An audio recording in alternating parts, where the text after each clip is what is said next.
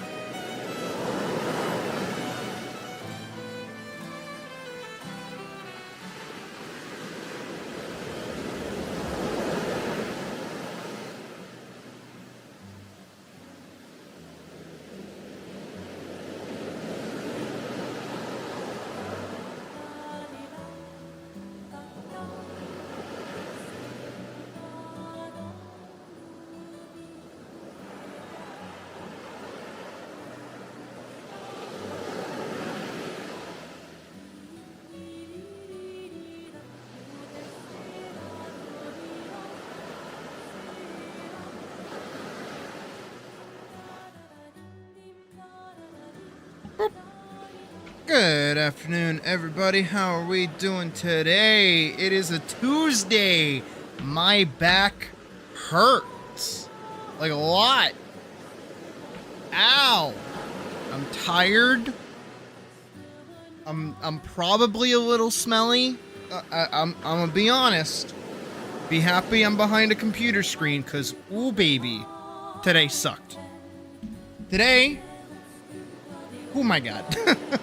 I swear, I'm not joking. Also, hi Badger, hi Vorkson, hi Killa, hi everybody else that's here. I swear to God, hi Spiral, good to see you. I think I tore my bicep. I'm not joking. That shit fucking hurts right now. Like, ooh, owie. But as I always say, whenever I injure myself, it's a good thing it's the left side and not the right side. Because the right side is the bit that I actually care about. My left side, who cares? I don't need that shit. What does it do? Hit Control Z? Fuck off. I can do that with my pen. I don't need to do anything else. But, ow, it hurts. I'm actually going to swap over to Zelda Wave really quick. Because I think this should be better for background music. So, today, everybody that's here, how's it going? I have asked that question several times now. We will be doing our second day of comic workshop junk. Yay! Do I hear any yay? Can I get a yay in chat? I'll wait politely for some yay. At least like one. It's like a lowercase yay. No capitalization. No punctuation. I'm also drinking a, the fuck is this? I'm not even gonna try to say that. It's one of those, sparkling Italian drinks. Hey, Zeri's got me. Hey, Killa's got me. Vorkson's got me. Yeah. Oh, no, Vorkson don't got me. I said no capitalization, no punctuation. Used both. How dare. Anyway. I have a blood orange sparkling Italian drink. And it's pretty good, actually. I was totally ready to think that this was going to taste like a seltzer, and I would want to... there you go, Vorkson. Proud of you. Good job. See, you can follow instructions. And Badger did it. Awesome. We got some yays in chat. Wait. We got some is in chat. That makes me happy. Anyways. Yes, today is our second day of comic workshop junk, and we'll be primarily focusing more so on doing action and combat today, because we actually have to have at least fight stuff in the third page, which we will be working on in just a moment. Give me 2 seconds though to kind of close everything really quickly, and then I'm actually gonna open what we were working on yesterday, wherever the hell that is. There it is. Alright, so I'm going to actually open page 1. We have that. And I'm going to open page 2 as a sketch. And I'm also going to start page 3 as well. That is the wrong size for that. There we go. Okay. So, let's just get right into the junk that we got going on. So, as you can see, we have our page 1 that we finished yesterday. It looks very pretty. It looks very nice. And for the most part, yesterday, I mainly talked about scripting and storytelling and, how these different shots kind of do different things and kind of tell different portions of the story. This is very loud, oddly enough, for me anyways. And, this all kind of... it works, and you can read it, right? I assume all of you guys can read it, and we talked plenty about the eye lines and where your eyes are gonna go when you're reading it. Junk like that, right? But I didn't really talk too much about what the fuck is actually going on in regards to the panels themselves. Because there is a lot of thought that goes into making panels that I didn't really talk about. So that's kind of on me. But also, we covered a fuck ton yesterday. Mostly about scripting and coming up with character junk and all that kind of stuff. But today I mostly want to focus on panels and how panels communicate different things, because that is a massive part when it comes to actually writing combat and doing action-y scenes as well. Right? Because, you know, for right now, what I'm doing is I have these very large, long sequences that are very, you know, singular action-y bit. There's like a singular moment happening and you can kind of capture what's going on pretty easily. But when action starts kicking up, there's a lot more rapid like movement and motion and different things going on and things happening at the same time as other things. There's a lot of stuff that you gotta kind of be able to communicate. And through most of these, I haven't really done that because these are more establishing shots. Even this one where she's kicking off to run, this is still technically an establishing shot. These are very big shots that have like a lot of detail added to them. They're not really quick. They don't really snap. And that's because of how much space they do actually take up on the page. I keep flip-flopping between the two. We will work on page 3 to kind of demonstrate more so what I'm talking about. But think about, you know, how much time it takes you to like actually look through this image, right? That's probably the amount of time this would be an exposed scene for. This would maybe last about 5-ish seconds for your brain to kind of take in where you are. Same thing here, right? You would probably linger on this for a bit longer. This is a nice hold shot. Same thing here, but it's how quickly you can take in the information that you're seeing. And then over here as well, right? Another aspect of these kinds of panels is the size difference in the gutter, which is this part here. This is the most important portion of your comic. This is where all of the magic will happen. This part, this little blank part in between the panels, very, very important. Because the size difference between this panel to this panel is dictated by the size of the gutter, and that's also dictating the amount of time passing between all of this. You know what I mean? I hope so. Depending on how big you make a panel, it will call more attention to it, is basically what I'm trying to say. It's too long, didn't read. And the closer the panels are to each other, the faster the action.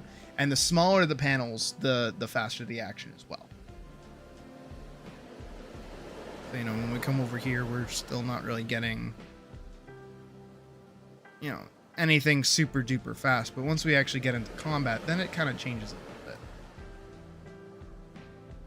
Give me 1 second as I pull up stuff.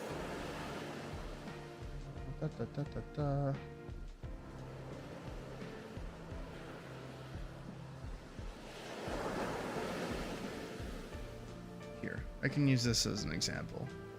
This comic that we did a while back. You'll notice how much thinner these sequences are from here to here to here. Right? And then how much of a bigger draw this sequence is right here. Right? This panel's way bigger than all of these. And these happen all in very quick succession of each other.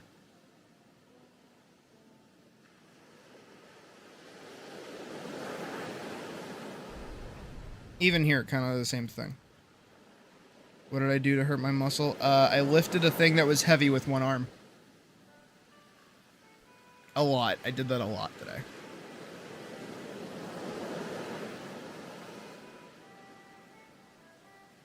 Maybe I'm not doing the best job of explaining it. Maybe I should just show it.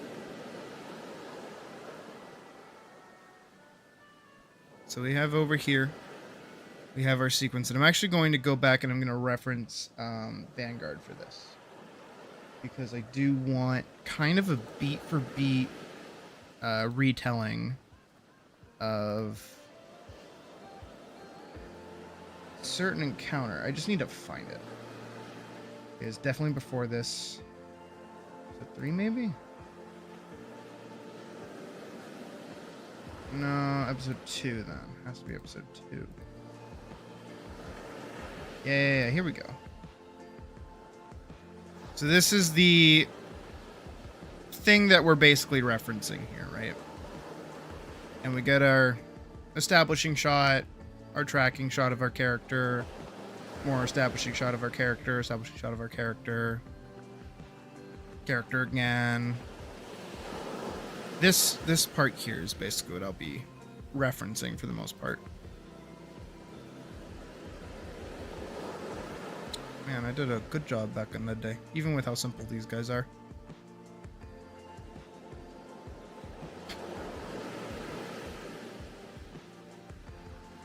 Big impact moment, so it's a big panel.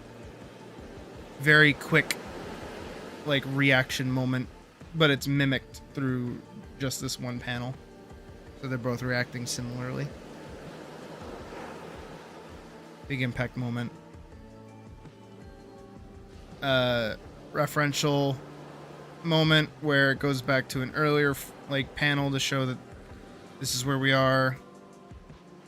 This is what's going on. Stuff like that. I'm probably like super dead, so like I'm having a hard time explaining it. But again, once I start showing it, I think it'll click a bit better. Because I do want her to do this again. But instead of the monsters running away, I want her to actively fight them. So we'll change that up once we get into it. So we're basically going to grab this part here. Probably have these two establishing shots here. I don't know if I'll keep this or not. I might just have Al like jump in and do this again. But I didn't do a very important shot beforehand, which is this part right here, where I establish her boot. Up until this point, we've only seen this one character, so seeing this boot is like, okay, this is who this belongs to. And then when we get this part here where we don't see her at all, but we see the boot come in, we know whose boot that is. And then, yeah, there she is. The little reveal that she's there.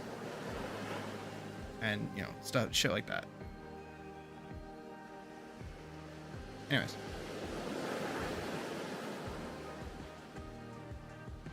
So I'll have this part.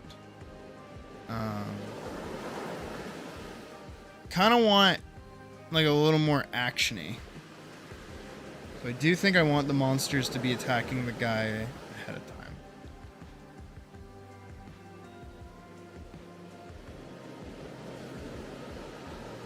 Maybe I can even have like the hoe in the guy's hands, right? So he's holding the hoe up like this.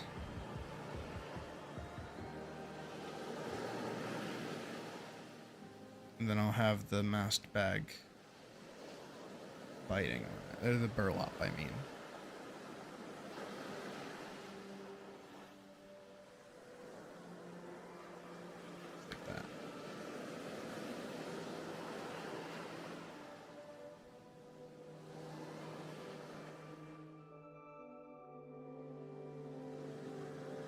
Just like that.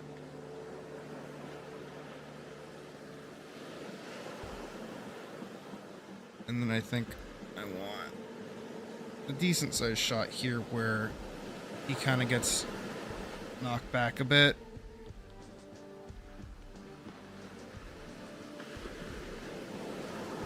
With the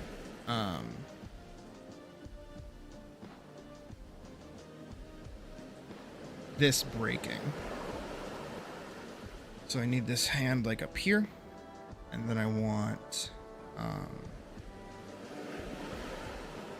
this hand down here, where this hoe basically breaks into.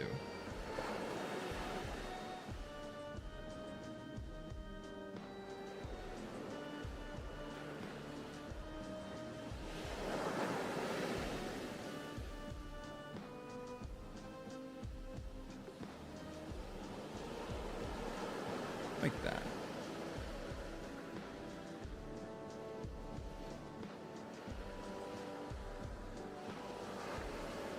trying to get this shot to work a bit better. Also, I don't have my tablet out. That's my bad.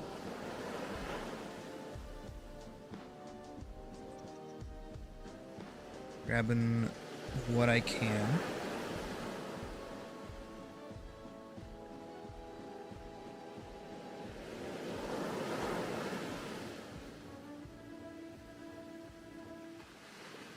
Of this to try and make it like more apparent. It's actually good.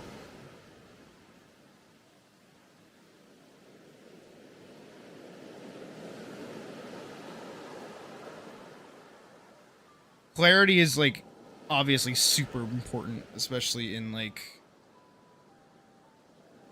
combat and things like that.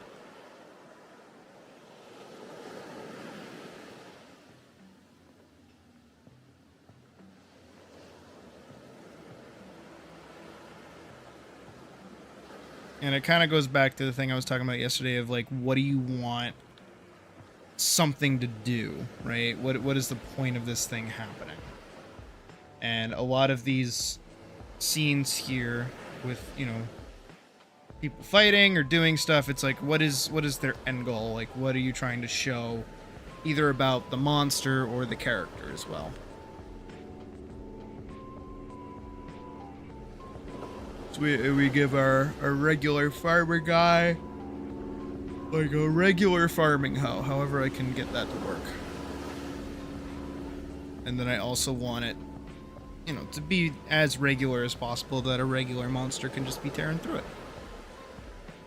Again, these two shots can be adjusted here. I actually feel like what I could do is shrink this down a little bit. I don't feel like I need that much of the guy right there. I'll lengthen it up a bit.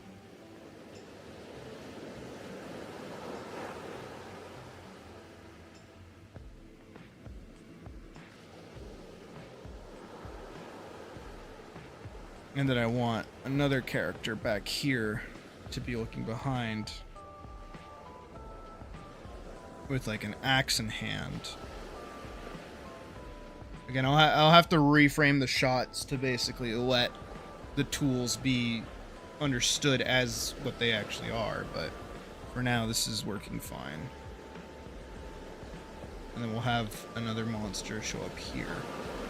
Doesn't even have to be fully in shot, just kind of needs to be there.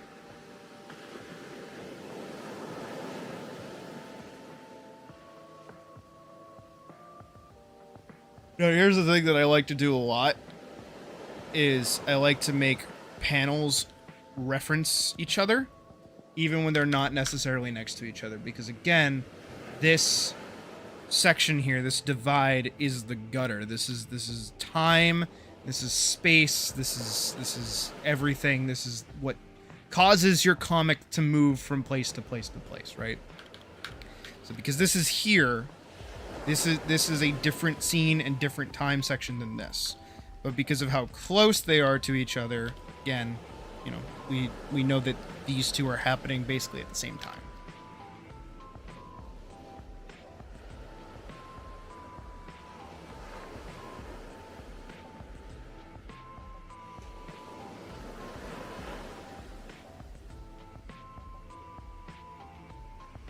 Actually, I have a better idea.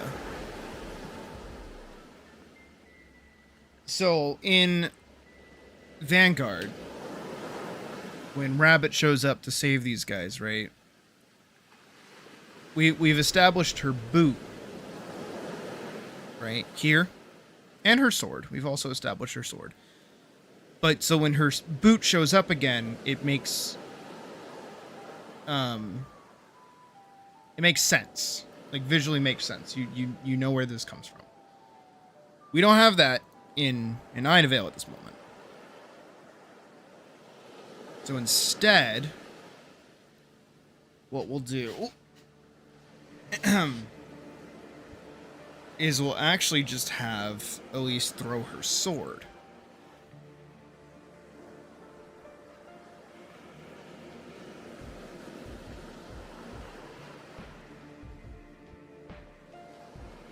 We'll also have Our son character yell dad.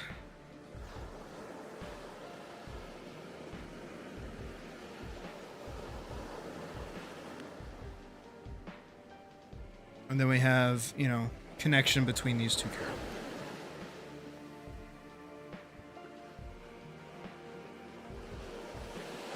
However I end up doing his face doesn't really matter too much.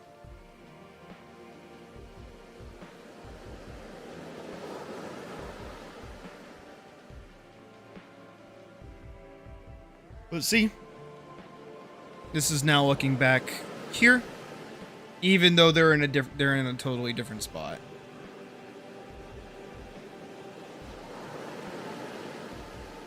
Hey, mouse.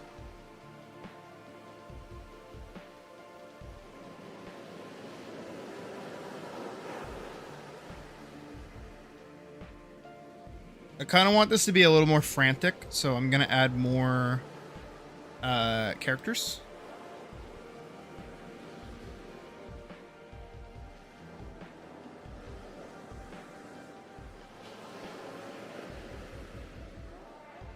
So I'm gonna have our father character kind of swing out here with his broken hoe.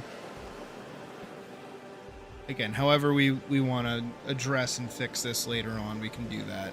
For now, we're just kind of trying to get the feeling of things.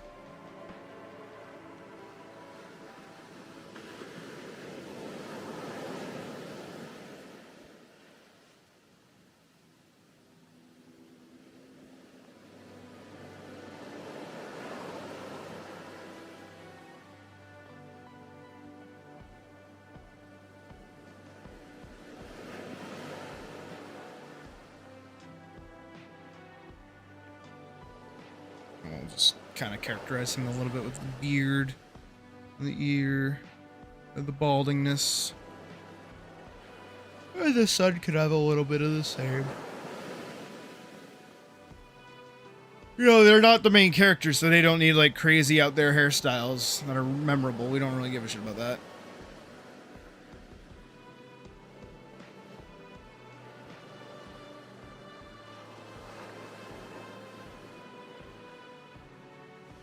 And then I kind of want the mom over here yelling for help.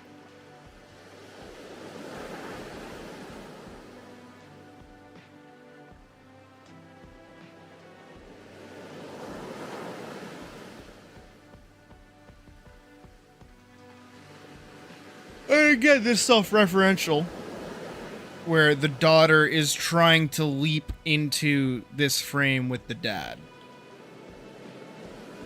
And the mom can be like holding her. Right? Again, however I want to rearrange things.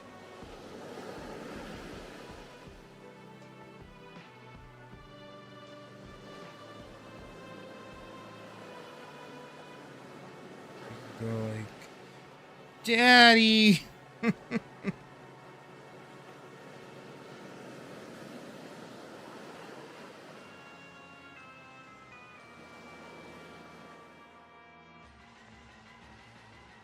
I'll throw some tears in there or whatever. This is clearly like a family that's not doing too hot right now.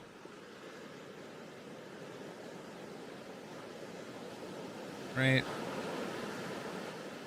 And this very quickly shows us not only the dad, the son, the dad kind of doing a little bit of a last stand, the mom and the daughter. I'll have to learn how to draw kids again. I haven't drawn children in forever. That's a good thing. But again, this whole action-y scene is doing a lot of heavy lifting. Hate saying that. I've been saying that so much since I started doing this yesterday. And what we're gonna do is we're also gonna do a split scene here. Maybe we're gonna go this way. We're gonna do a split scene here with the monster's like teeth. Just show off that it's not chill. There's a scary monster. And then we can follow it up with it getting hit in the head by a sword.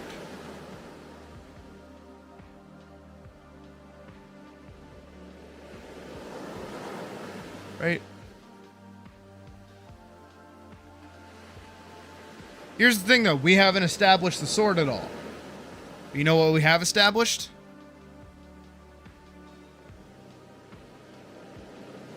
We've established her hand.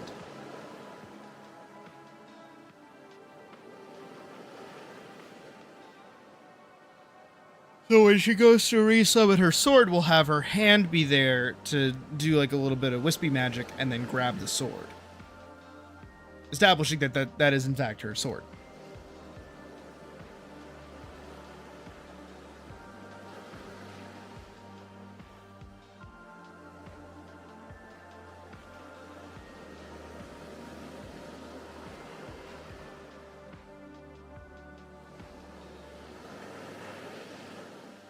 Just trying to do that.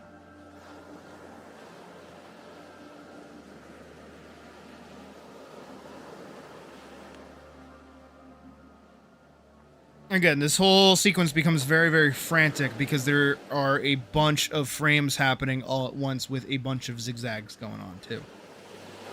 I'm gonna have this one at like a really subtle angle going sort of sideways. But then we start getting, you know, these kind of moments here.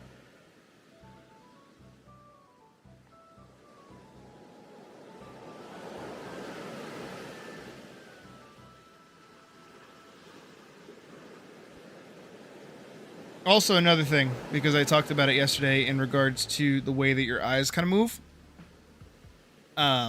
Your eyes will reset when they see one of these. So allow me to explain. Actually, I can explain it right here with this, right?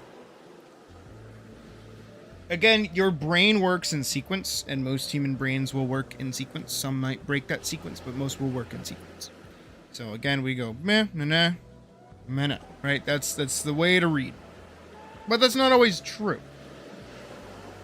Because, in actuality, you have 1, 2, 3, 4. So your brain is going to go across here, and then it's going to register, oh, I should probably go back here, but I'm able to kind of guide myself back this way, because this is a downward shot to here, right? But even still, reading it this way and reading it this way doesn't really harm anything. Same thing here, reading it this way and reading it this way doesn't harm anything. And if you're doing the big sweep like this, what's going to happen is when you come down to this section and you see this little break, you're going to know, oh, I should stay over here, then look over at this one. Unless this panel is lower than this panel, making this one come sooner. It's a height hierarchy, basically, when it comes to panel reading. The first thing people see is the thing that people are going to read. So make sure you want the thing that you want the people to be seeing be the bit that they're actually seeing in the part that you want them to read. Again, if that makes any sense. Hopefully that's clicking. But again, right over here, this is frantic, especially because we start cutting the very organized boxes into very jagged, kind of triangular shapes. It kind of becomes the scary part.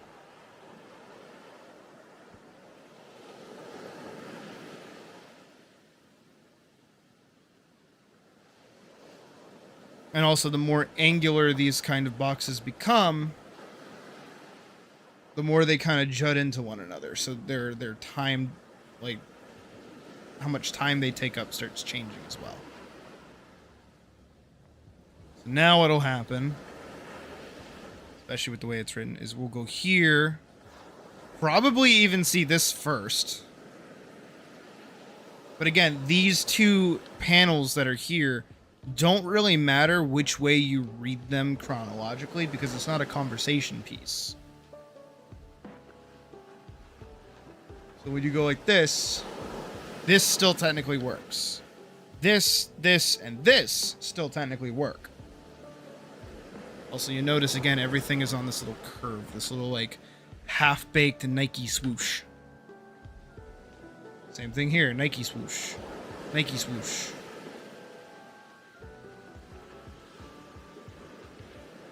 This help can even break into this top frame, but I think I'd actually move it down here. Like here instead. That might be more beneficial to what I'm trying to do.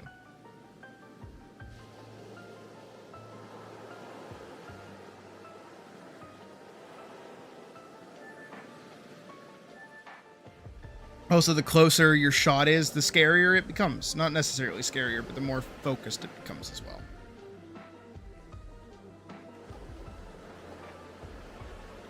Yeah.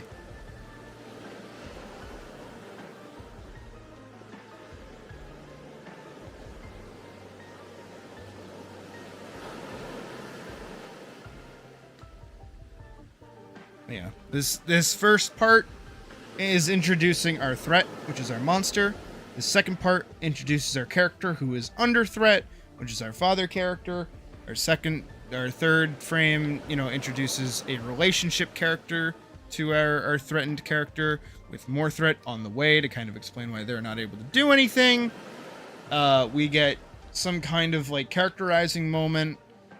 We get, additional characters off to the side. We get spooky monster doing spooky thing. And then we have the arrival of our hero, in the sense that she is doing work even just by throwing her sword.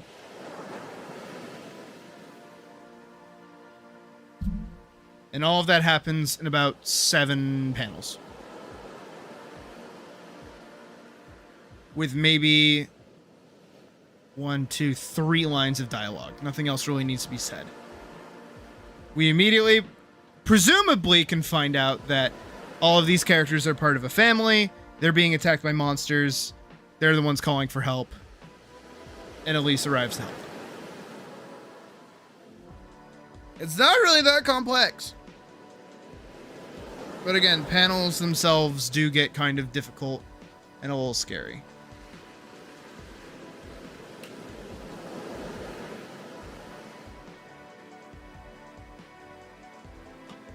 And more on regular combat as well.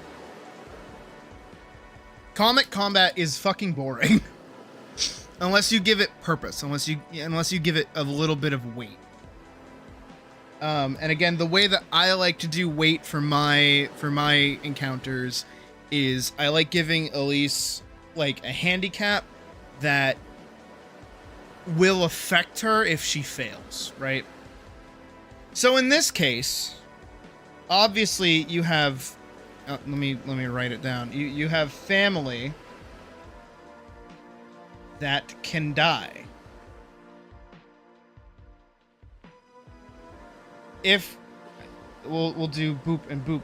If family die, Elise blames self.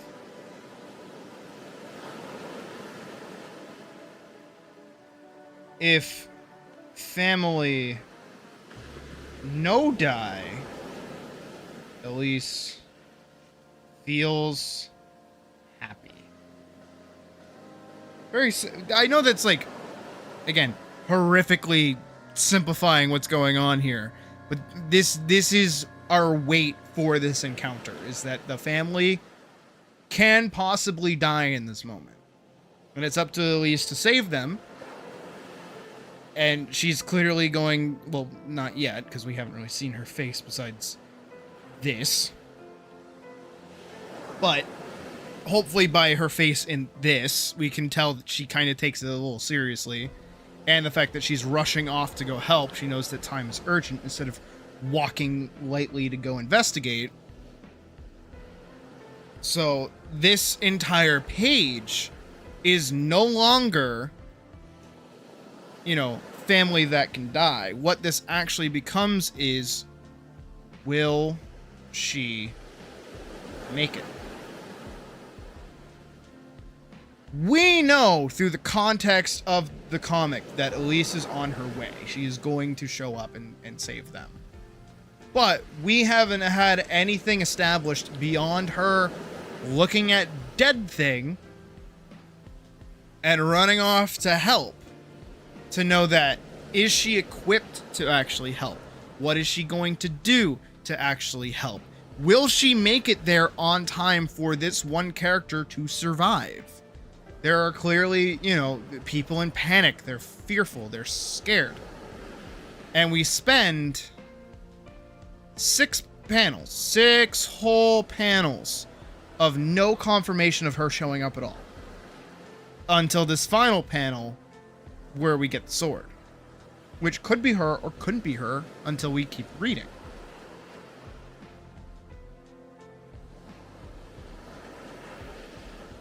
And that right there, boom, we have our initial, like, I care right now about what's happening moment. And that's like the most important thing you can do, especially for comic combat, because comic combat, again, is super fucking boring. Looking at pictures of dudes, like, still frame fighting each other, it's kind of sleepy after, like, the 5th page. So you kind of want to give it some weight and purpose. I don't know if you guys have ever noticed in, like, shonen manga or anything, they always have that, like, Vegeta character or Piccolo character while the characters are, like, fighting or whatever, right? So, like, well, let's have our 2 characters, like, fighting each other, and they're like, pew, pew, pew, pew, pew, and it's literally, like, this small on the page, right? This amount of detail. And then you have one character stood there being like, yeah, they're fighting good.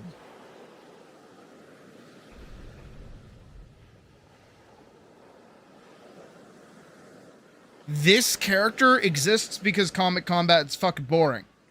And that got translated over into animation as well, because animation was fucking hard and really difficult to do full fighting animations that, like, really let anything kind of happen.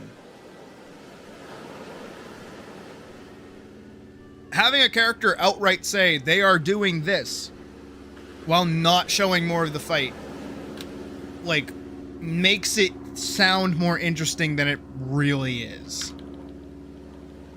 And if you can avoid a character like this, you're golden. Unless you're doing a shonen tournament arc, then you can totally do that.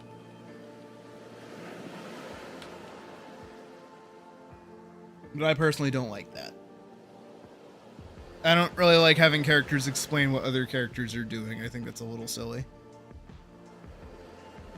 But we'll have our monster attack here. Again, I kind of want this to show that it's a hoe. Oh, what the fuck? Thought I had the eraser selected. My bad. So what I can probably do is just adjust his hand back a bit. So his hand can be back here. Just like that, right?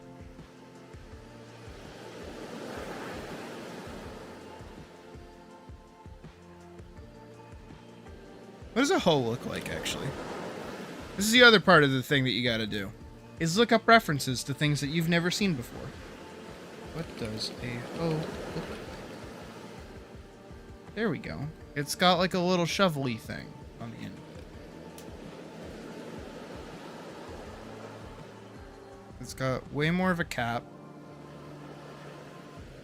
And it's got like a little hook. And then it's got a flat kind of spade handle there, like that.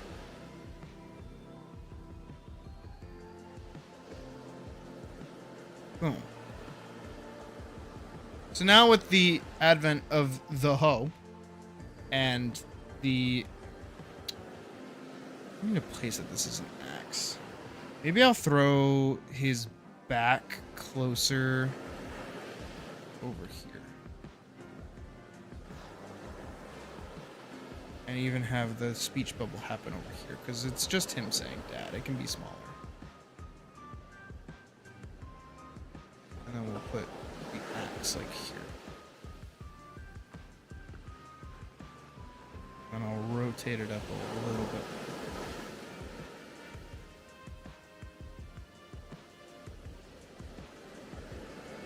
I just want it visible, you know what I mean?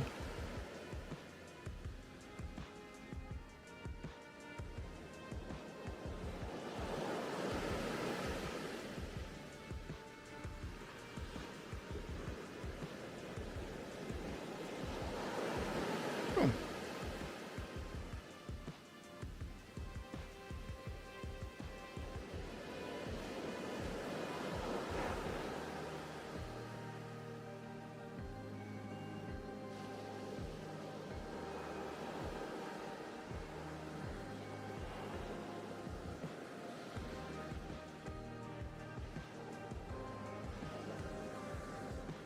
So now we've got son with axe, presumably, because he's saying dad.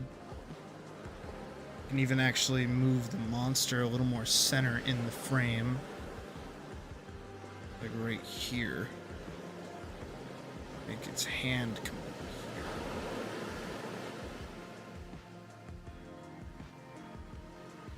here. Yeah, that's good.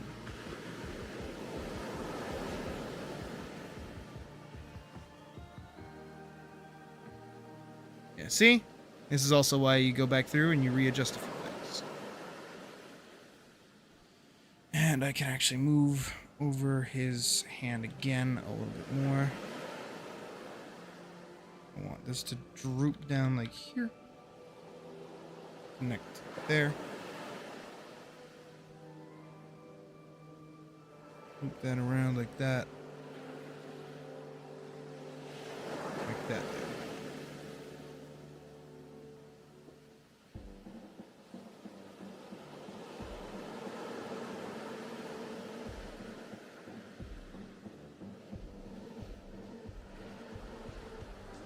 Boom.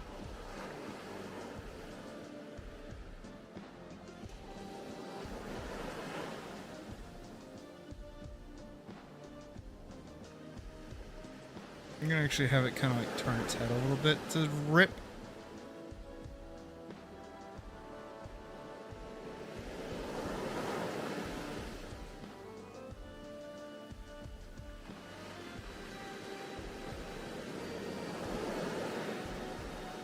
Just like that.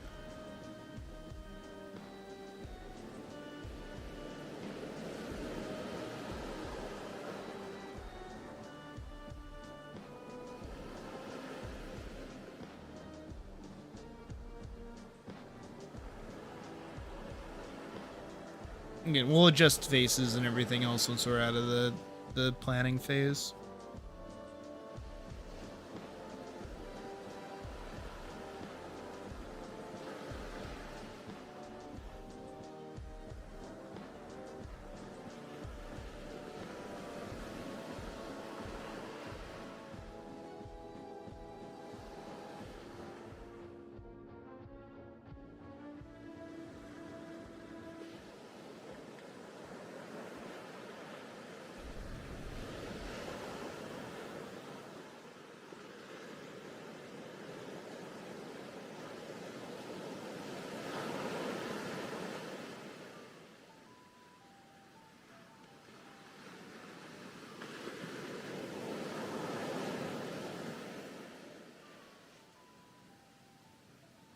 Just like that. Same thing over here too. The hand again. Just like that.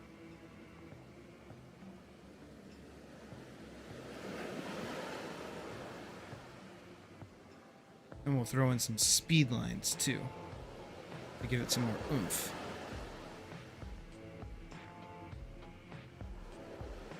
There's like a billion different ways that you can do speed lines.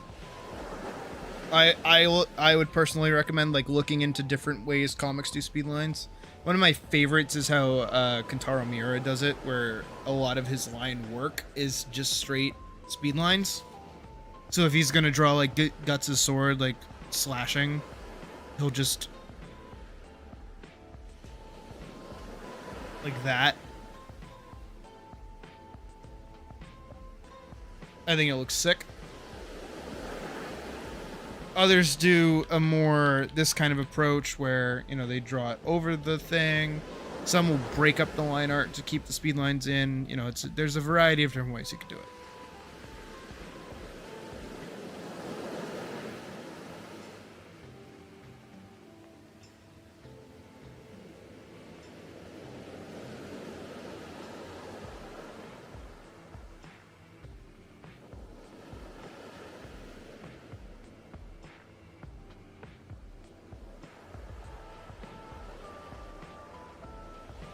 Just like,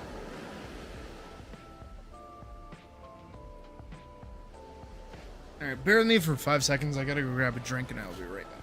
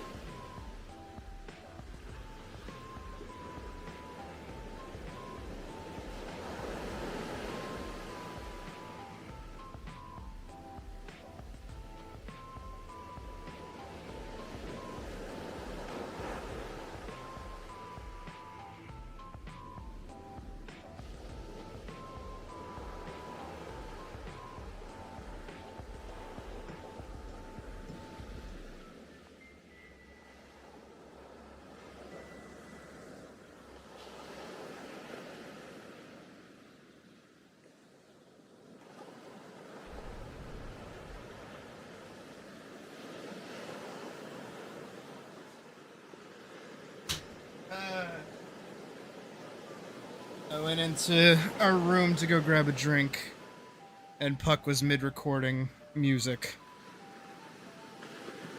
So we both stared at each other like a deer in the headlight kind of moment. Two of these in one day. I think that's a problem. Anyways.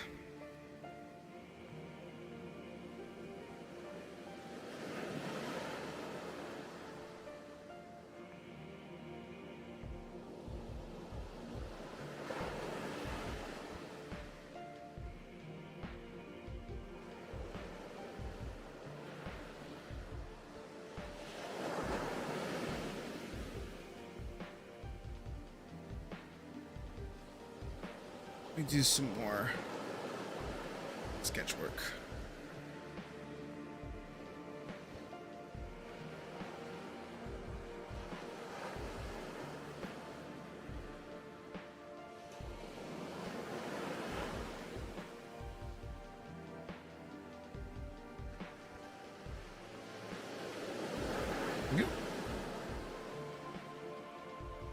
Also, on top of, you know, our usual talking points about the slivering curve, it does the same thing here. I'm gonna go here, but even still, we follow the curve basically along the gutter itself.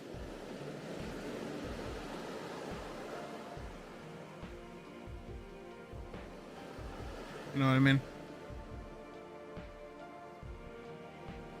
There's a lot of different ways you can influence the way people read your stuff. But always try to make sure to leave, you know, the dialogue boxes and action-y bits on the curve itself. It'll make your life a lot easier.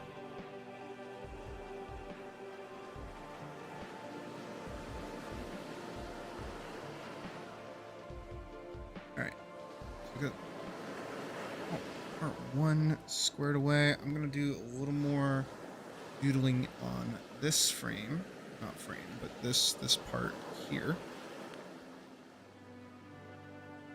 Kind of get this ready to be properly aligned.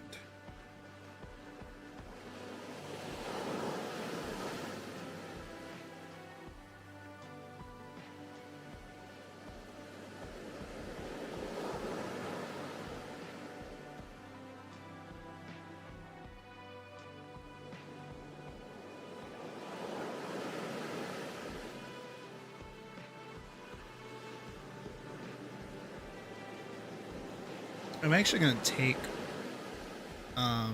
her body and move her a little further away. Out here. Just like that.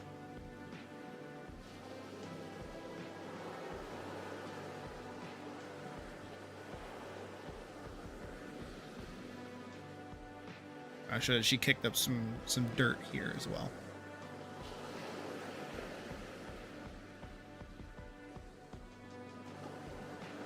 Her leaving this shot and stepping out of this frame also does reveal this background here. It's kind of important. I'm just going to move it more center, so it comes across as more important.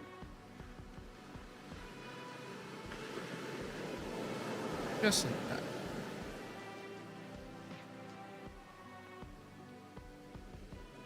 There's several different ways that you can utilize the concept of the rule of thirds. Basically will always look like this. And it's either these 4 points here or this center point out of the 3 points.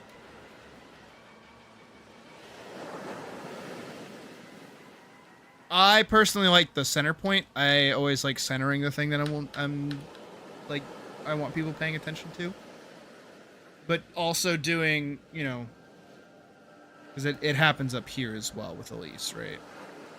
4/3 center point, which is her face. And then over here, it actually happens this part here. Which is the main route of action is basically along these 2 points here. Like that. That's how you utilize rule of thirds, by the way, if you've ever heard of that phrase before. It's just how you divvy up the camera, and there's like a bunch of different ways that you can look at it. Again, I prefer centering my mass. I want my focus to either be center or off to the side. In one of these quadrants, basically. Where she's in all 3 over here. Or she's dead center here. Or this castle is dead center here. It's whatever your focal point really is. Whatever you want to be drawing attention to. In this moment, I want to draw attention to her face, her reaction, so it's dead center in the shot. I want her sudden jolt of movement to be felt, so the rest of the shot isn't going to track her. She's just going to bolt out of the scene. And then I also want to draw attention to the actual building behind her as well. Same thing over here, right? Is that on this shot, the main thing really is the monster attacking and biting the pole that does go through 2 points of the rule of thirds, or the third bit. Same thing here. If we cut this into thirds, like a little tic-tac-toe bit, we have him here, we have the monster down here. We have the hoe up here, and then we have the other hand over here. You go and you look at this bit. That's me kind of fucking with it a little bit. But this actually becomes the points as well. He's directly on this point of the rule of the divvy line. The monster's now center as well. Kind of becomes like a shitty Mickey Mouse because he's there, monster here, dad's up here. And then we also have the axe that's over in this quadrant. You know what? I think the way that I'm actually going to describe it from now on is like musical notes. If that makes sense. If you're musically inclined, you'll know, like, you know, your standard, like, notation-y bit, right? I'm not that musically inclined. But I know that there are notes on the line, and I know there are notes in between the lines. Both of these notes are good. They can be utilized. Good notes. Both of them are notes, and they're both totally valid. But as long as they're on the line, the second they start becoming, like, over here hiding, it's kind of bullshit.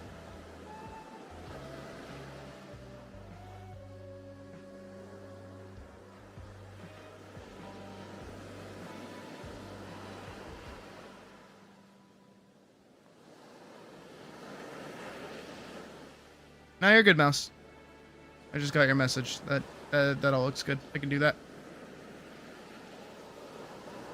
Big easy. But yeah, so this, it's good to have some in the middle, some here, some here. Gives more variety, as long as they kind of fall into that structure. I'm certain it'll look okay. And visual clarity too. Then if we go over here into this one.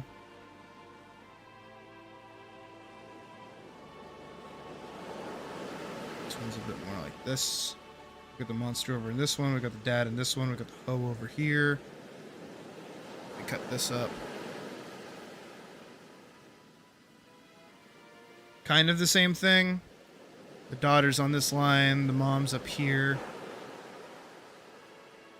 And the help is over here, or it might be over here later. This one's just the monster taking up as much space as possible. Not really that important. And then over here, this is kind of our final act. The monster is getting hit here, and the sword is over here. Right. Rule of thirds. Not always perfect, but good enough little, like, shorthand way of getting your shot composition to look pretty good. As long as your focus point lands somewhere around either the points or the center quadrants, you're fine.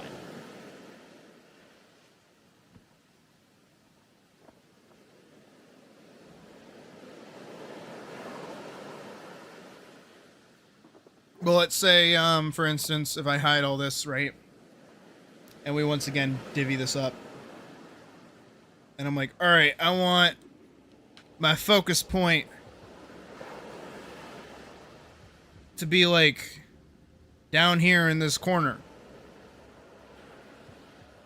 Well, that's going to be kind of hard to see. I want a character to be, like, over here in this side part. That's going to be also kind of hard to see. You know what I mean? But if you put your character in the side part over here, that works. Or if you put your guy right here, that also works. Rule of thirds! Always fun. Alright, now I think I can actually, like, draw.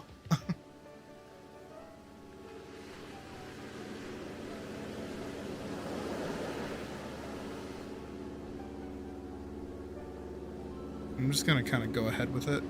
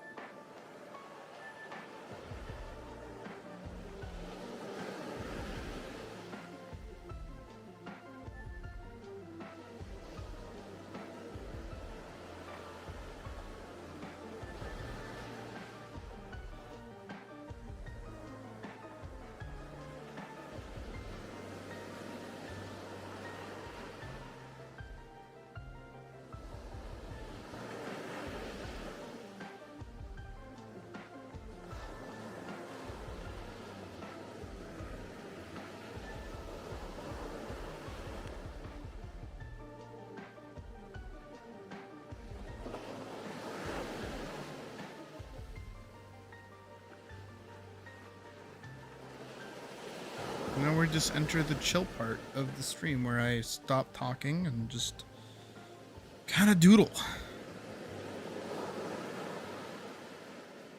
I hope my brief explanation of combat stuff and shot composition stuff was somewhat educational. Sometimes I just ramble about shit and hope it clicks with people.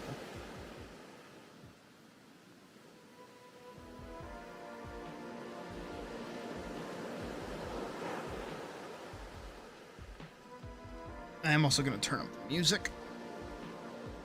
Give me just 1 second. I'm actually going to change the music too to something else. Fuck it. Who doesn't like Expedition 33?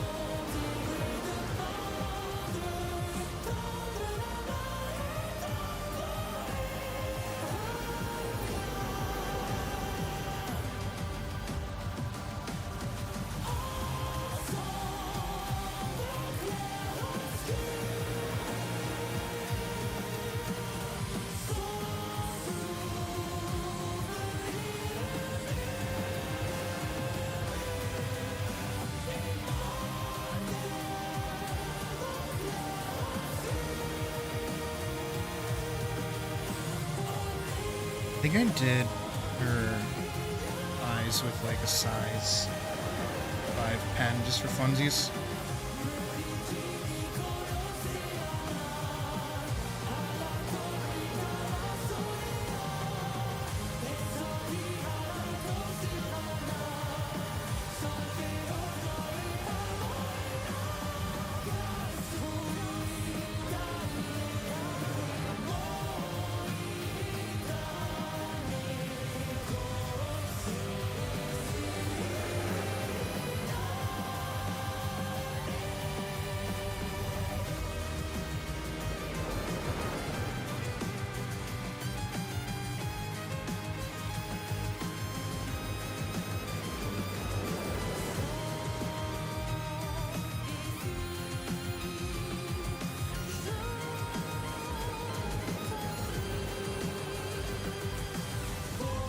kind of want her to be more surprised and like angry or stern.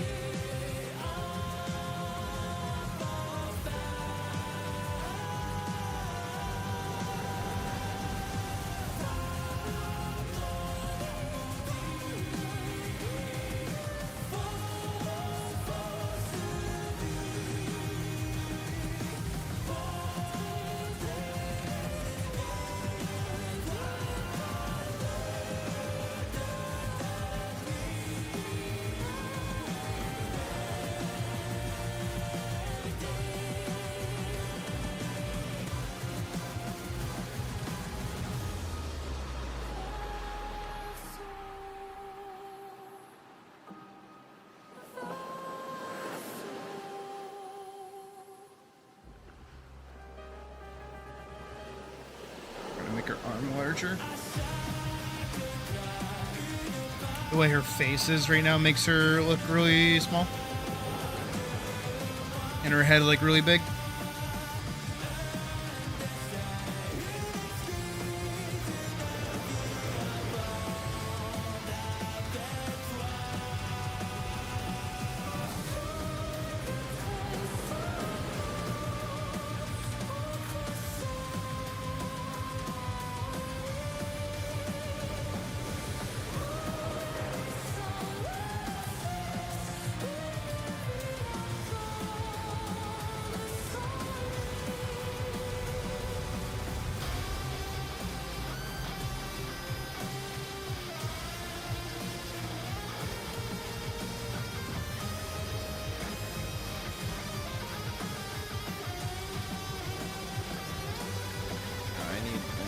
Eyelash to be a thing.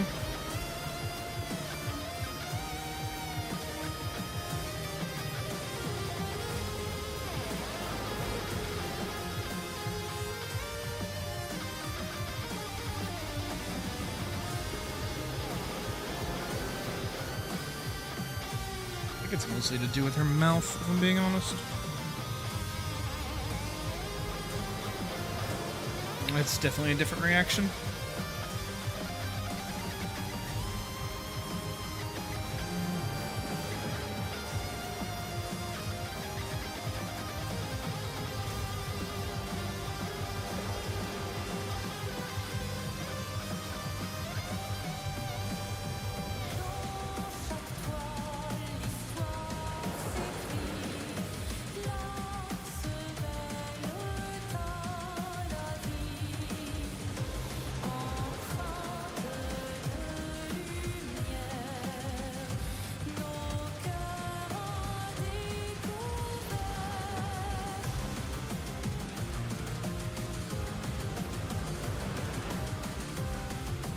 I mean, it looks okay.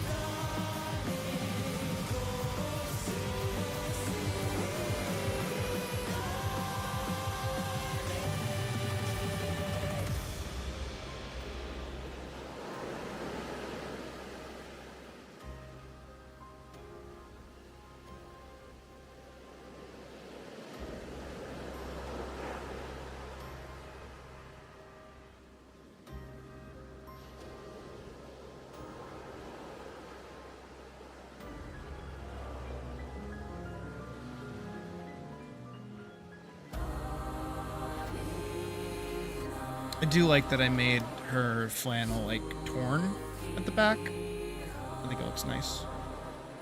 Gives it a bit more character too. I kind of don't like when adventurer characters are like super clean and pristine. Unless it's like on point, like the point.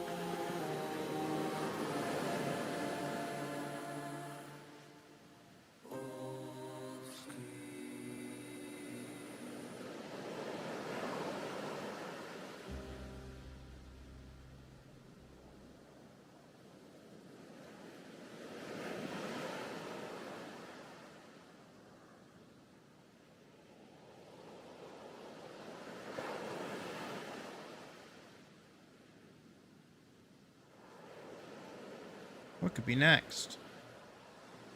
I feel like we listened to that song for like ever.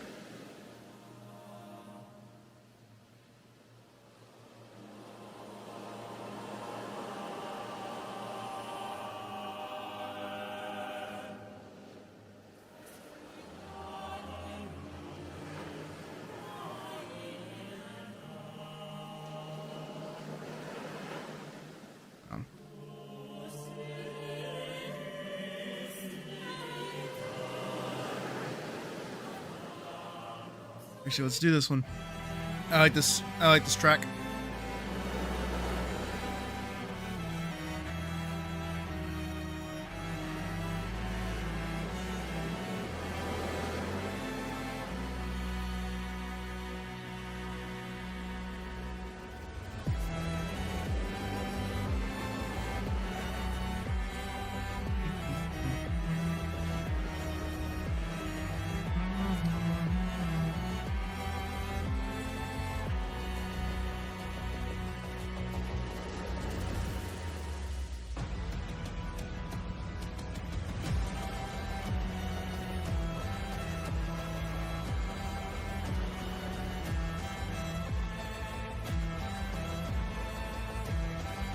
Hey, Barrakill. How's it going?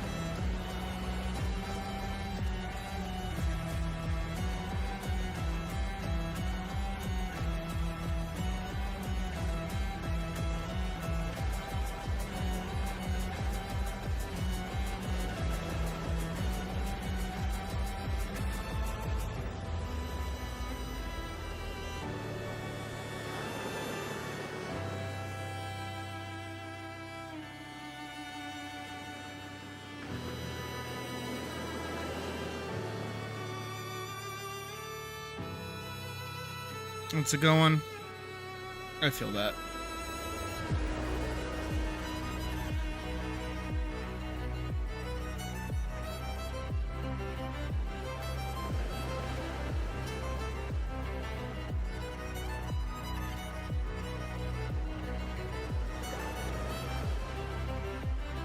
There we go.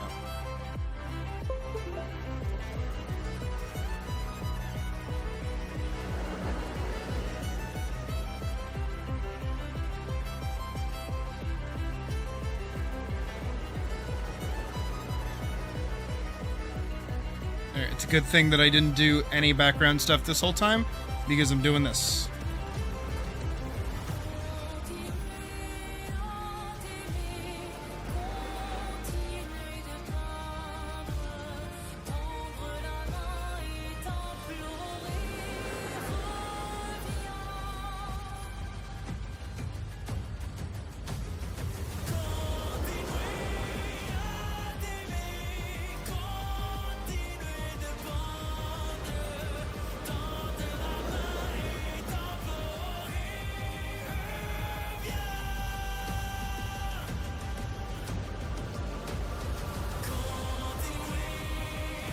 Oh, I see what I was doing there.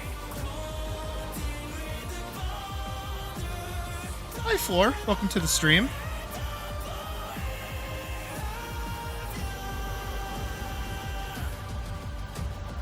And I love Expedition 33's soundtrack too much to not play it during stream.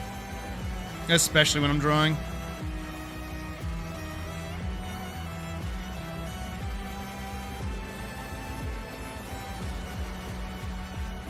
We do need to, like, actually step back into it, though. I don't know why I just, like, haven't gotten back into it. Actually, I do know why. It's the amount of stuff that we've been doing in between.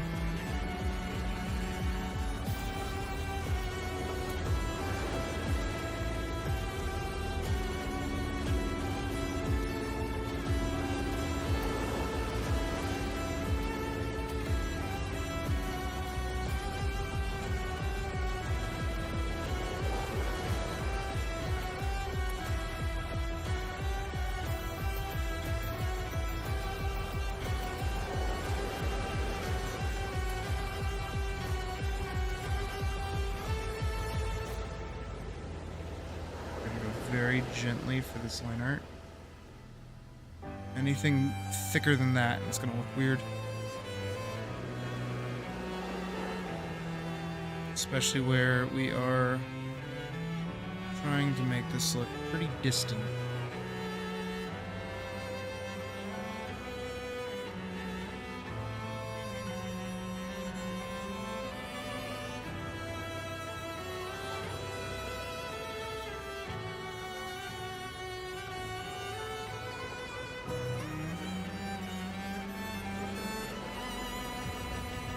Go.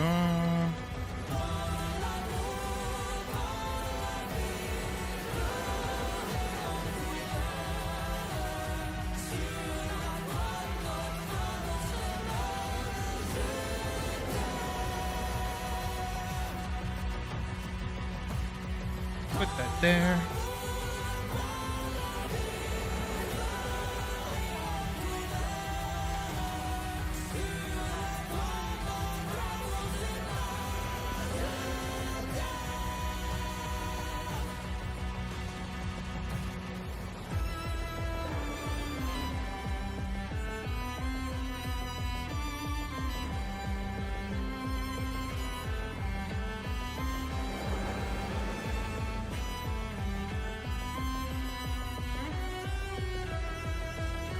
Trying to, again, keep this like really thin. I think most of the legwork will be done in with like actually coloring it, but for now,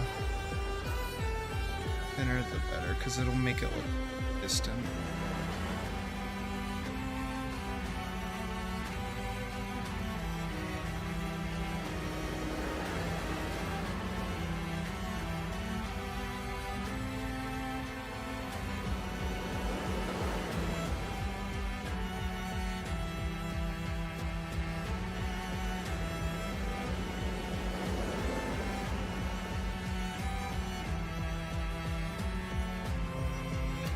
Minecraft with those becoming like uneven.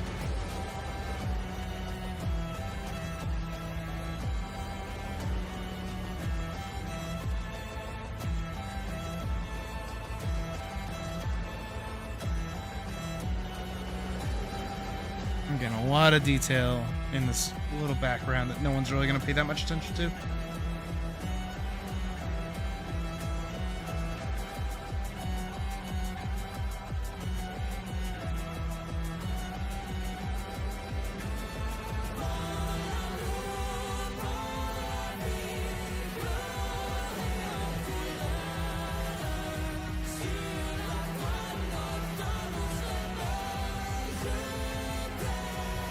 That.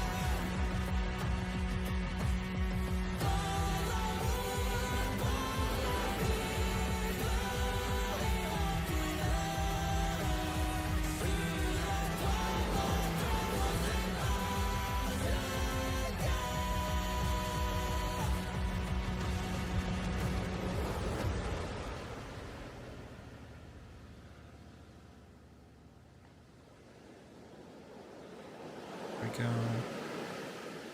Just fan out the cone a little bit.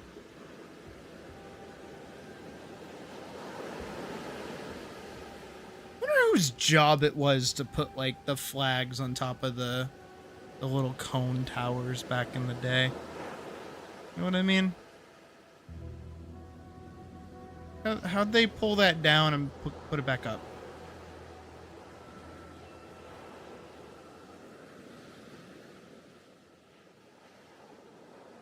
Like how there used to be like a guy that would light all the candles in like the castle. It was just like some dude's job.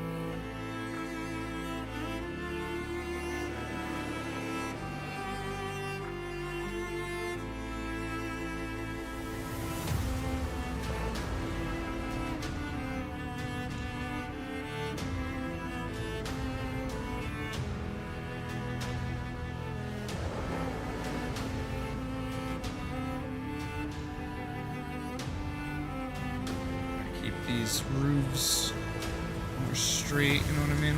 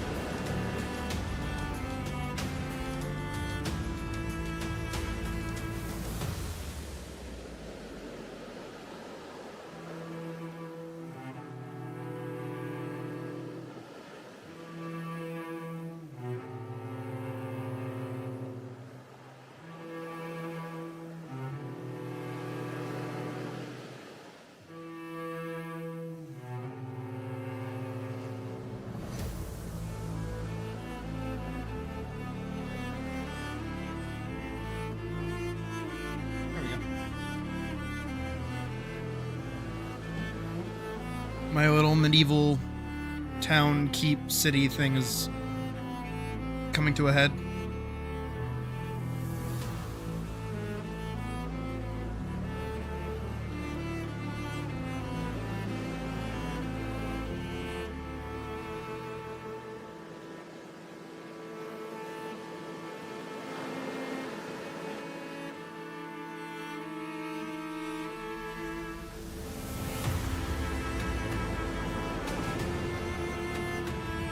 Kind of want this to have like a bit more like interesting architecture. I'm trying to think of what to do. Maybe like from here down, it can be a regular stone structure. And then up here, get more like a steelish beam kind of thing.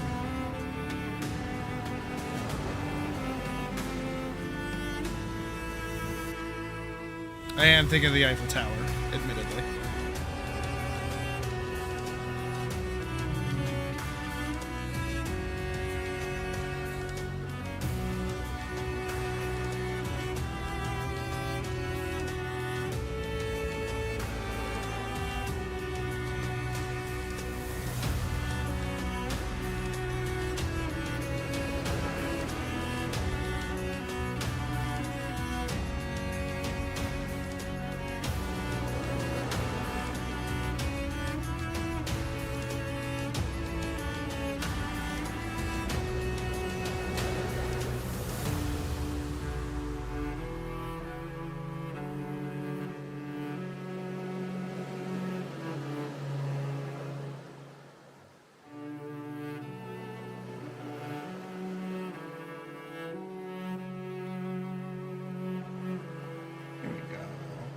Okay.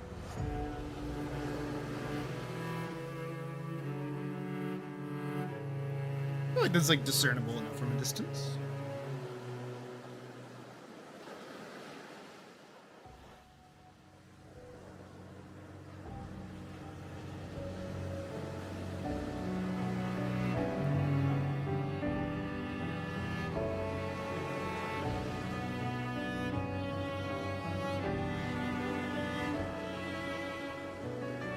let us know that it is in fact made out of stone.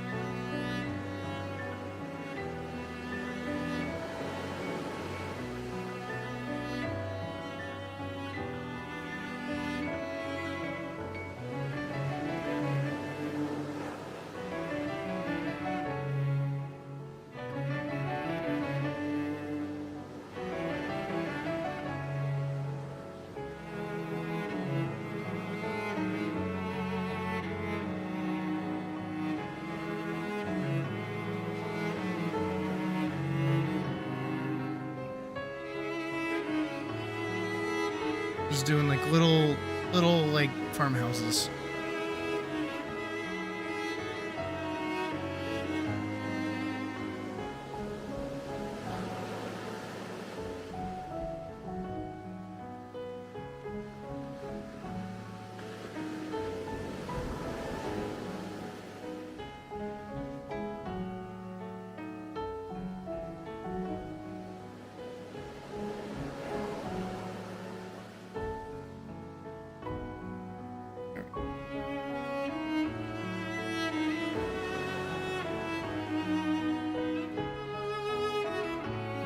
I'm gonna axe this like upper part of the city itself, but instead what I'm gonna do is I'm just going to add the towers as their own kind of like thing.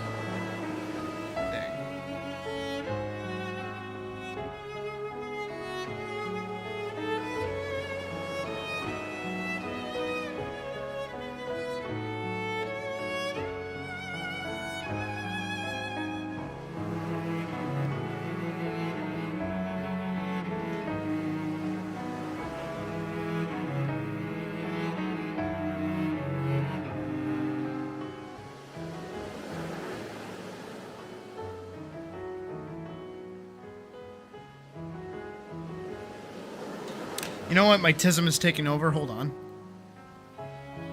Who used to put the flags on top of the towers in medieval times?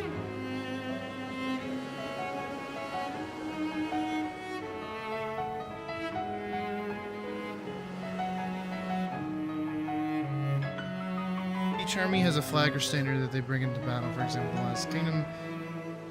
This medieval history. Grey Wolf banner to symbolize his fortress. Bibbenberg. While King Alfred flies a green dragon to symbolize Saxons. Were flags or banners actually brought into battle and fallen as they are depicted in the story? Secondly, if so, is there a place you can find what the medieval banners used to look like? Oh, okay.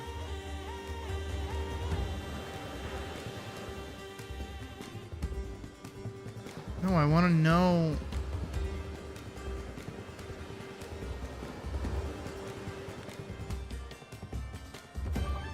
I guess maybe even in ye olden times, they probably had, like, flag guy who flagged stuff, you know?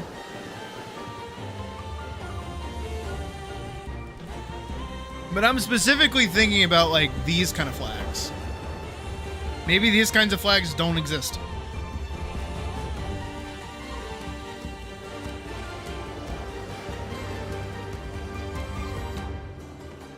Now all of China knows you're here.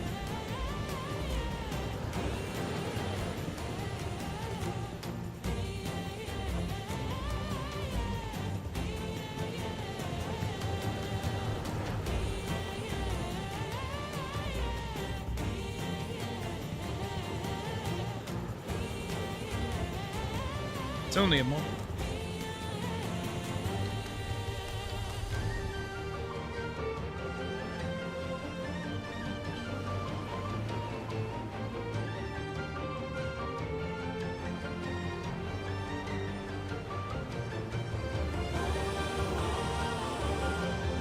Just 1 second.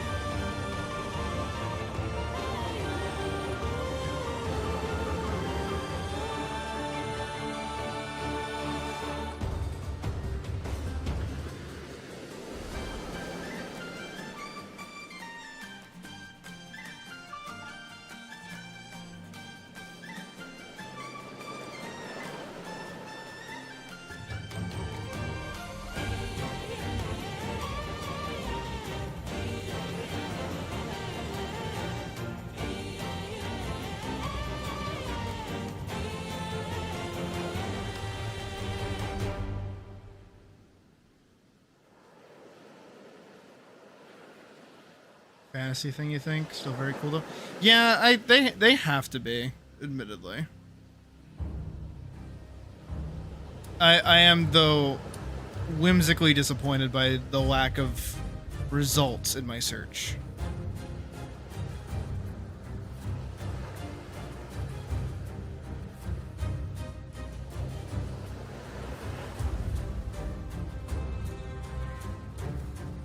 Especially because I really like flags. I think flags are really cool.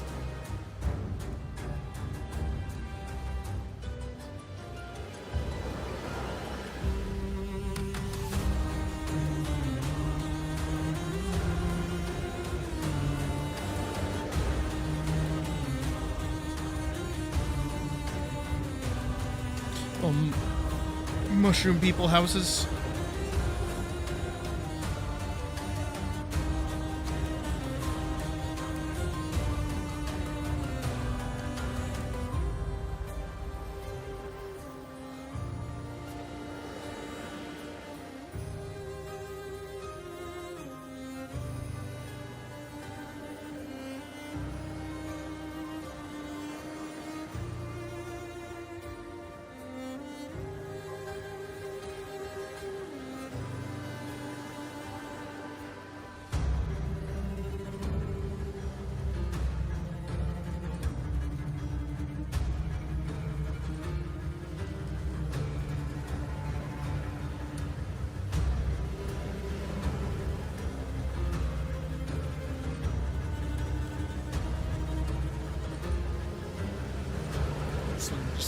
Has nothing on it.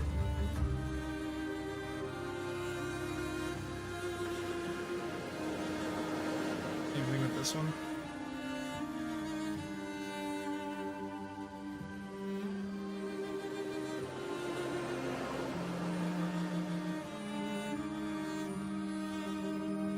Okay, let's see if I can do this right this time. I always suck when it comes down to coloring in like backgrounds in cities and junk.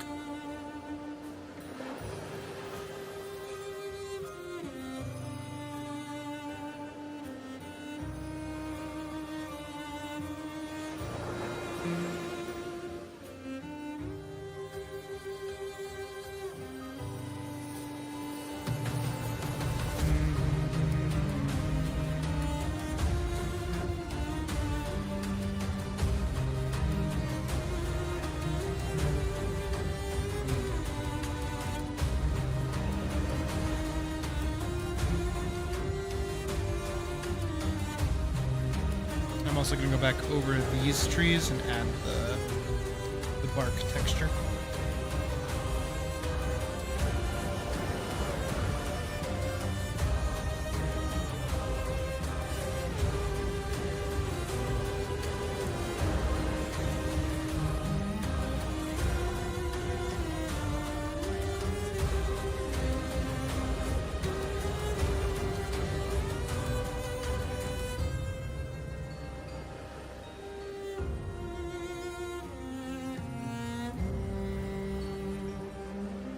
Maybe like a that color. This ground. And then I want to find...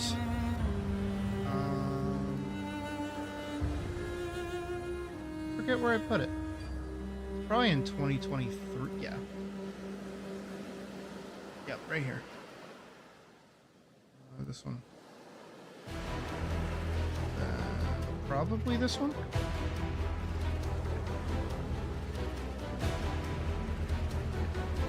And then that one.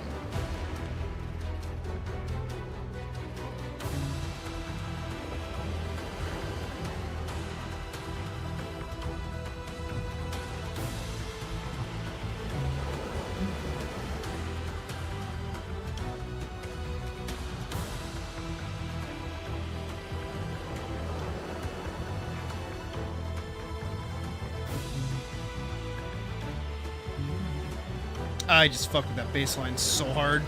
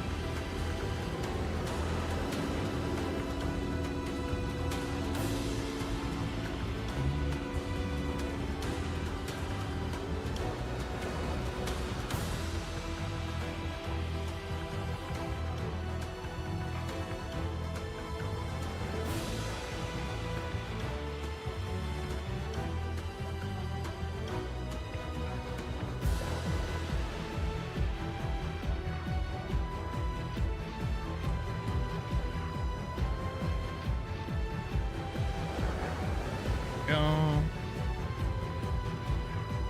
Just adding in a bit of healthy green.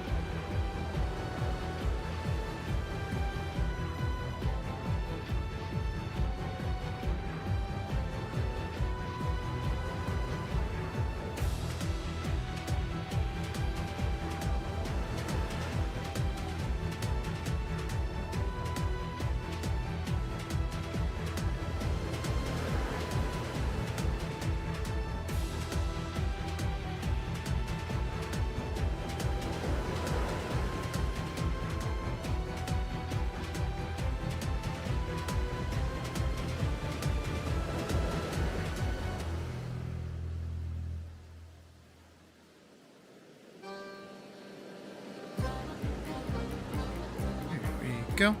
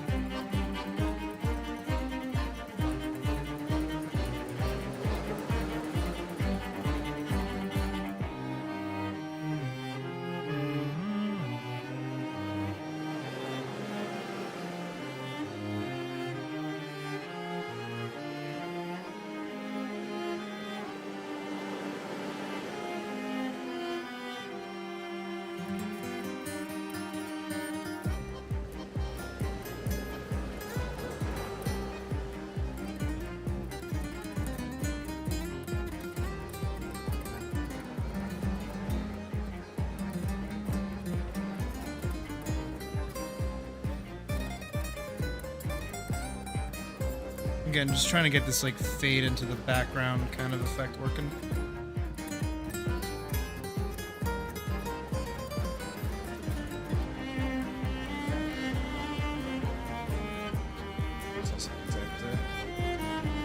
Clear up everything up here too.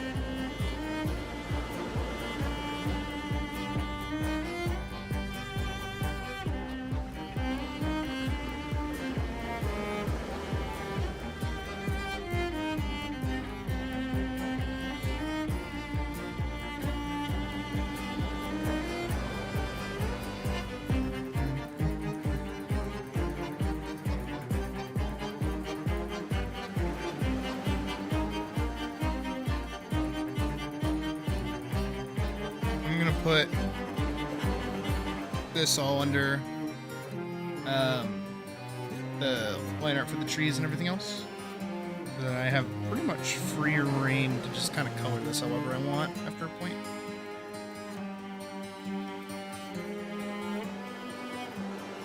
Obviously, it's coloring over the background. That looks like a wiener now. That's funny. I assure you it's not.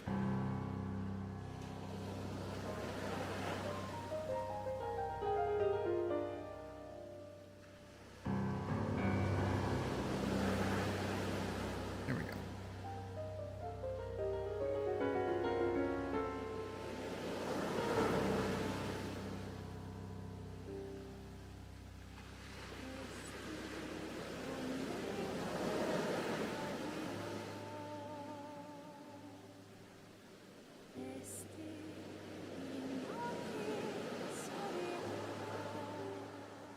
We'll have to go back in and adjust these colors here and there, but that's okay. And also on top of this, I will be using the clipping mask, basically, to make sure I don't go beyond what we've already got here, so I can keep like coloring things in after I've layered the base color.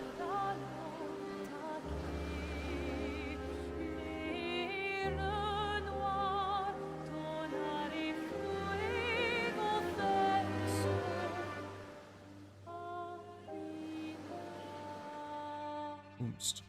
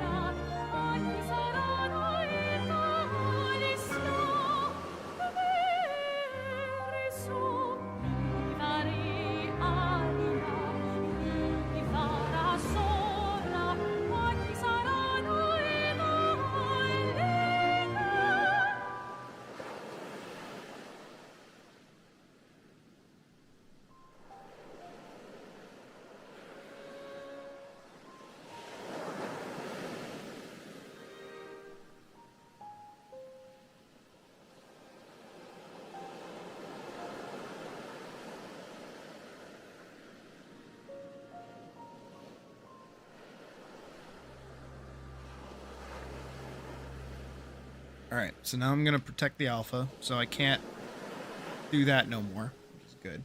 I'm actually going to go find like a deeper kind of like, I don't want to say terracotta, but it's almost that for the roofs.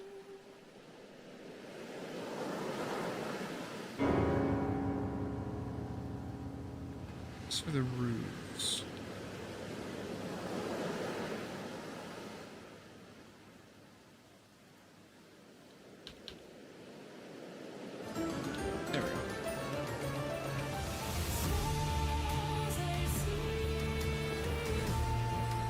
This is the tedious part, admittedly.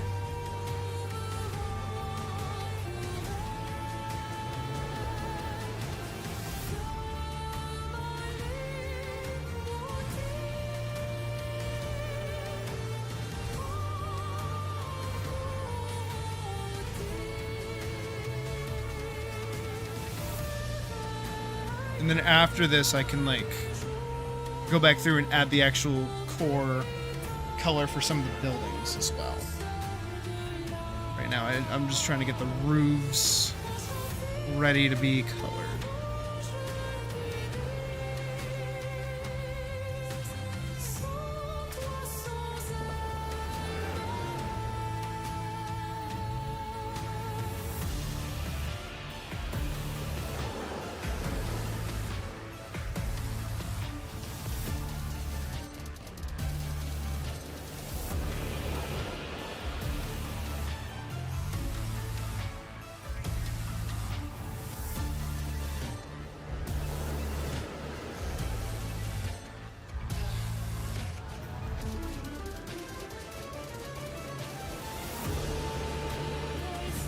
this break is.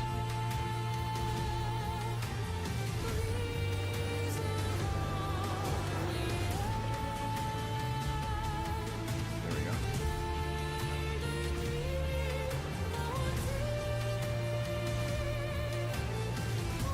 They just look like poop roofs to me, honestly. So I gotta fix that. But I'll fix that in a second. I have an idea.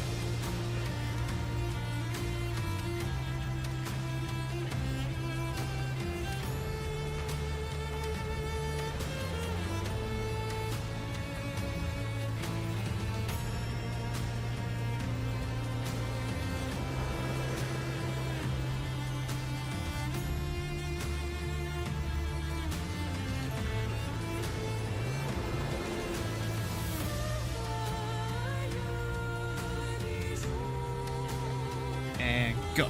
Shit. Okay, I see where it is. And go.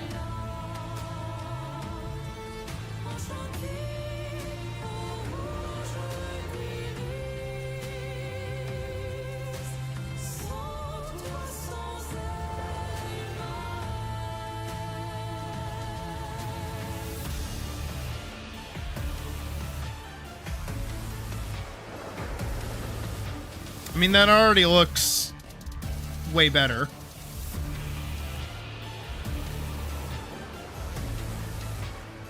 I don't want to color in this yet.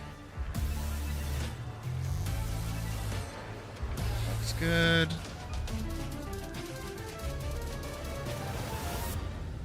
I actually want this to be darker around this. And I want this to be way darker.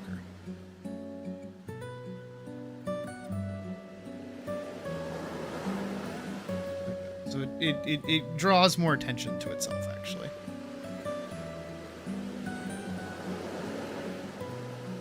Same thing with up here.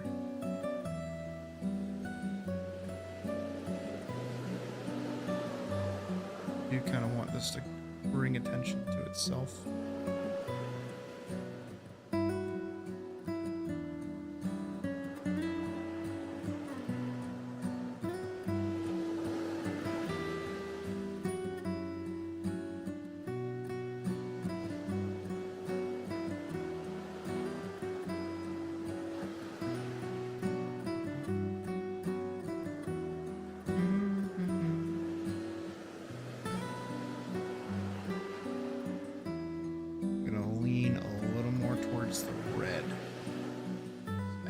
Just to get this a little too red. A little too red. How much is this? You're red.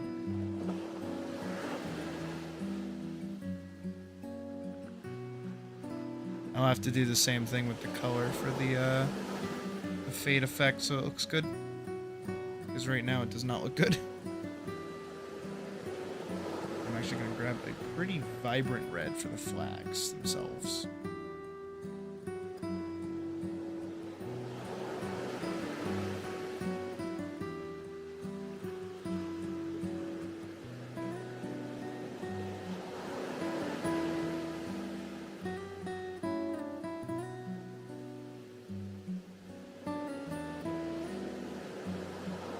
Now, I haven't done it yet, but this is the audience participation part of the stream. Why are the flags red, may you think?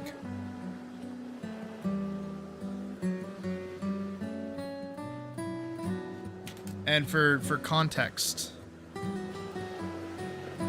Or for a hint, rather than for context. This is Elise. This is our main character, our hero. Our baby girl. Why do you think the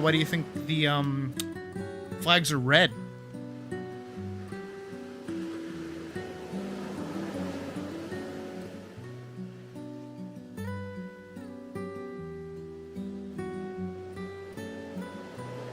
I don't feel bad continuing to draw while you guys answer that question.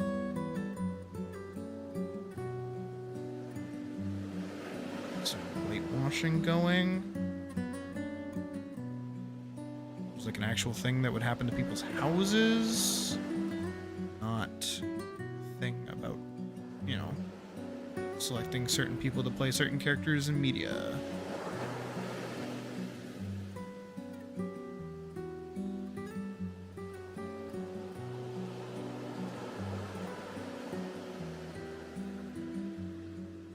Thank you, Floor.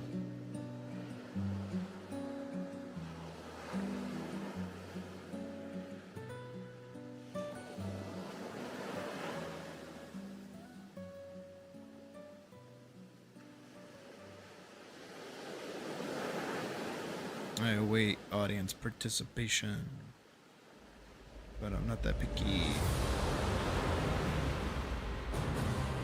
Shit.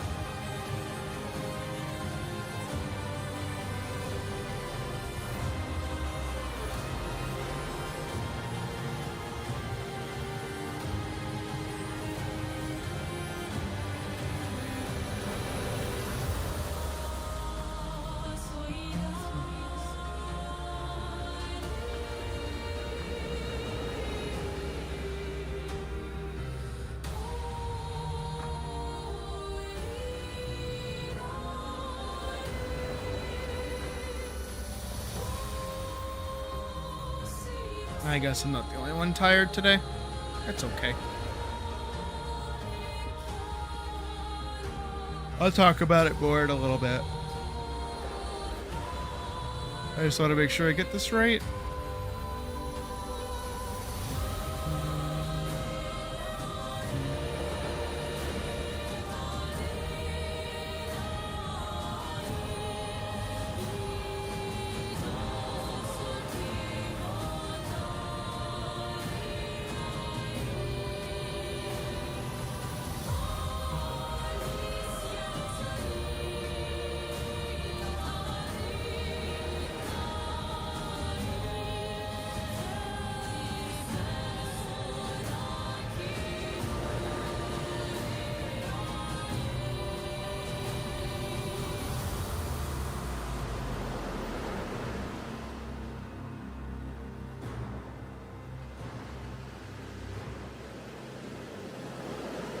This part's like actually gonna be fun for a second.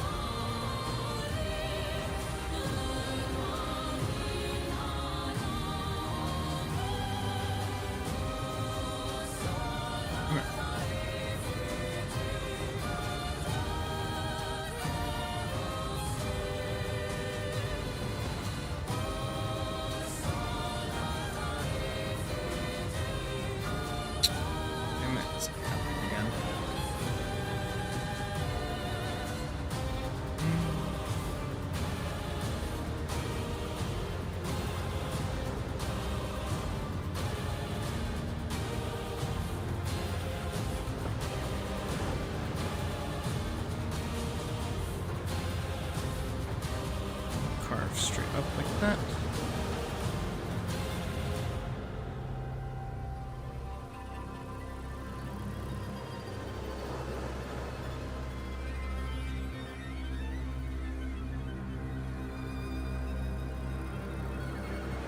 Alright, there we go. There's that. So now when I do this, I take pretty much everything besides this layer here. Put it all into this folder. I'm gonna set the normal. I'm gonna grab blur tool, like this one.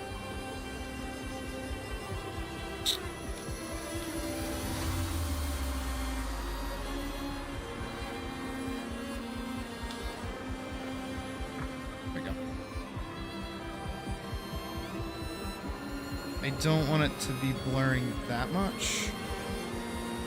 That's good enough,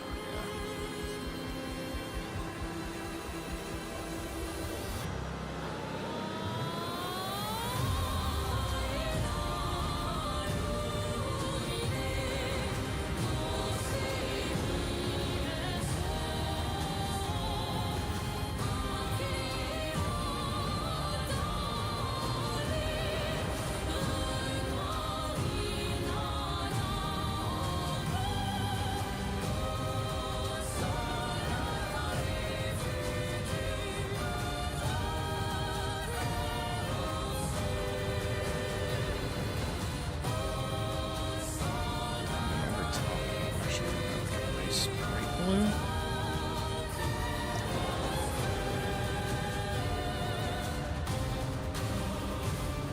Top of it, I'm gonna grab a nice bright blue.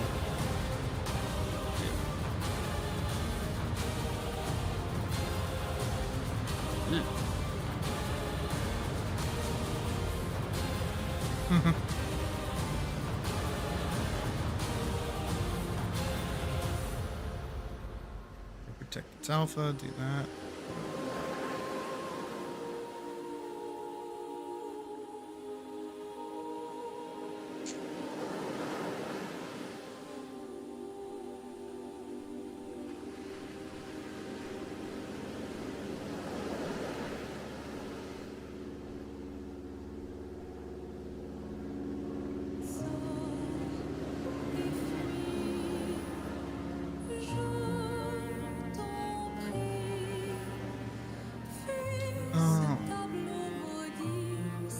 That would have affected it too, yeah.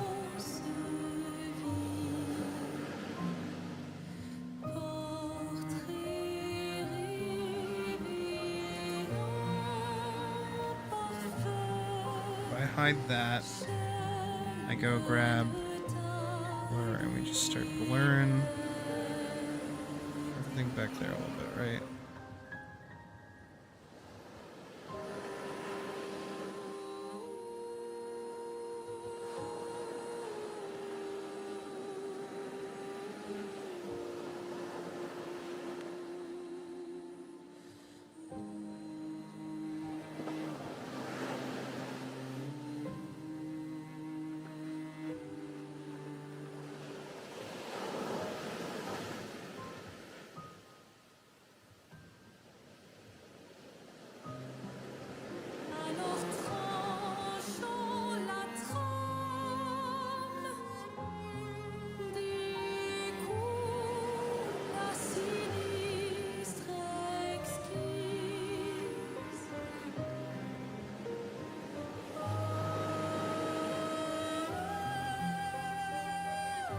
By adjusting that a little bit, we can kind of make it look a little more, I don't know, distant.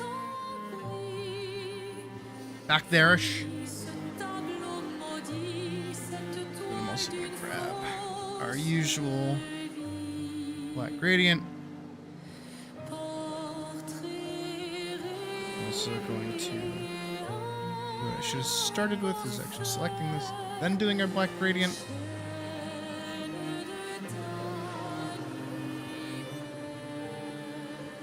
And then for our background, also doing a deeper blue gradient. Kind of makes it...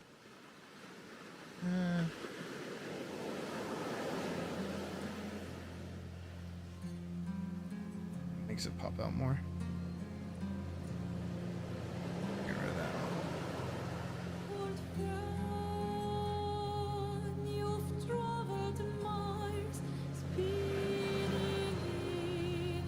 And then here. I could do the same here. Just add texture to the trees.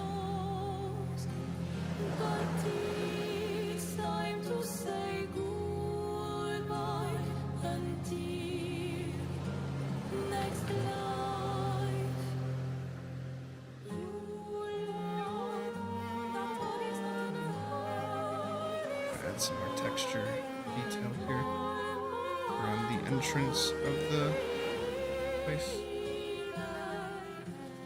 so it stands out a little bit better. Is this my greatest work? Fuck no. Does it serve its fucking purpose to show that there's like a city over there? Hell yeah.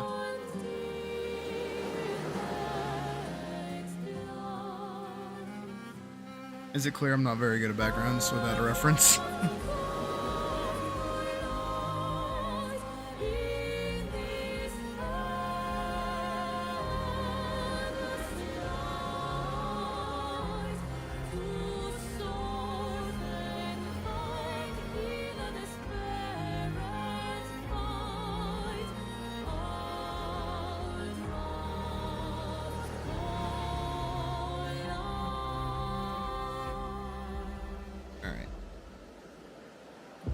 Notre voyage s'arrête, nos chemins divergent. Alors que l'un s'éteint, écoute le chant lointain. Laisse derrière nous ce cœur immortel. Dans ce monde peint, l'amour est artificiel. Dans ces mondes reculés, nos histoires se rejoignent, dérivant vers des toiles incertaines. Dans nos cœurs, un lien éternel brille. Nos dessins se confondent. Pour nos âmes enlacées, pour nos cœurs déchirés. So what I'm actually going to do as well is go here, grab that, here, that, go. Grab it, and this one we're going to make clipping here. This one we're going to make clipping here, so I'm going to grab this.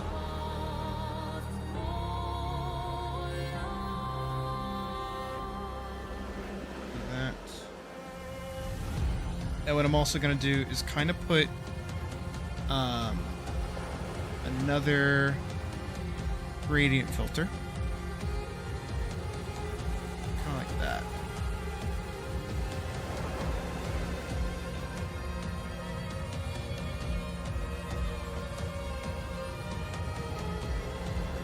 Just like this.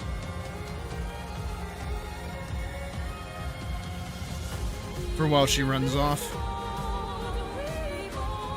don't actually need to be that high. It can be like more so follow her. That. Also, hey J, I can talk. Hi J Videos, how's it going? Music's loud. It's making me hard. Making me hard? Making it hard to talk. Jesus Christ, am I okay? Abdab-doo.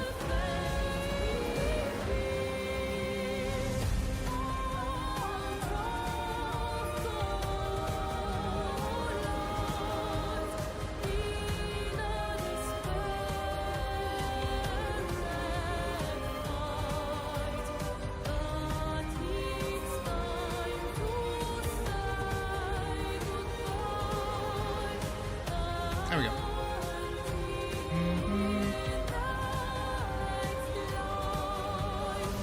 Put all that in there. Now we can color her in and go from there. Okay, we don't really need these open anymore.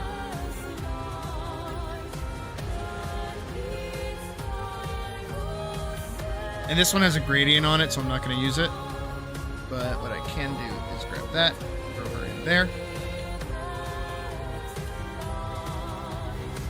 I'm going to start coloring in her hair for some reason. I don't think I need this one open for right now. The background's pretty much already done. So I'm just going to start coloring her in.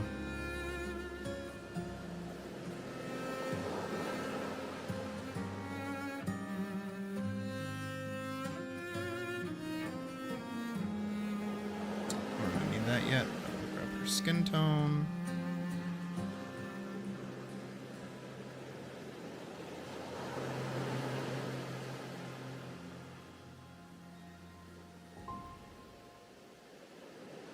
Can't color.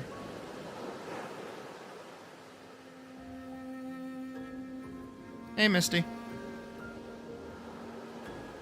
Grab her boot color. Grab her flannel base color. Which is way more blue than you would think it is. And then grab her top color.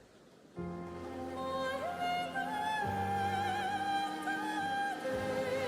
grab her glove color. Top color again.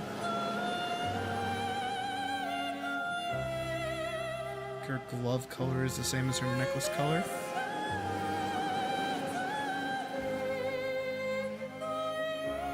And I'm gonna grab some light dirt color on a different layer.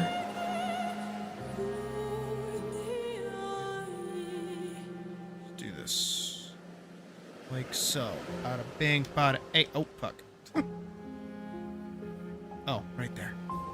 That's my bad. There we go. And we're just gonna lower that opacity down by a little bit, make it a little darker, and color in these little hoofs as well.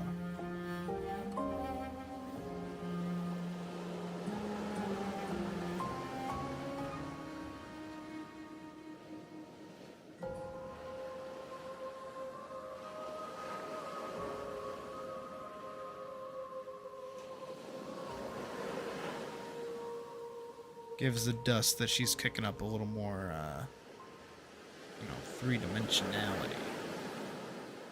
Thing we love to see.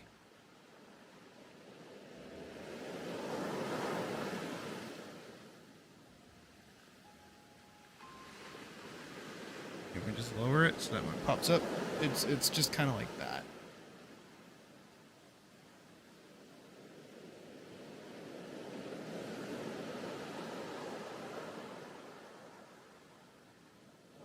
See, even this, we get like that kind of background shot that we can see it.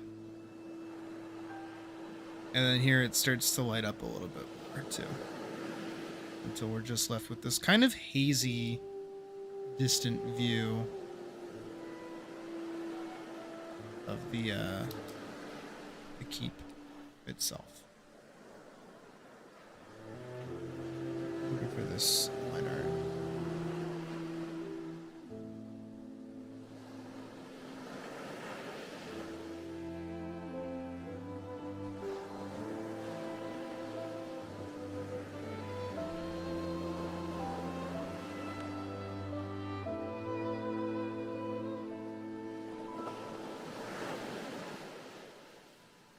That gets rid of it.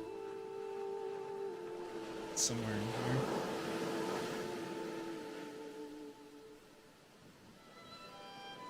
There it is.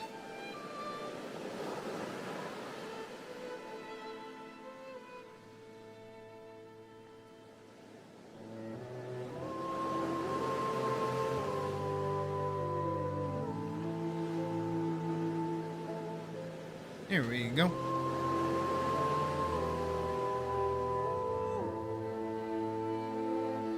Doesn't matter what shot we're doing of her, it's always annoying. I had to do that to myself, didn't I?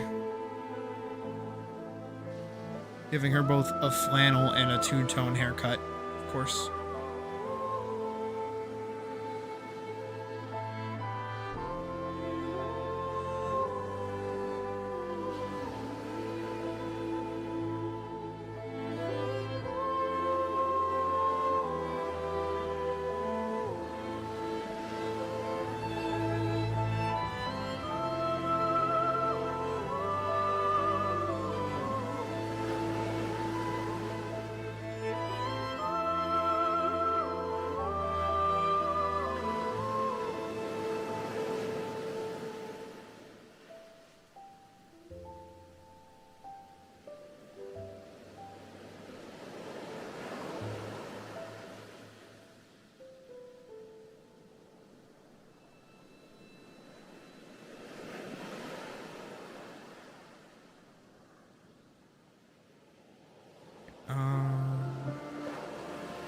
There we go.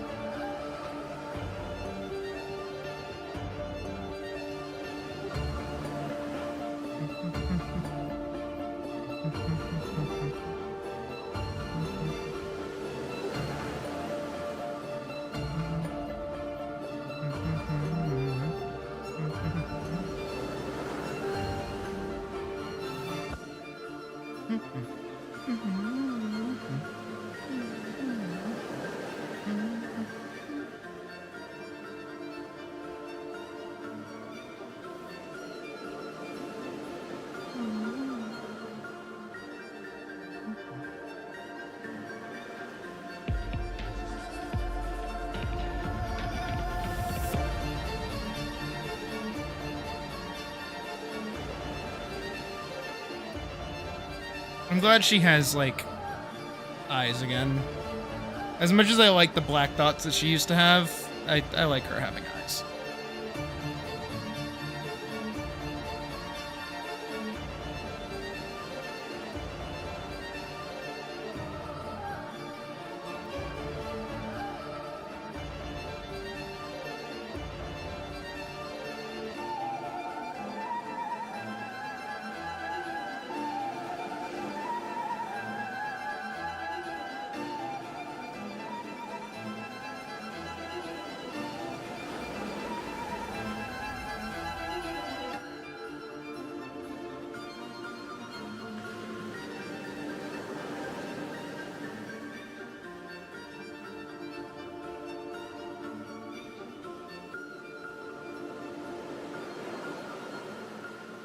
And she's so cute, just like off the rip.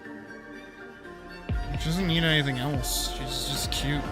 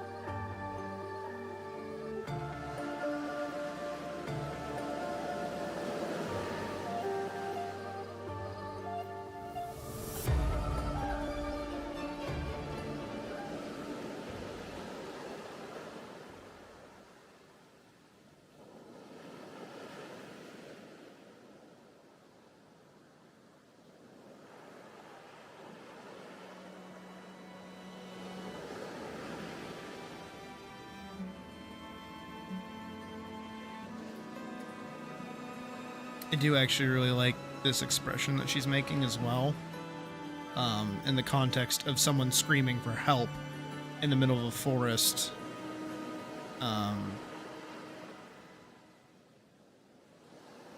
This is more surprise rather than fear or anything else.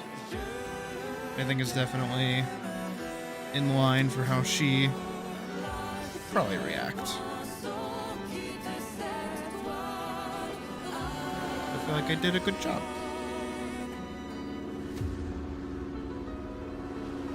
Have I tried out the Mizutsune Challenge quest? I have not, actually.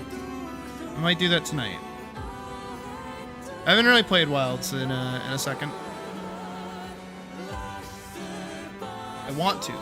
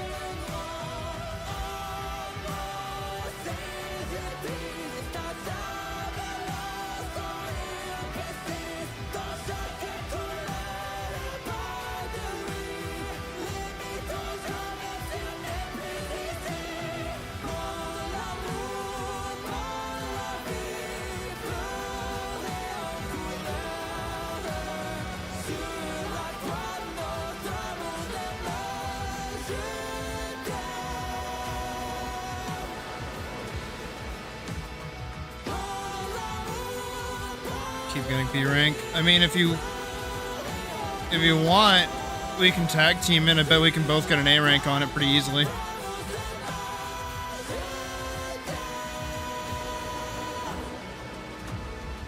That's what me and Shadow did for Doshiguma. Because I couldn't get above a B rank for Doshiguma.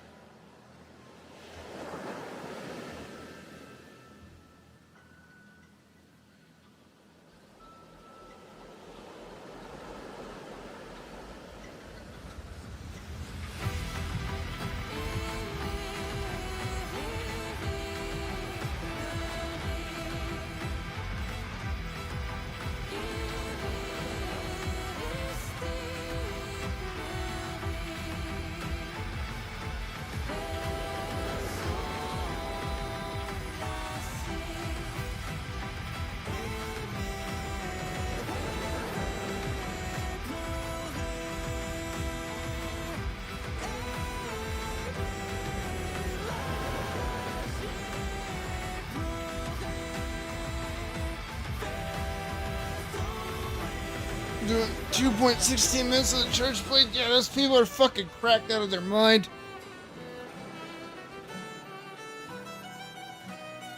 I saw the same thing with Doshiguma, which is why I was using Greatsword for that. Is that just on my screen? That's just on my screen. Okay. It's not actually anything.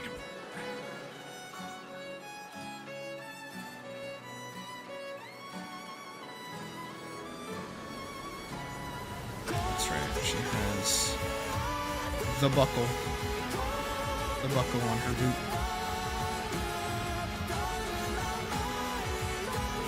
Oh, I forgot about the buckle on her boot.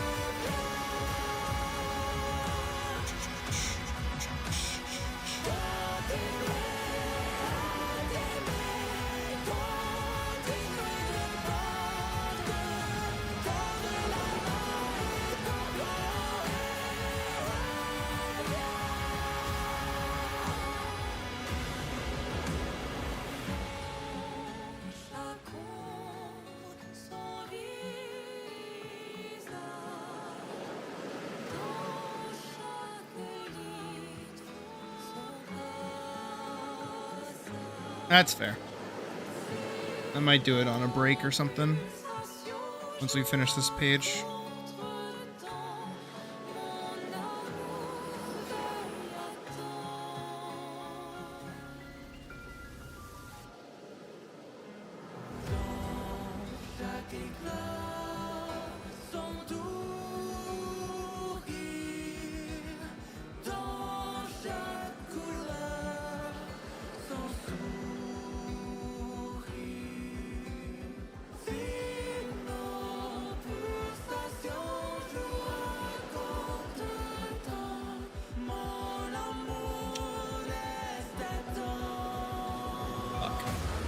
I didn't do it on a separate layer, that's my bad. Wait.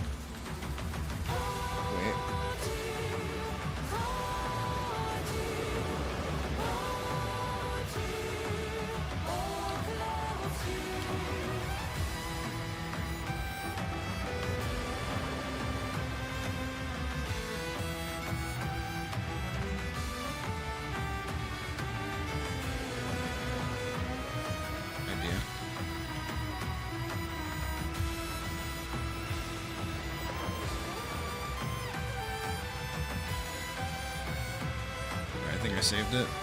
Maybe.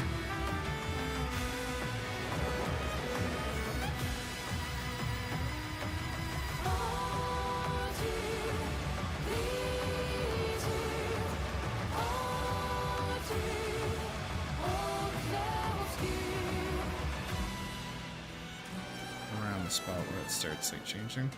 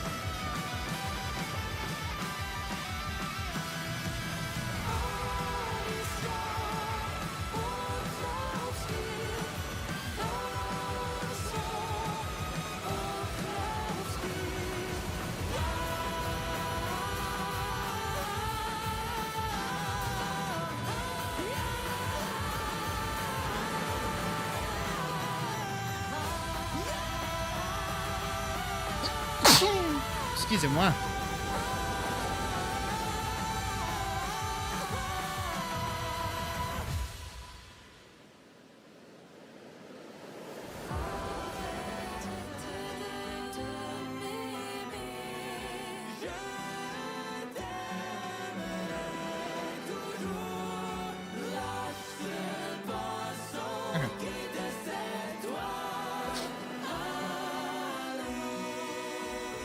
Thank you, Floor. Appreciate it.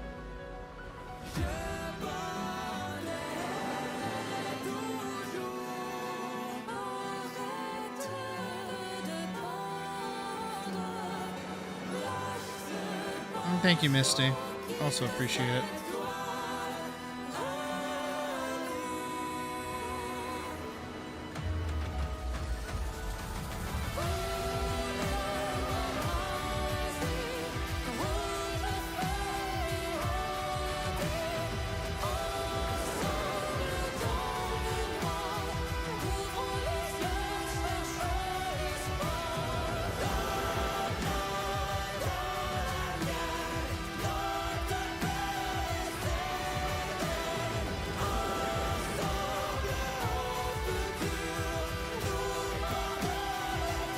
Okay.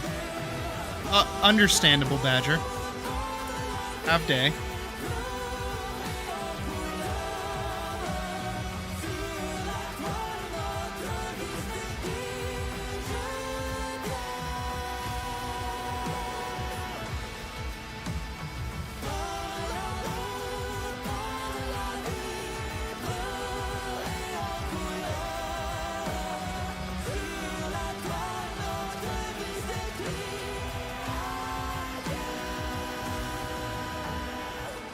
It's too late. Badger has already cursed me.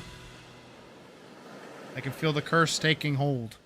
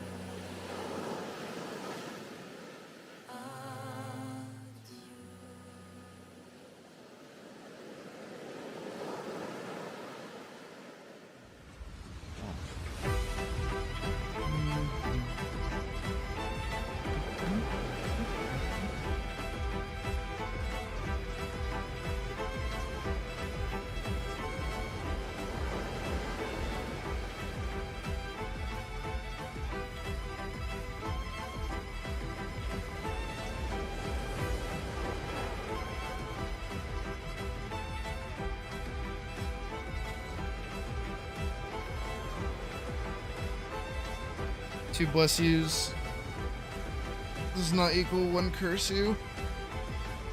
Yeah, but that means that the curse is more powerful than the blesses.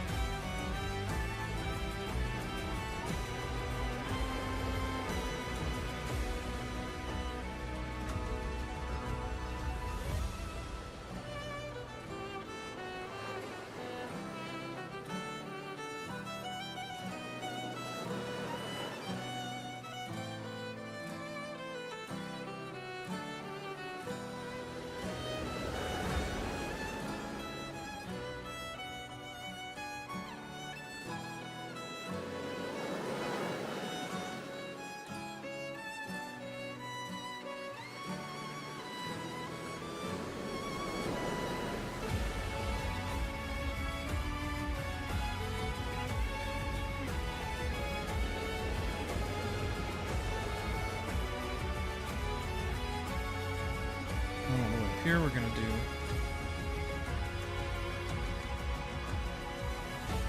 duplicate underneath, go down, and blur.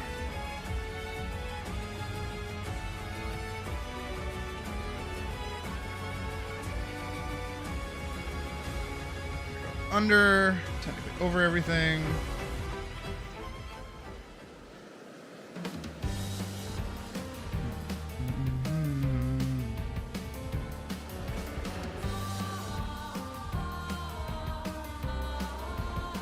All the way down.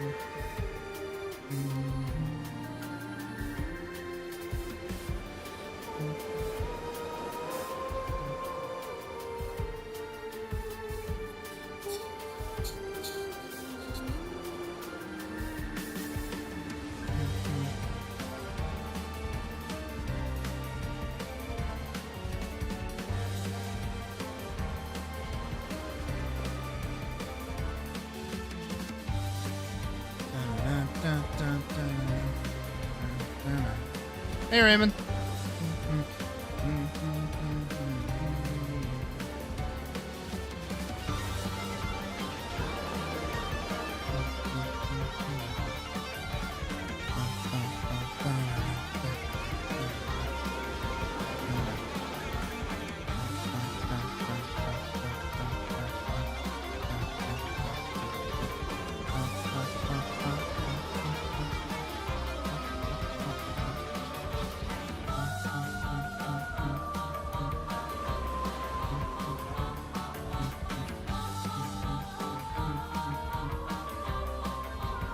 You go in the folder.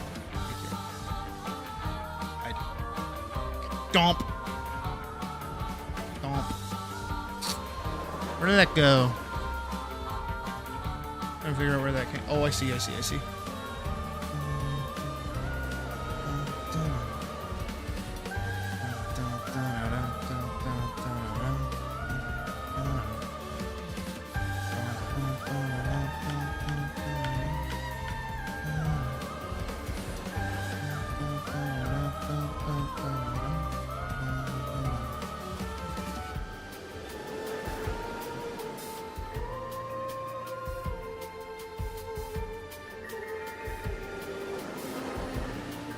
I'm just doing this color for right now so I can better see what I'm actually doing. And then I'm going to make it pure black. Or like a little bit of an off black so the ridge of this is still visible. And then I'm going to do red text as the help.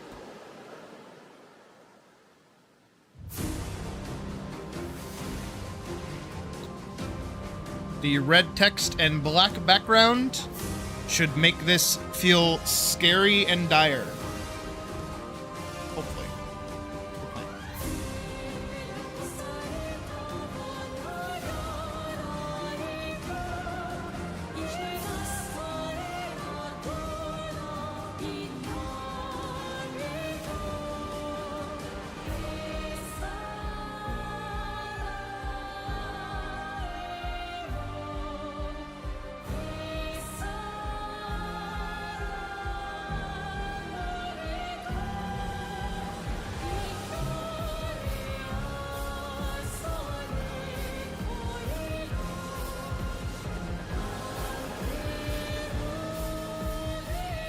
Throwing some blood splatters for funsies.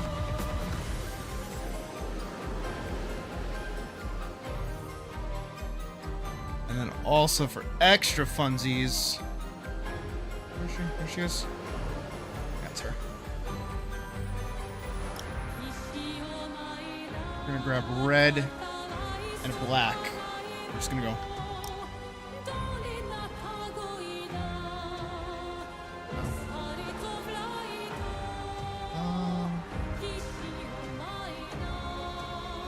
I gotta do it like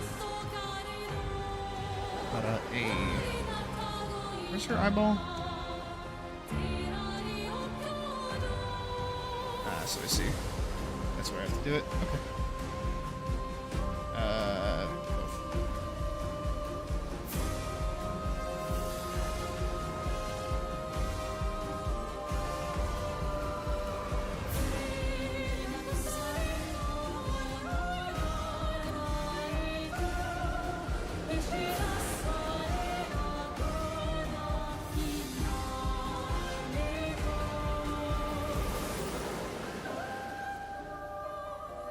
I want to get rid of this line right there.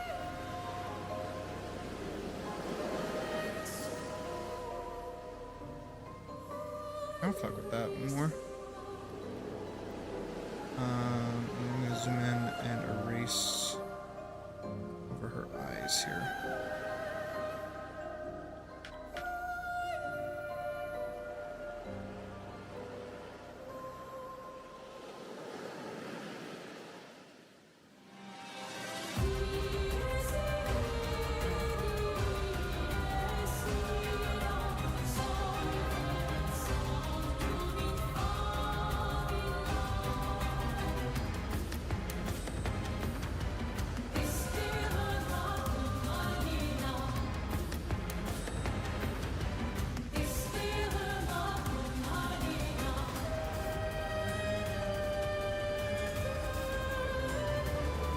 I have a dumb solution to fix that problem. Adding more line weight to her hair. Just that simple.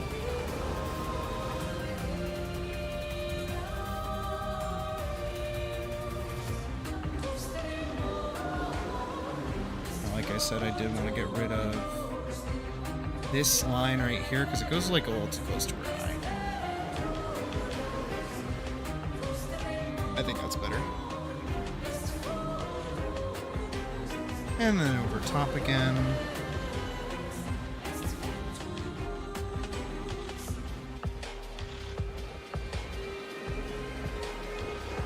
Trying to show that she's like spinning her head around.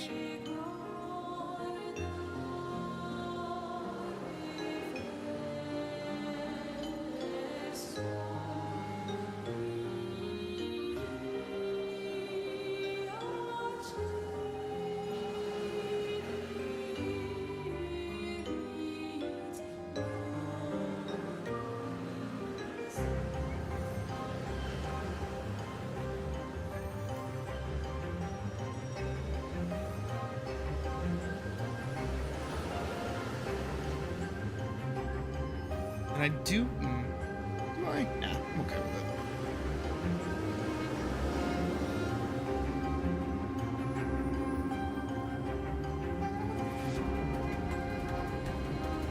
How close is this to the edge? Okay, no, that's good.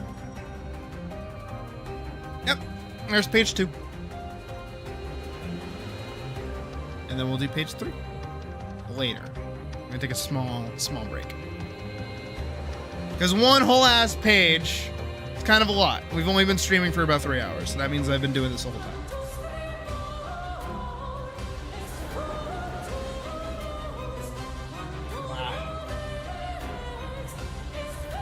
Remember to stretch your hands.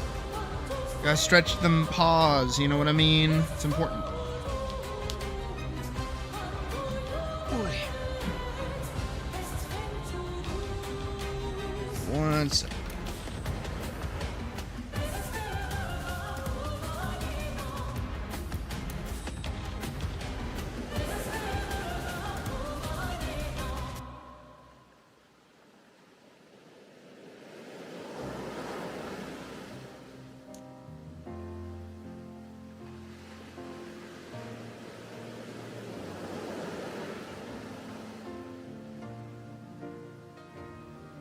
Okay. Unplug in my headset that's been charging this whole time. wrapping this over here. And this is also our first little line of dialogue. So far, we've said nothing besides help. And off she goes.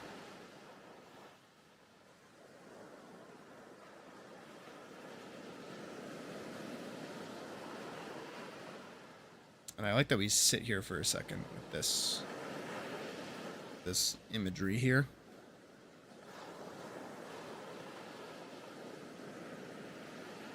Again, I gotta try and make this tower, once we get further down the line, more distinct. How? I don't know, but I'll figure it out when we get there. I'm gonna save it. Give me 1 second over here. Save this as a JPEG. Saving it as a JPEG. Now I'm gonna save page 3 as page 3. And I will upload page 2 to the Discord right now.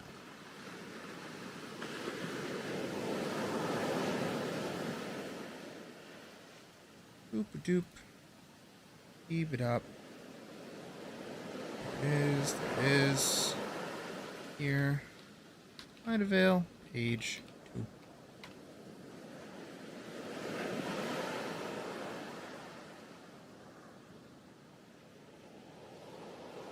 Very good. I think it looks pretty good. Alright, now close all that, close that, open that. Locate my controller. Found it. Hit yes to Steam Client, I guess. Hit this button. This button. Oh. There we go. Controller located. We're gonna play a little bit of Monster Hunter. We haven't played Monster Hunter. Close that too. This. We're gonna do this, and we're gonna wait a second.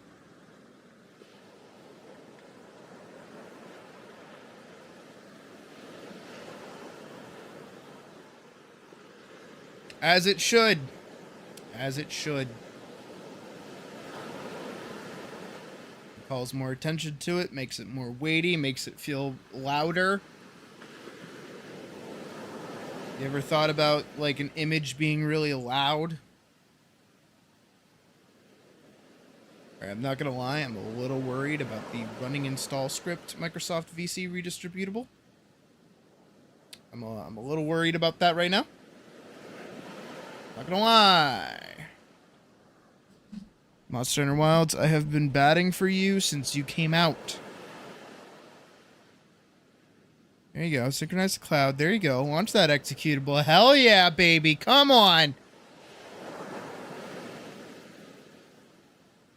That's what I'm talking about.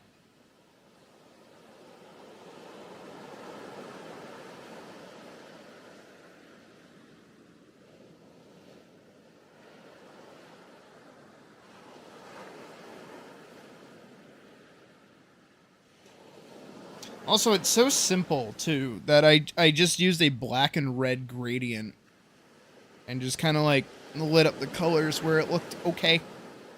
And then it immediately makes that scene, like, way scarier. Like, it's just that good. Alright, Monster Hunter Wilds. Let's not do this right now. Not. Literally not in the mood.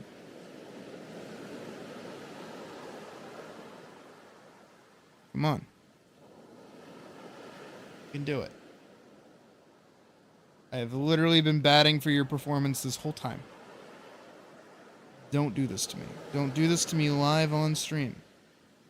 I'll take back everything I've said in good nature of you. Swear to God. Just you watch. I will do it. Done it before.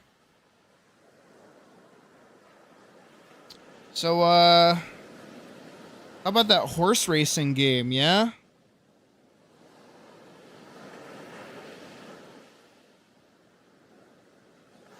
I like Rice Shower, honestly. She's really cool.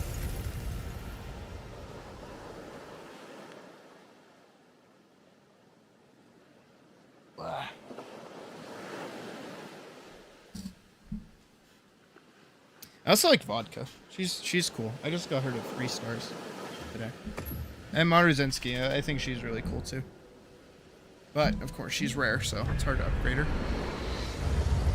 I didn't have to do shader compiling, so I'm a little concerned.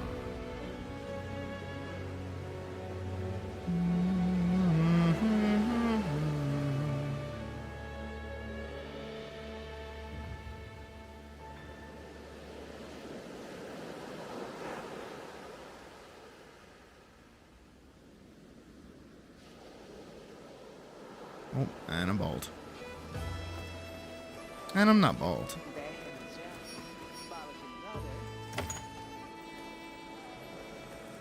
Zone is 100%. Oh yeah, the new pendant and weapon design thing is up.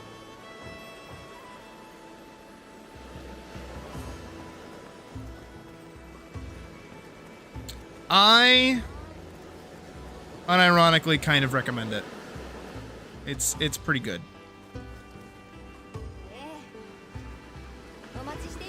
It's rare that like a game like that gets me that into it. It's not arena, it's a challenge quest, right? Yeah. Alright. 4 minutes 30 seconds for an A rank. SNS tool blades. Oh, tool blades. Tool blades. I could do SNS. What is the SNS build? Crit resentment burst. Weak. Evade window. Evade extender. Hole. Hole. Hole. Hole. What's the base? Oh, blue sharpness ain't bad. A little bit of white sharpness.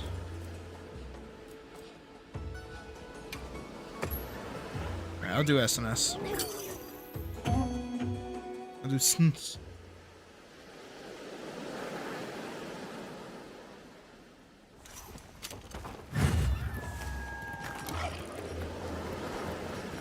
Gilly mantle.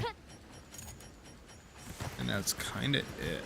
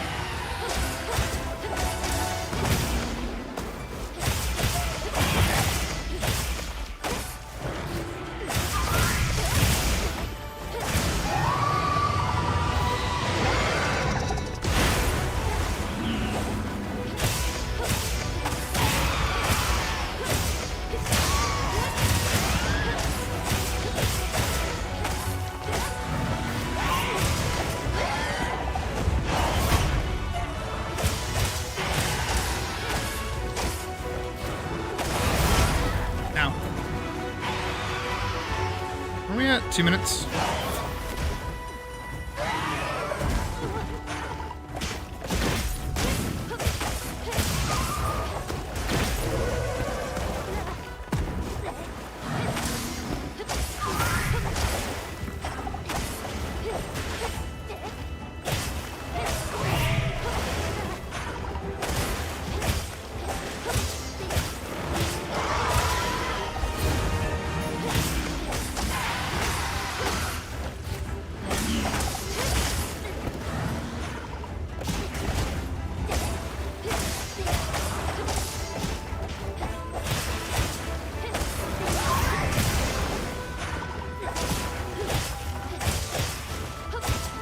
minutes. It's definitely not anywhere closer to being dead.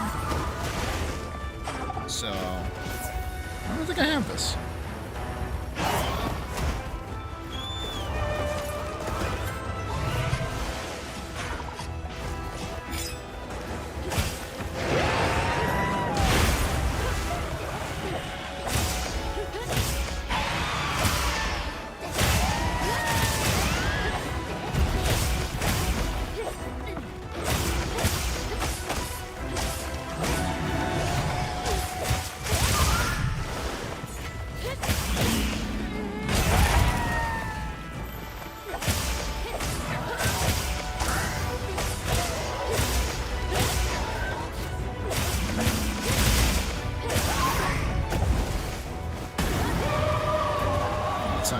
Entering in rage, I don't think I did enough.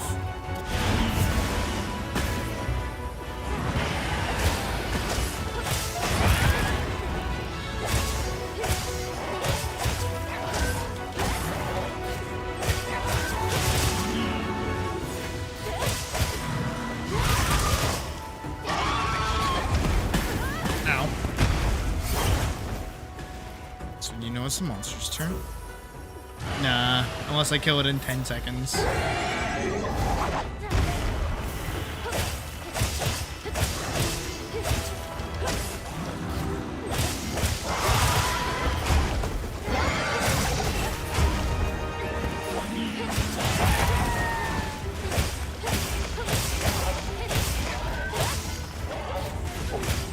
Almost dead though.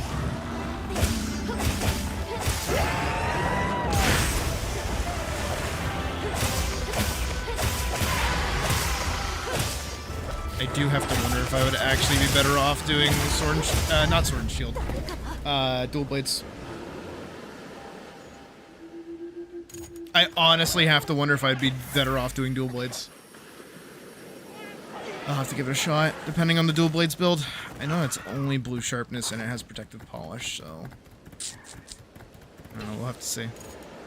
I'm about a minute over, depending on how long this takes. What is that? It's a new little icon there in the corner. What is that? That's new. That little icon down there. That's new, right? I haven't seen that before. All right, that is 5 minutes and 40 seconds.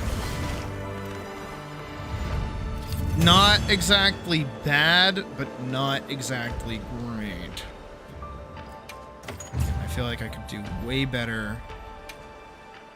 Dual blades. Dual blades are like my move with Tama Mitsune. Always felt like that. Give it a shot.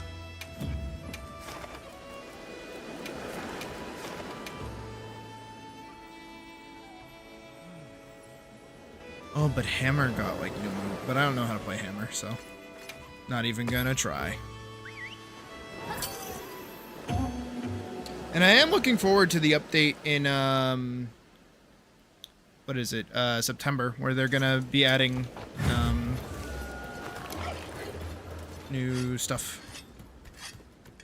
Okay, protective polish is on.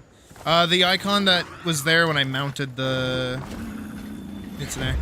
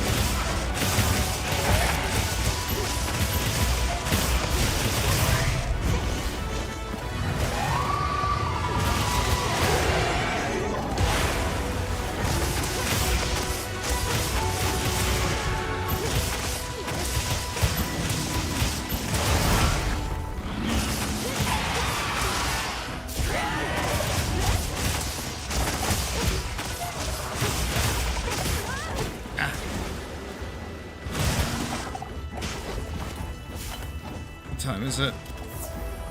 2 minutes? Okay.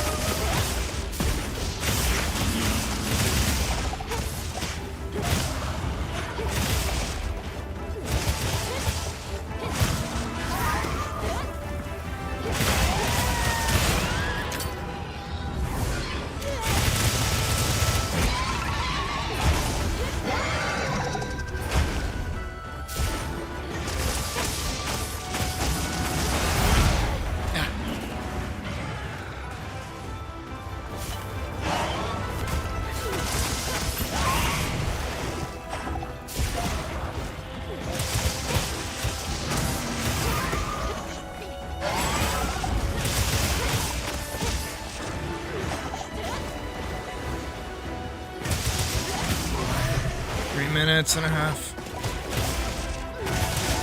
It hasn't gone into enrage though. I don't think I got it. That's enrage.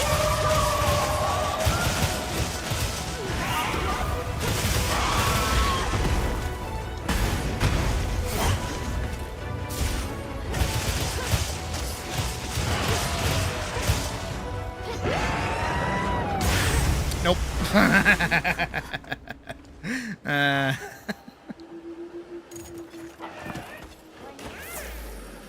No, I ran out of stamina. Shouldn't have speed here. I do.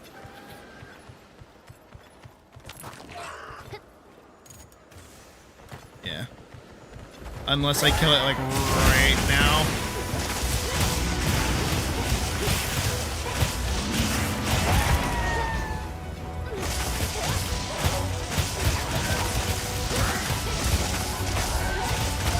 Definitely not gonna happen.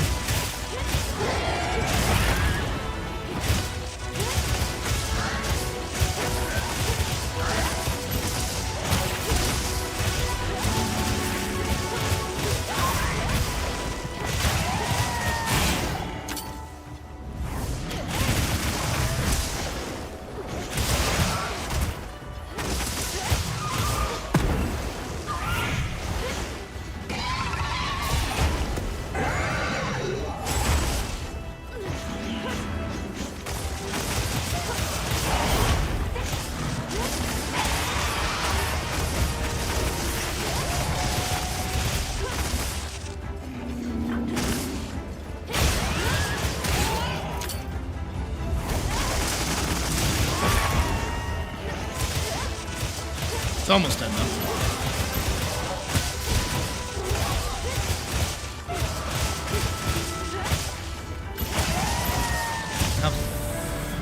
That was 3 seconds shorter than Sword and Shield.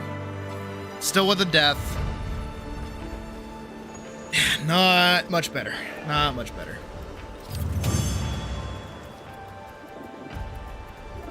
In fact, kind of worse. Yeah, I'm about a minute shy. Minute and 7 seconds shy. So that death and probably some sharpening is probably what's holding me back.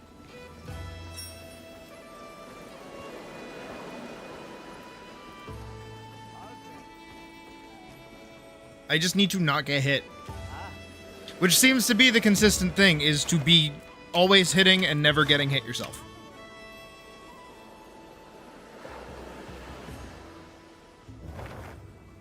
Which I can do with SNS.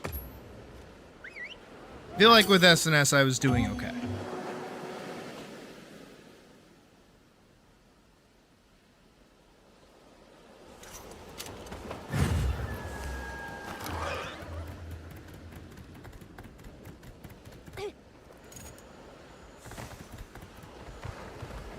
Let's do this thing.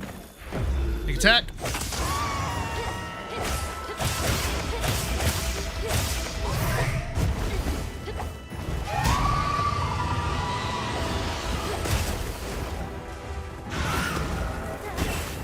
Away.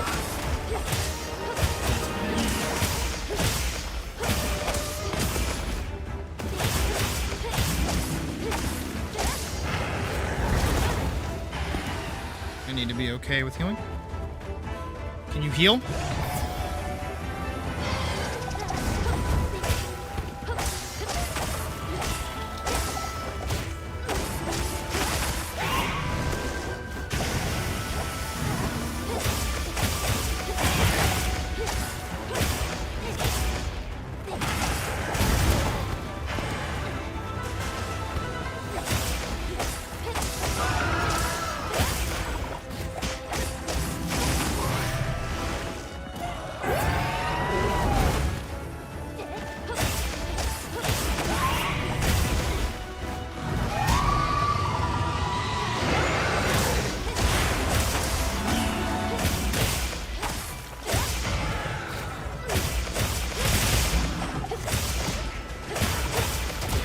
Damn it.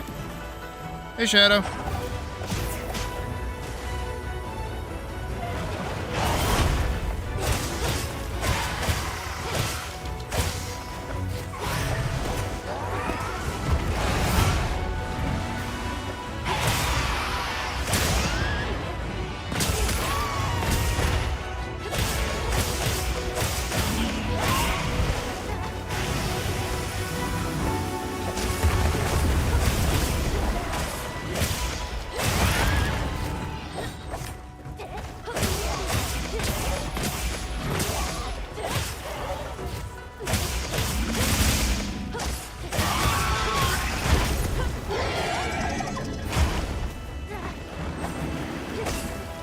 Two minutes.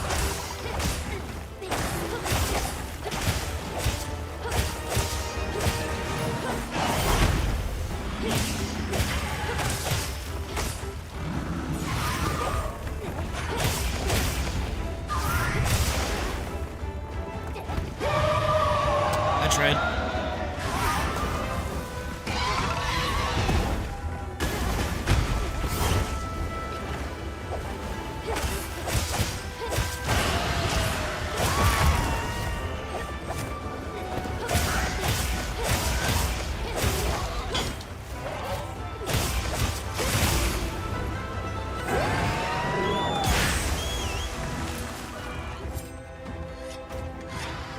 Three, 1 minute.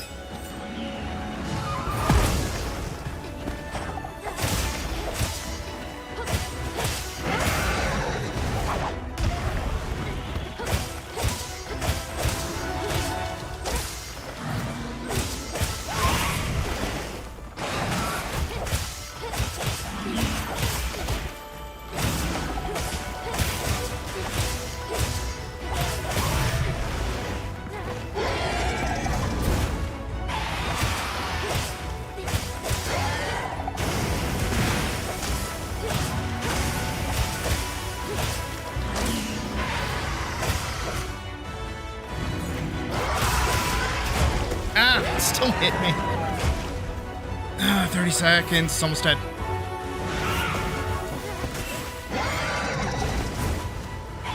Hey.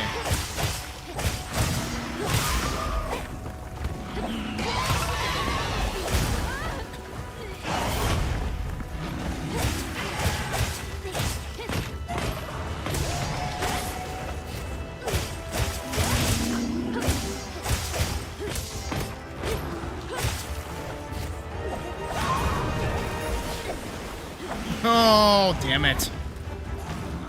It's almost dead, too.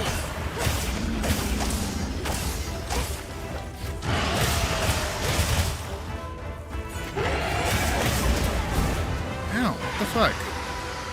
It's kind of bullshit.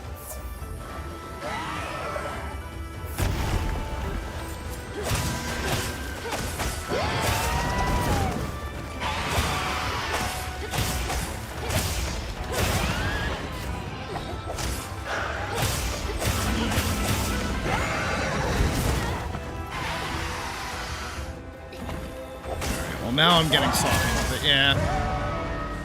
Well, I shaved about like 15 seconds off my time.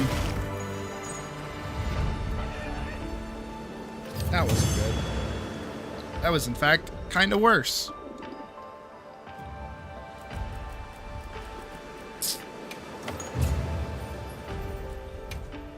I just keep getting worse.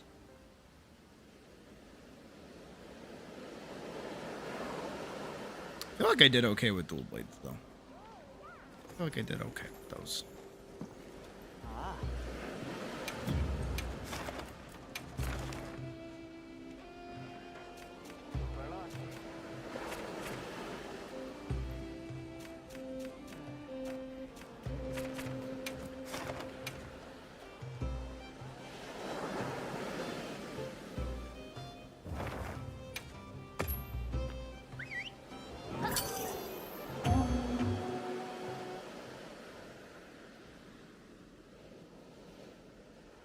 I don't really have the mount tech that I used to have with greatsword.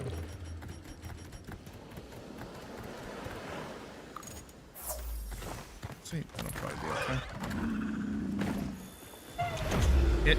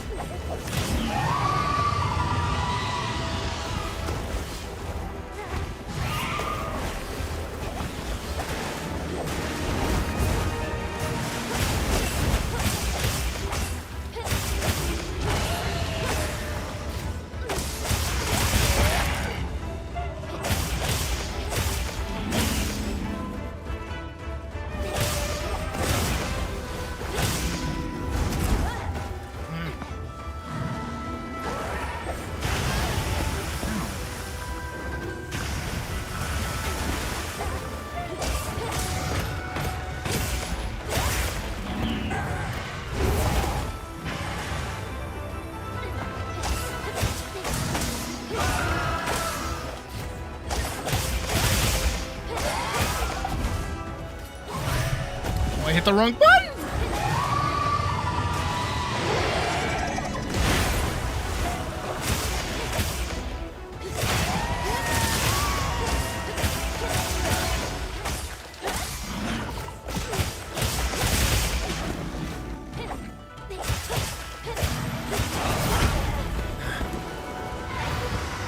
The second I hit green sharpness, I have to go sharpen.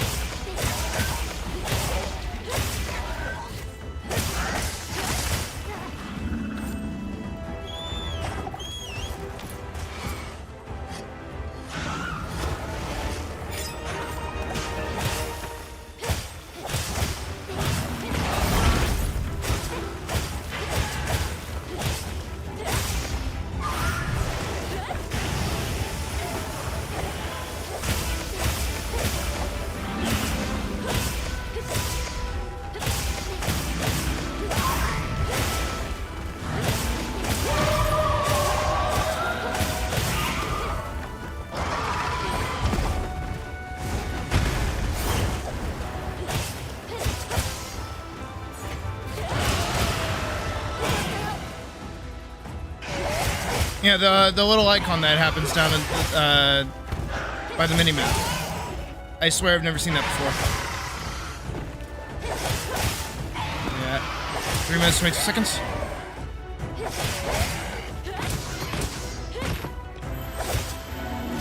Still blue sharpness. We're good.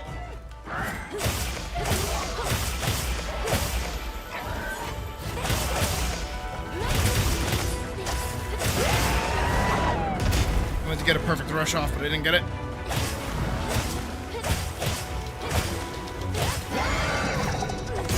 Oh, you bastard! And it's almost dead, too.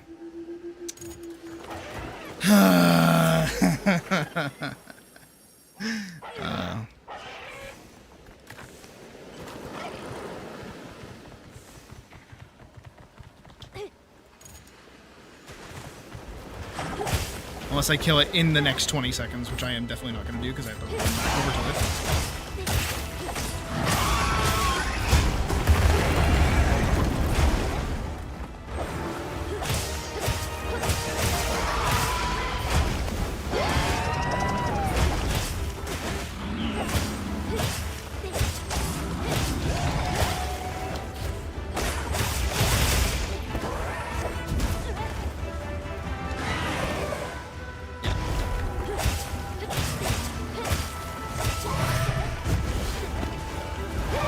I won't say that if I didn't die, I would have got it, because I probably wouldn't have. But I at least would have been close.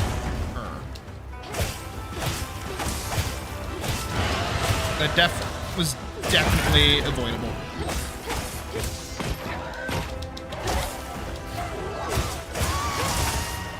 Yeah. And I shaved another 5 seconds off.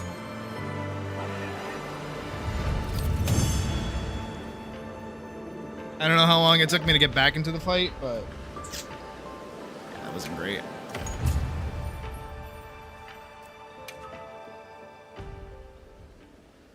At least I'm close. You know what I mean? At least it's not like I'm flailing. So there's that. I could be worse. Could be way worse. Do you have anything cool to make with those pinnacle gems? Even? It was just... I know there's this necklace thing, but...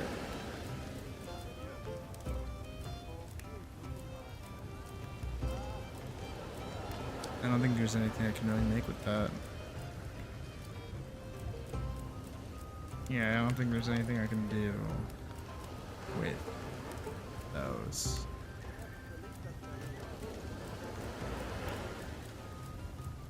No, I should be okay, Shadow. With Doshiguma, I was doing that for like, I don't know, a solid week straight before I was like, fine, I'll accept help.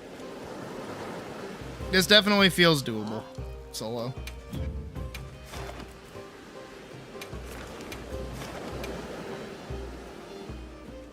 Almost tempted to go back to dual blades, but time difference was negligible. I'm almost tempted to go charge blade, actually.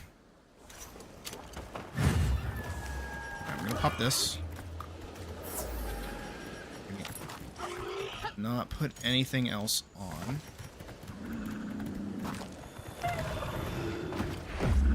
Hit. Same strat though. The second I go green, I need to sharpen.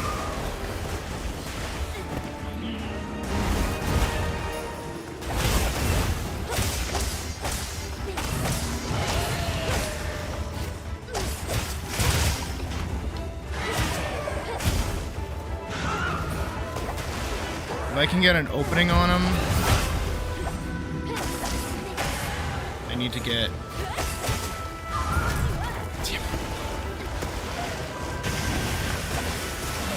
What the fuck? Okay. A minute down.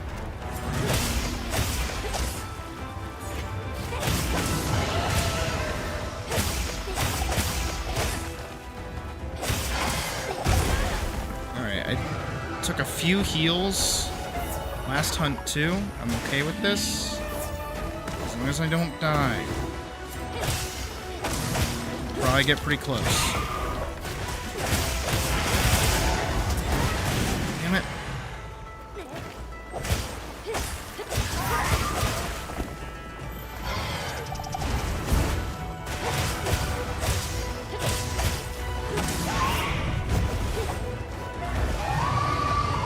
That's his role.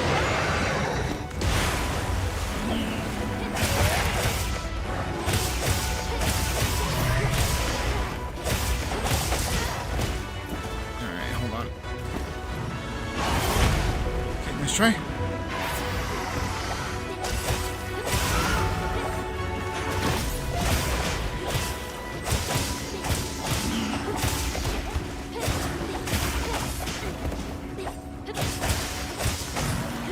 Green. Alright, I should be able to open this with a mount. Yep, I'm on it. I'm just gonna sit in one spot and call it a day.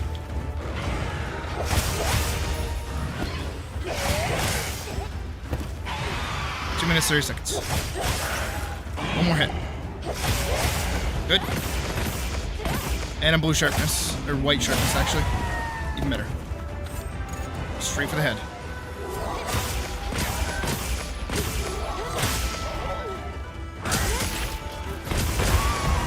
Good.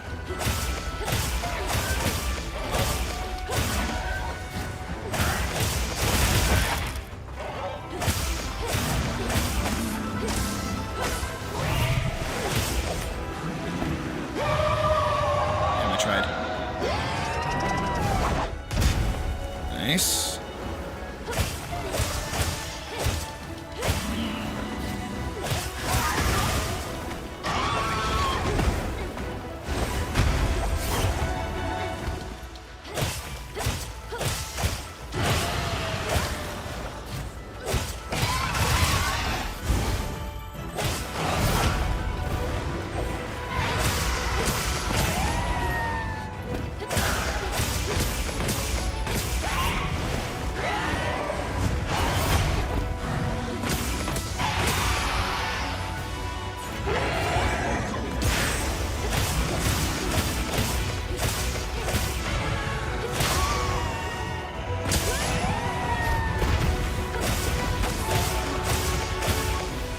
Almost dead.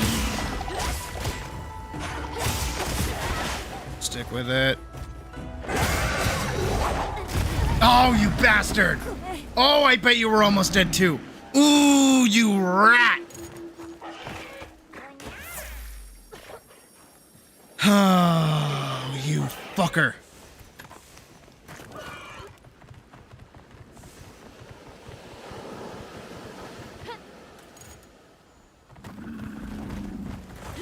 That actually bugs me. Oh, that actually upsets me a little bit.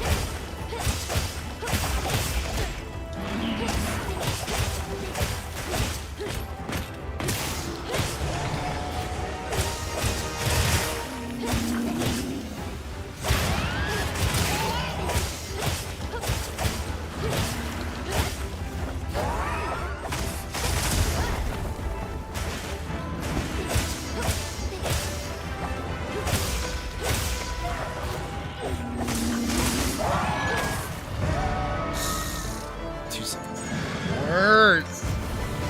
2 seconds worse. Oh, you bastard. Oh, you piece of shit. Oh, fuck you.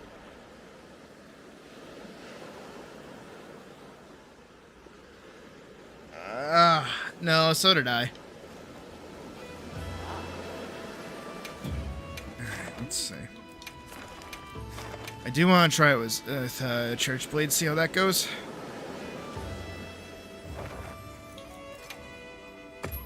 Honestly, with a monster that I can perfect guard against, I feel like I do better with, maybe.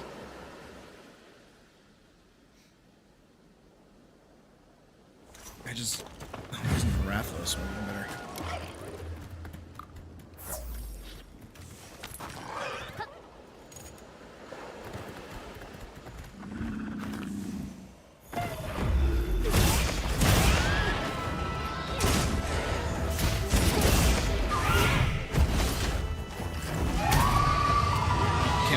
Against that. Set up. Me.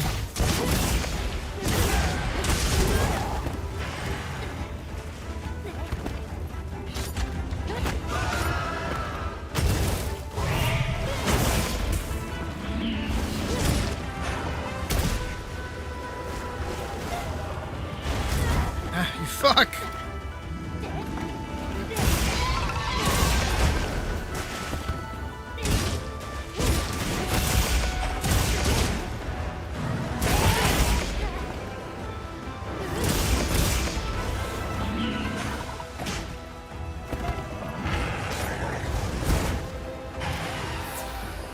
Minute.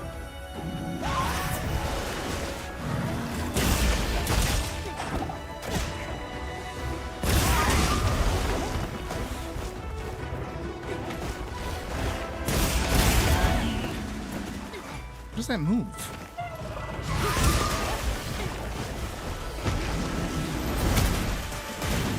I can't die perfect guard against you, you bastard.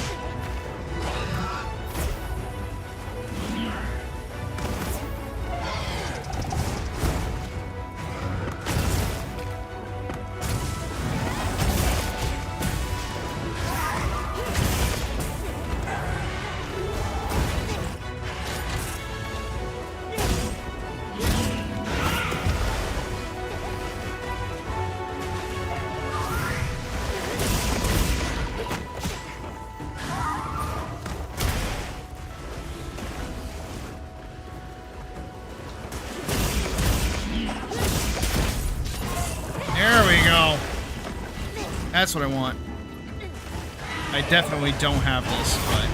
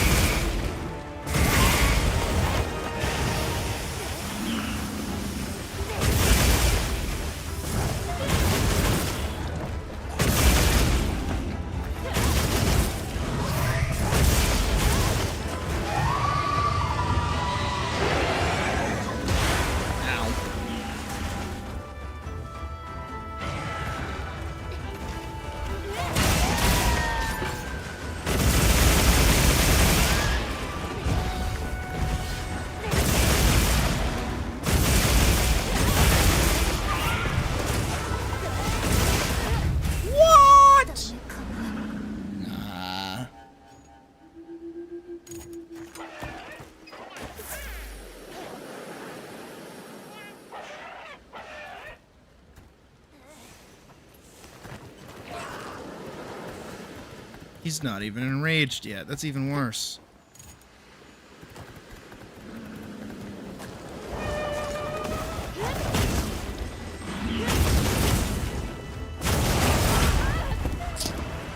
I dip. Nah, I dip.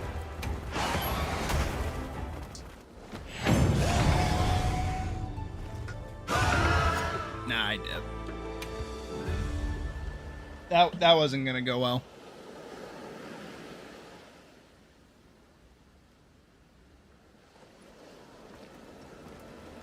I need a break from getting my fucking shit walloped.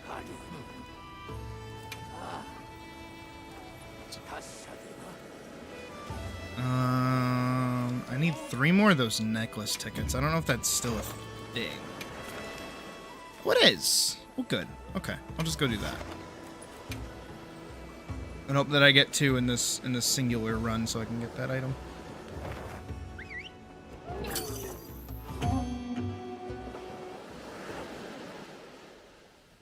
And then we'll swap back over to art for the remainder of the night.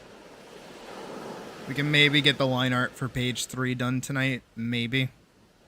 'Cause it is basically 10, so I got like another hour. Not including how long it's going to take me to do this hunt, so we'll see.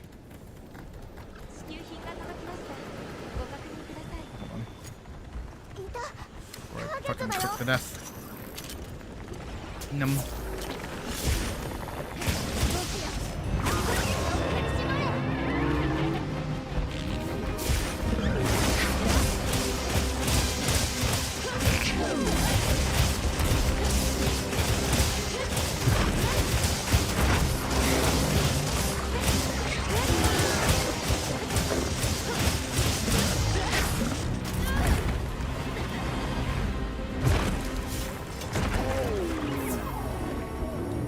Second to heal.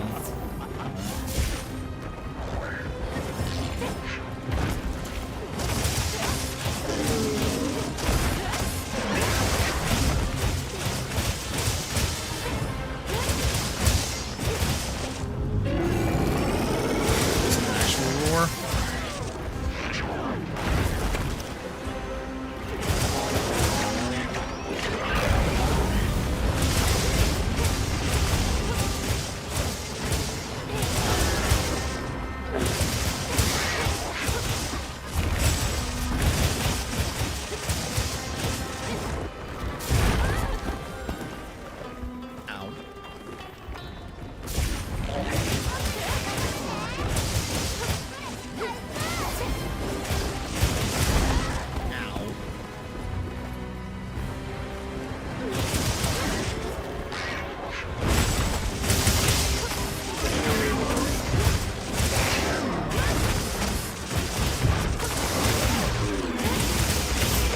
I'm gonna be real honest, I have no idea what's happening right now.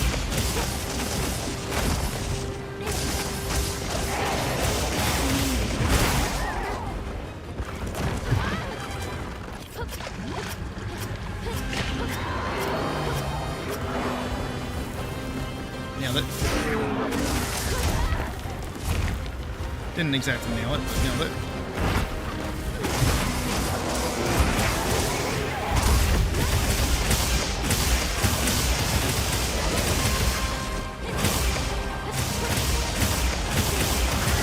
for the best that I don't go after that.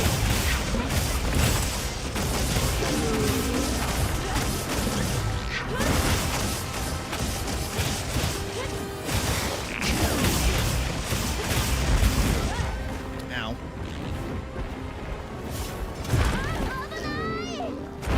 I mean, okay. Healies would be nice.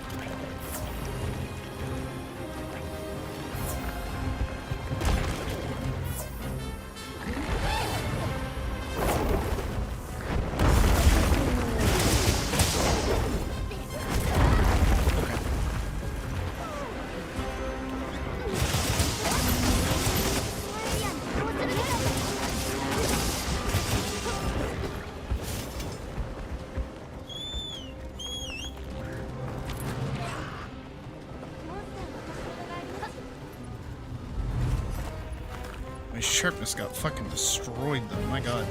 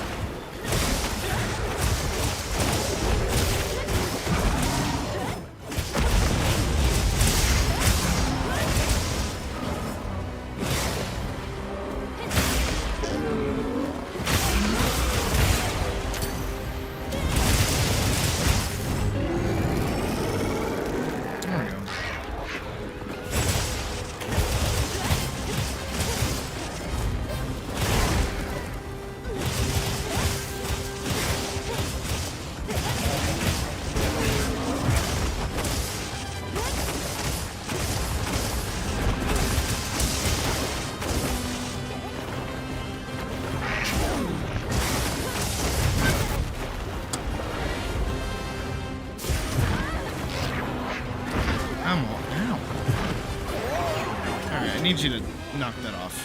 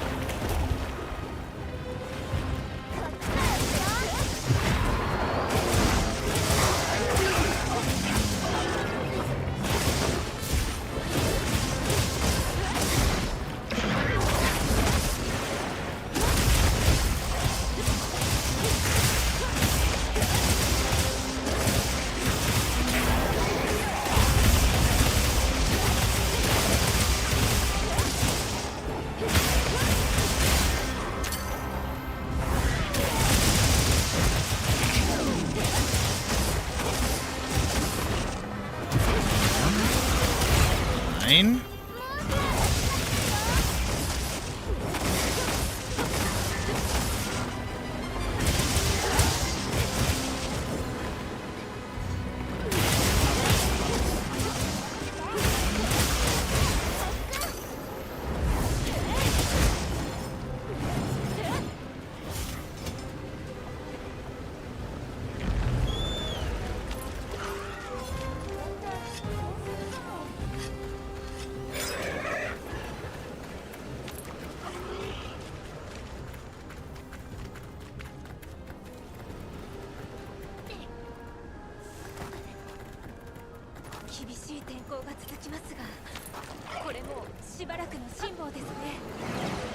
Again with this fucking guy.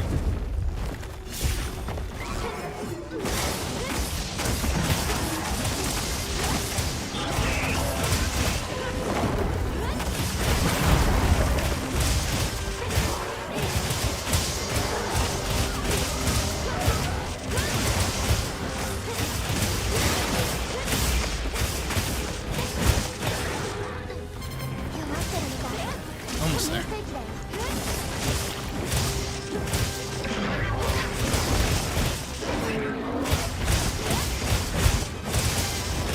I wish those counted as, like, mounting strikes. I feel like it's really, really hard to mount monsters with, Dual Blades. Which is really silly, because I think it has one of the coolest, like, mounting animations.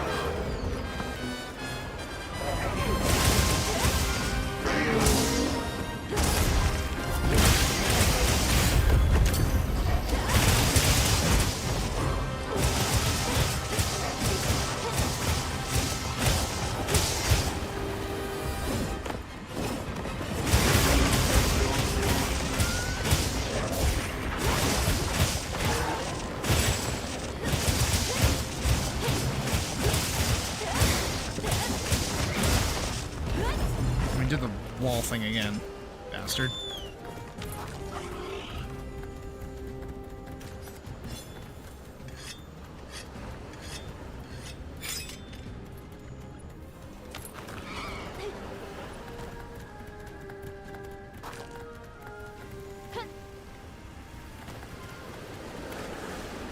Oh, hey, Gravios.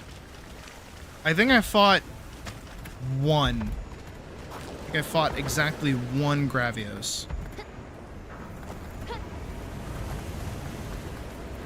But back in the day, I remember fighting about fuck ton. I don't even know why. I just remember beating the shit out of him a bunch of times.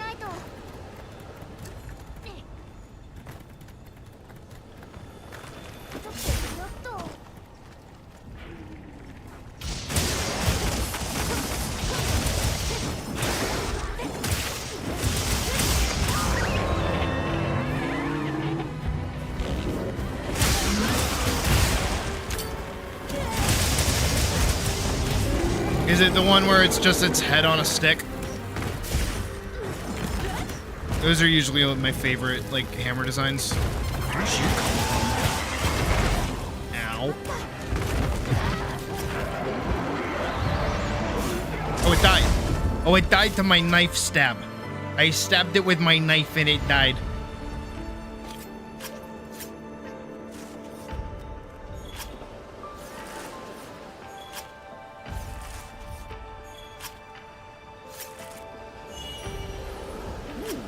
Flame gem, nice. That'll probably be useful.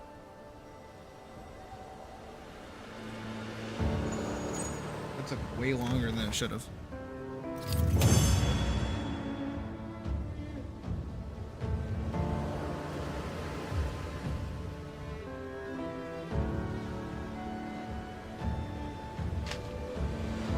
I got a Nicholas ticket for that whole fight. But I did get some fluids, which is nice. So not terrible.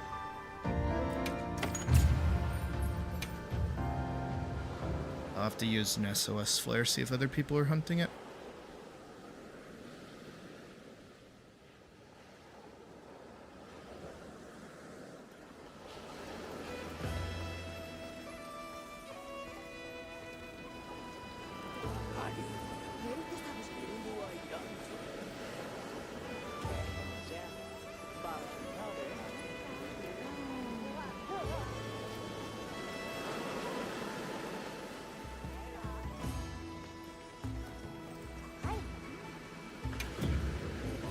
I wonder.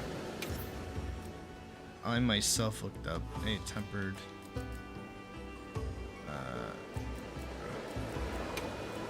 Anyone's doing the quest? Nope, just. Okay. Oh, is it because he's not tempered?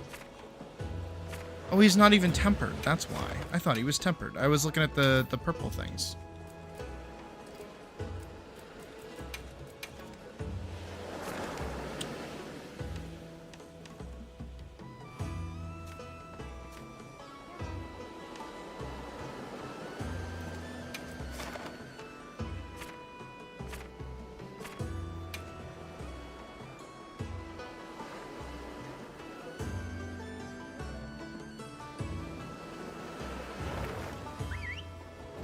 Bunch of inactive volcanoes, then upgraded version of spikes coming out of them full charge. Oh yeah, okay, that one I've seen. That one I've seen. I was thinking of Rathalos. Rathalos has its head on a stick. That one's pretty baller, not gonna lie.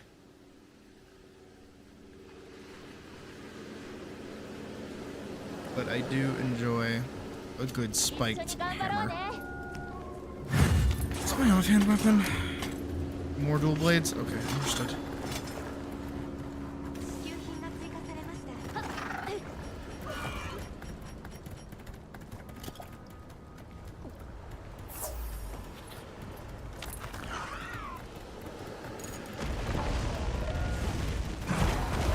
Oh, someone's already died.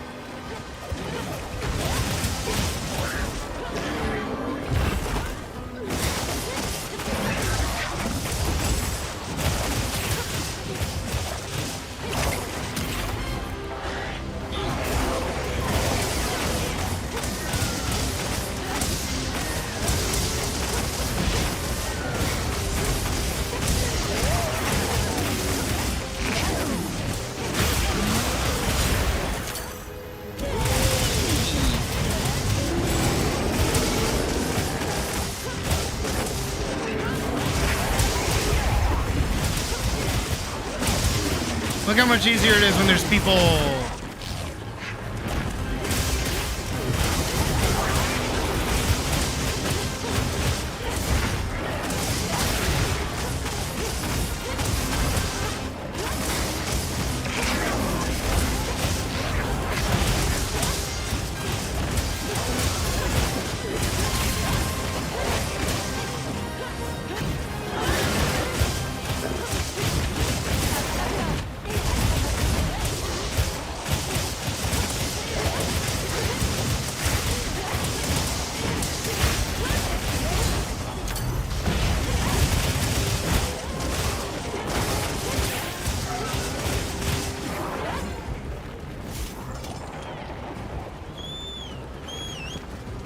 Just going through the wall. Yeah, might as well.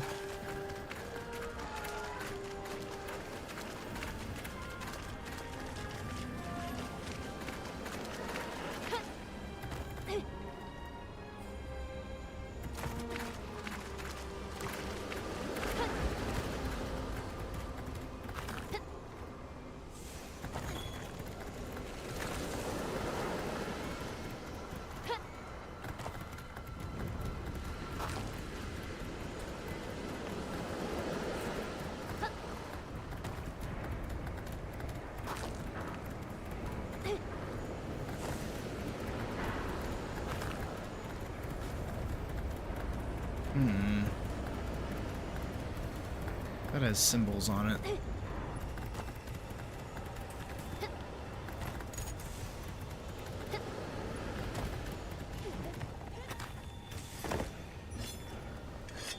I do also.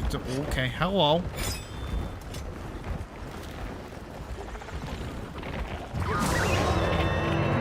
Okay, he knows we're here.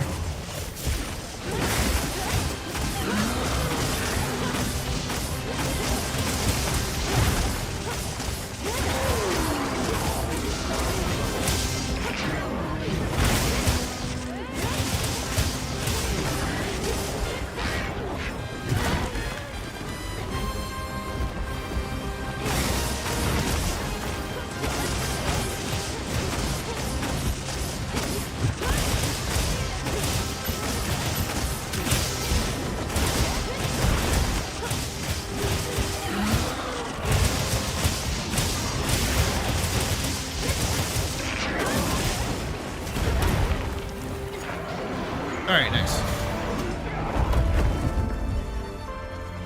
It's a little underwhelming to kill this thing, honestly.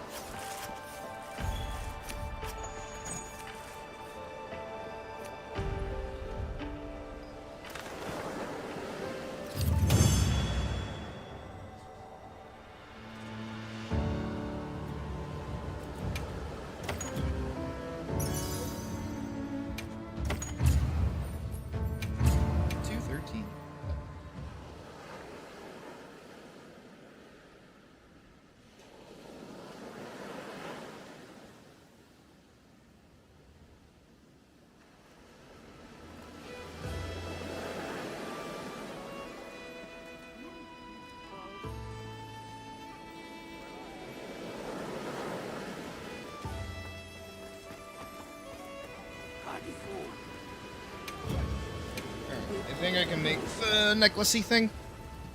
Yeah, I can. Good. Onion necklace.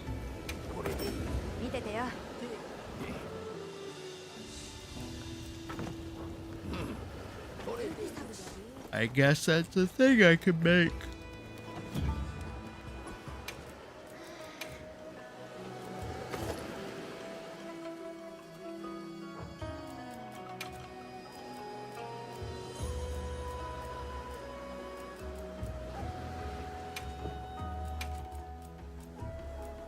I can change the color of the feather.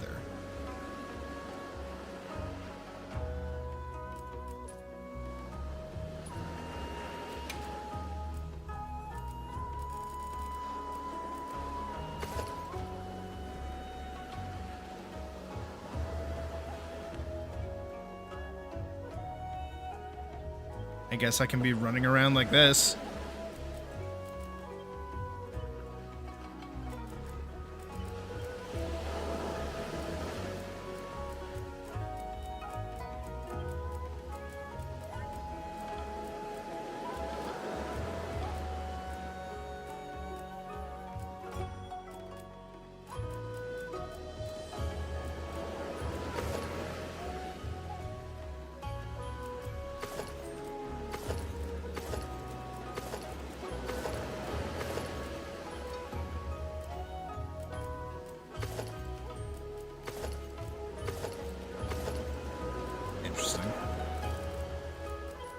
was that again?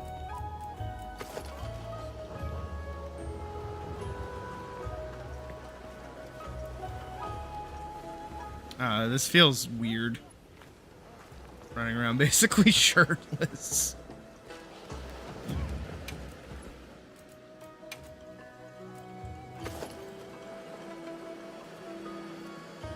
It's crazy how poofy this is compared to this one.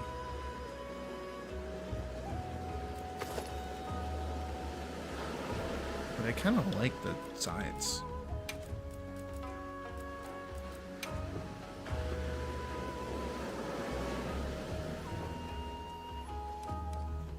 After many attempts, it's time to draw. I feel that.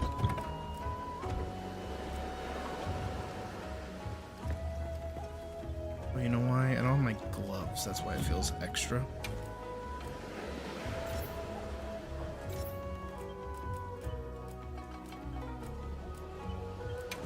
Yar, I'm a pirate. Hey, where'd my color scheme go?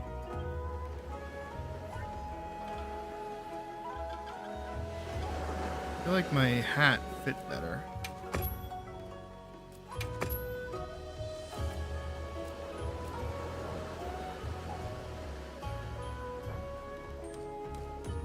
Alright.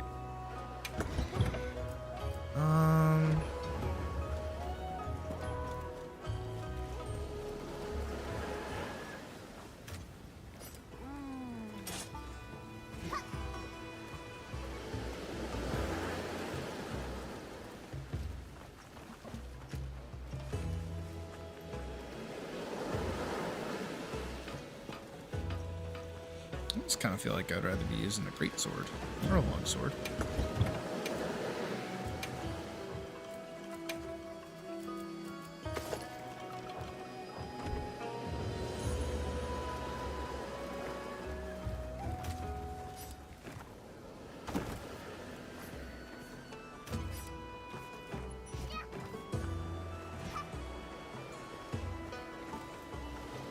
Hold on just a second. It's been a while. Oh no, hold on. Gotta stay involved in the game. My phone's almost dead, even better.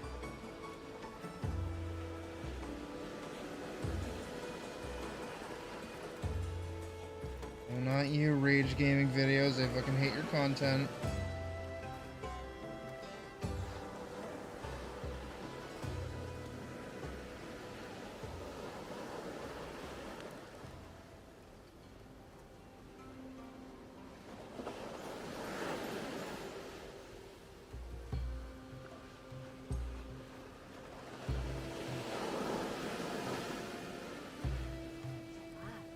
Let me go to game 8.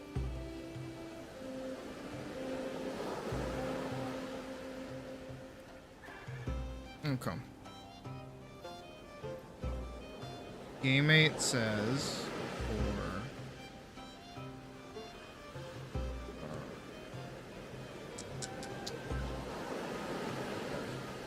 for weapons builds rather. Game 8 says for greatsword, top rated,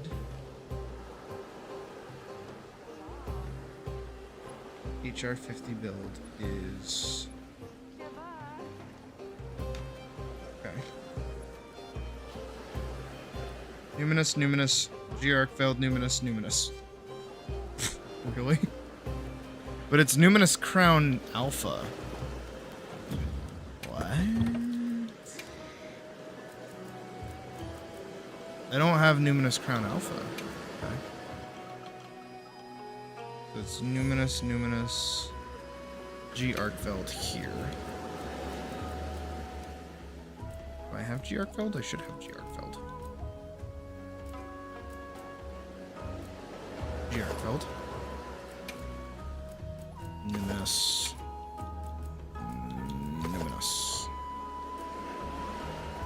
With a Exploiter 2 charm, which is what I have.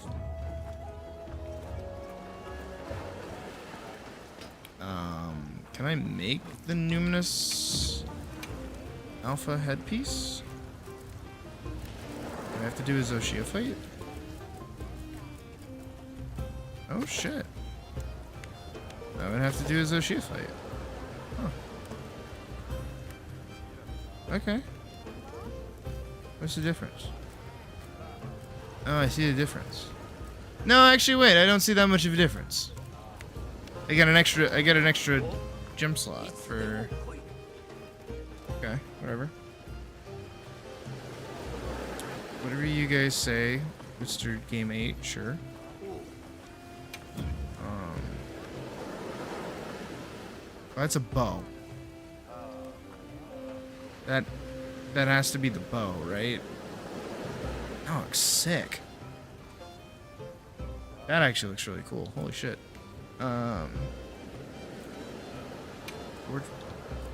Ardian weapon. Dismantle Ardian weapons. I'm gonna dismantle one. I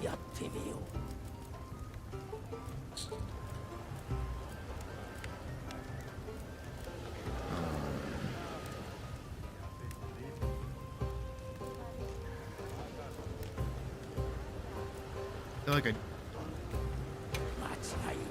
that one.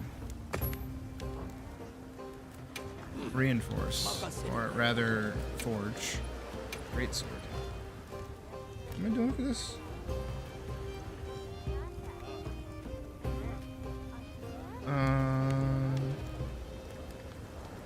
Sleep affinity. Attack infusion.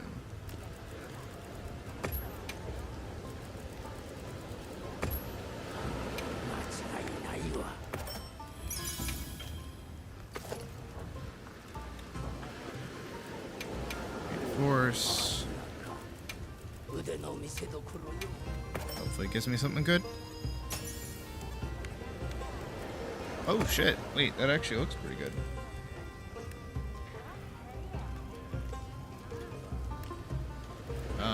No, that's actually very good. Wow. No, that's actually super good. That's a really good greatsword right there. Holy shit. I mean, I'm missing another 10 affinity, but that's like, that is beat for beat what they're basically asking me to make. So that's pretty good.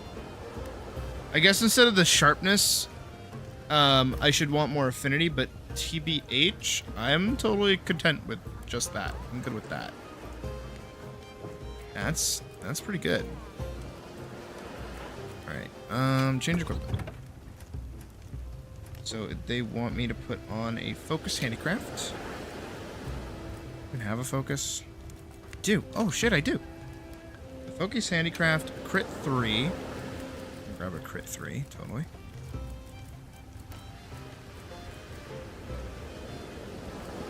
Yeah, crit 3. Okay. And then a guardian handicraft. Guardian 3. Oh. Do I have a Guardian 3 on something? Guardian Handicraft. Perfect! Okay. And then instead of this, I will equip this. Then on my headpiece... Okay, what does it say I want for gems? Hello? Version of Critical Sleep GS that utilizes the brand new Zoshia armor set that arrived alongside Title Update 1. Instead of just relying on weakness exploit and aptitude for affinity, this build now also has maximum might, which gives 20% affinity while your stamina is full, a condition that the Greatsword can easily meet.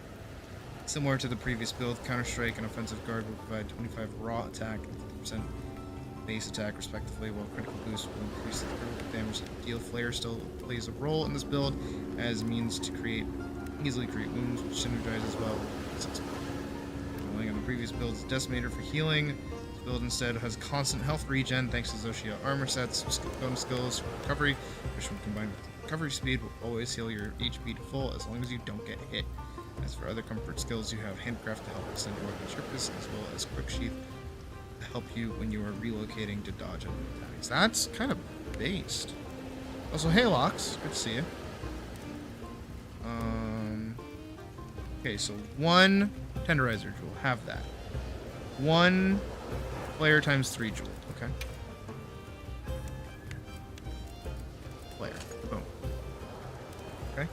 2 counter tool, counter 2 jewels. Counter. Okay. 3 level 1 sheath jewels.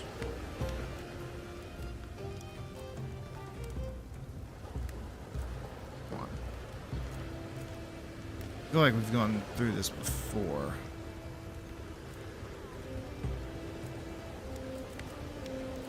Guess I have.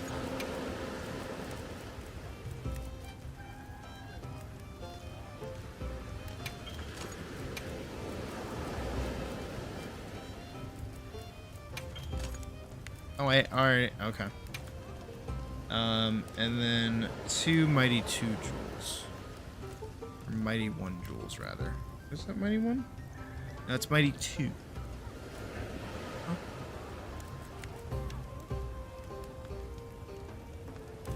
Alright. Wait, where would that go? Because I have the 2 counters. The 1 destroyer. Great.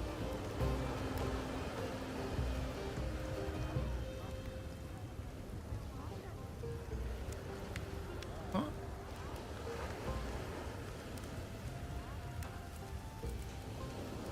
Oh, wait. Well. Oh, wait, I have a challenger jewel here.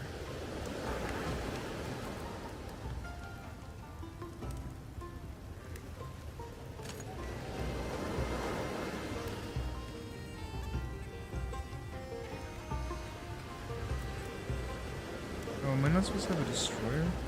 Oh, I'm not supposed to have a destroyer. That's my problem. There's another mighty. There. Okay, I get an extra slot.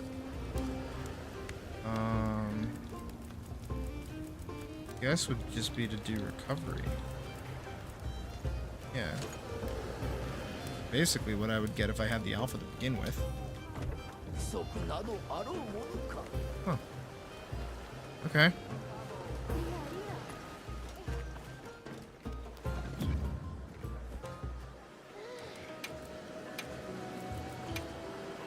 And then there were good secondary weapons. They put in here. Corrupted Mantle is best secondary. White Wrathling Phoenix can rapid fire level 2 spread ammo, which energizes well with flavor. This exploit can also rapid fire level 2 flaming ammo. Okay, can use poison recover and armor ammo, which helps with the multiplayer play. Okay. I get. Huh. I can go get the gun, I guess. Let's go check out the gun. Is it a light bow gun? It is a light bow gun. Graphos? Oh, it is.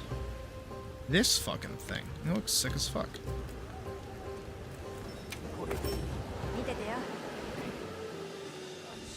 Well, I guess we have our limit test ahead of us. To go fight Rathalos.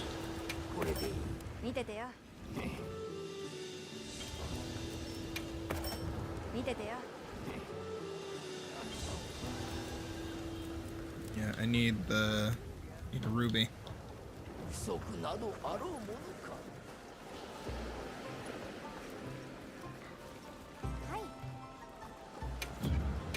Let's see if anyone is hunting a Guardian Wrath.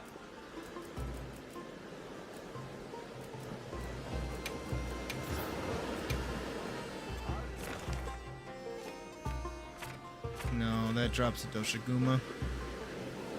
I'm dropping those. Anyone hunting a tempered one by chance?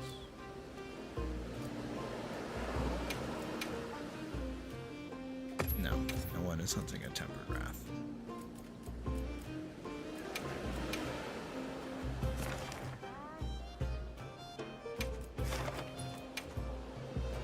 Started 2 minutes ago. I don't think I have my food buff anymore though.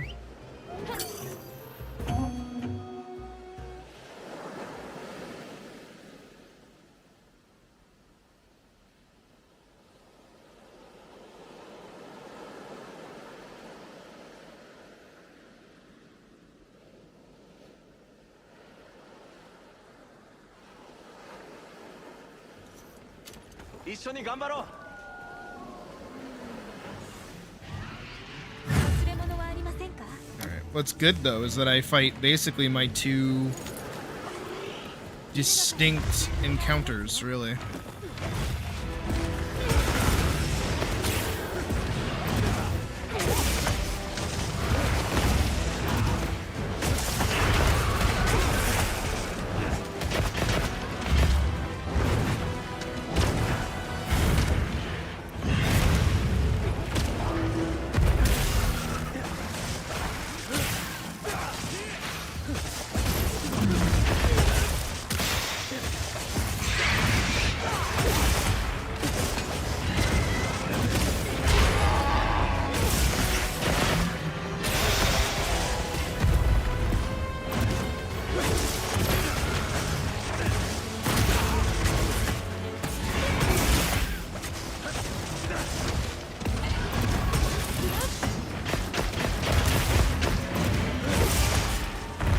Alright. I know it's because I'm hunting with other people, but like...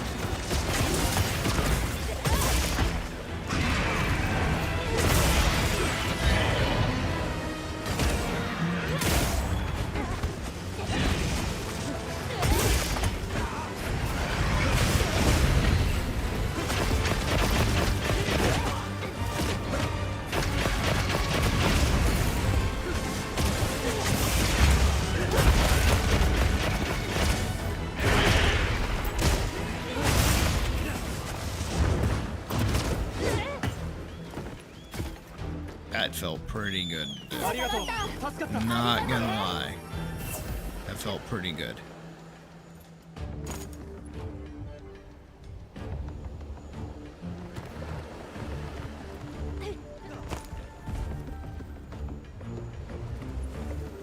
I am actually looking forward to fighting the Doshiguma.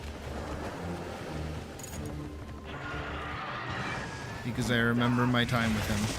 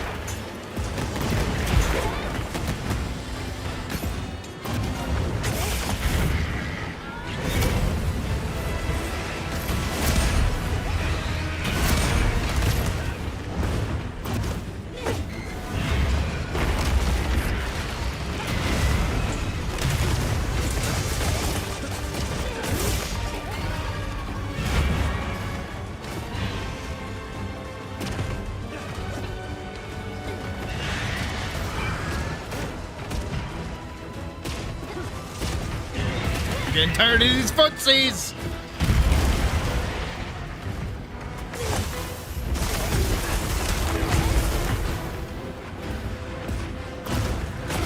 The tail.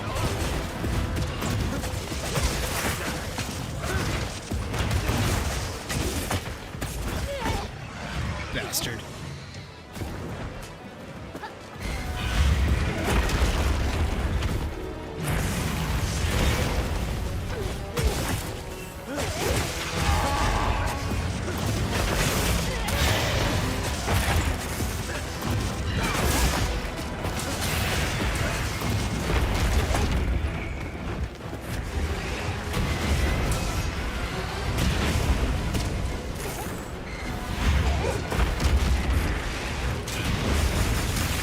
Okay, Quick Sheath 3 is actually kind of good.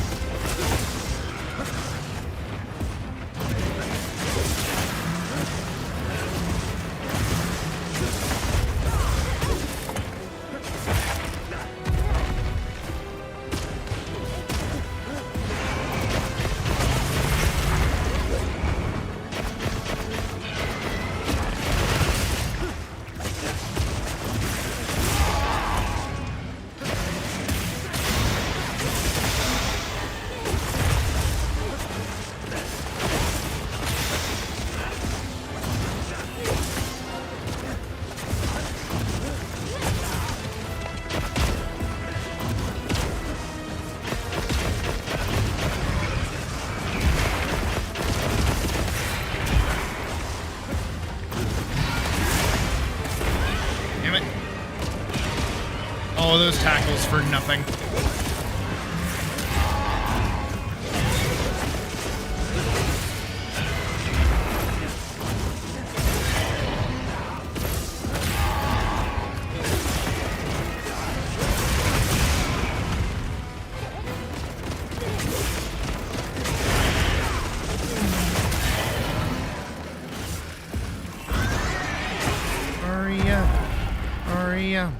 We're rapidly moving our eyes.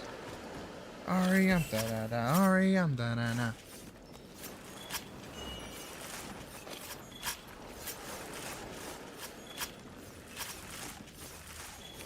Holy shit. Hey, and we got it. Okay, that's beautiful. Why did we need it again? Oh, for the gun. Right, for the gun. For the gun. For the gun. Even though I totally feel like this build would probably work really well with like a longsword or something.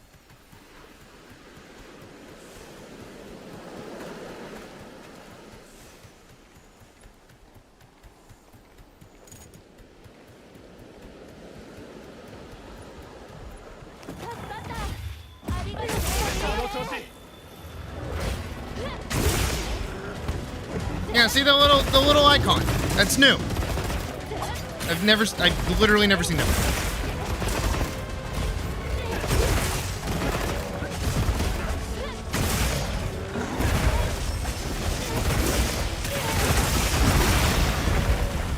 What in the fresh fuck was that? What's one of those guys? Can we not be doing this right now? Ow.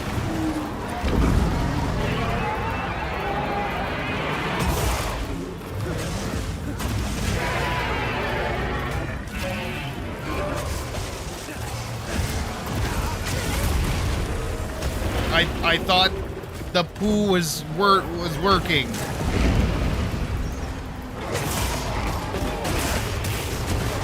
I'm very much not about this life right now. That sucks.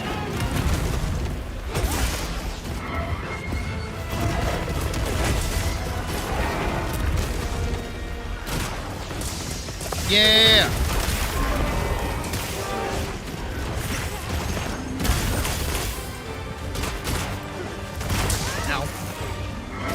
Fight me, I dare you. I want to do power clash. Let me do power clash.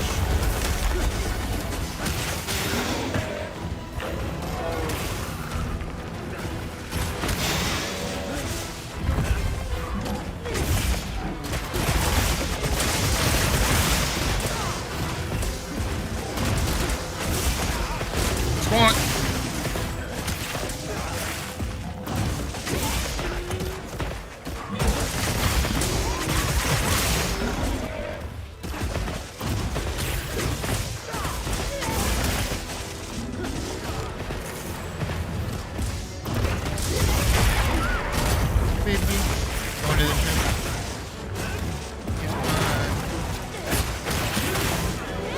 Love you.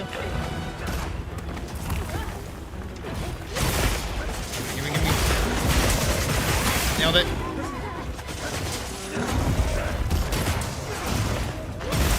Has it been there? I've literally never noticed it.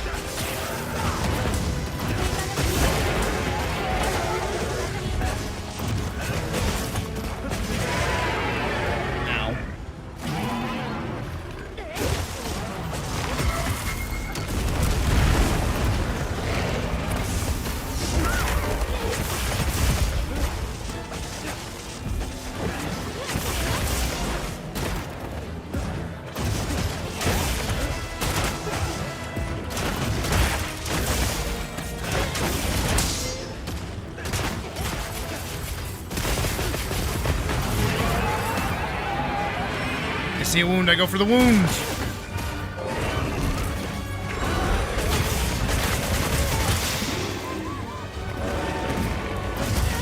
Ow.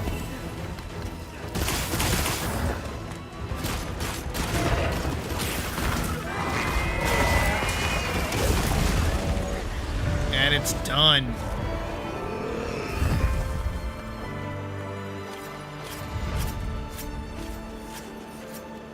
Honestly,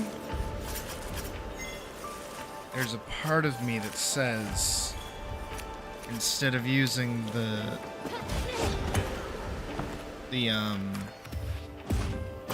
gun, we go for, instead, the longsword.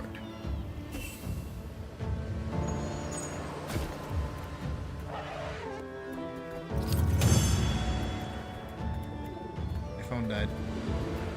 What's that? Ho, ho, oh, e, ooh.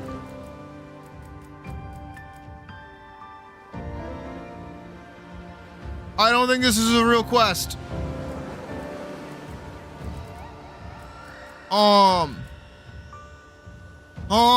That's all guaranteed? What do you mean that's all guaranteed? I have 3 Rathalos rubies now. And then 5 plates. Off of guaranteed from the quest. What? That's not a thing.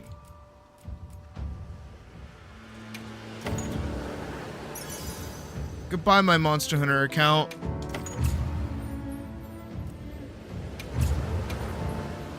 That's not a thing. That shouldn't be a thing. That's not allowed.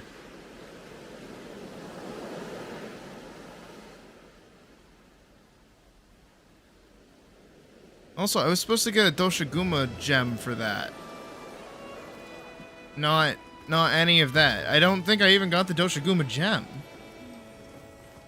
So, uh-oh. Well, I won't say anything if you guys don't say anything. How about that? Jesus Christ. Oh, it actually kind of sucks.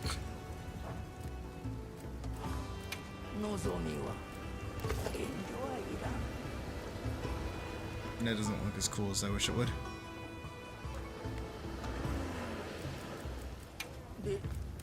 This one will definitely look as cool as I wish it would.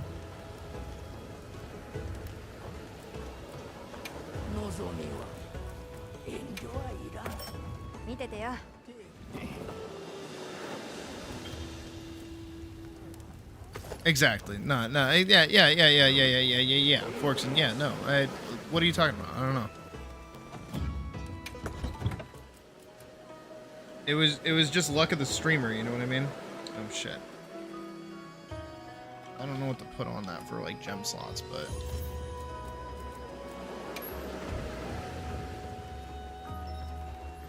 I've never just held a bowgun before. This is new.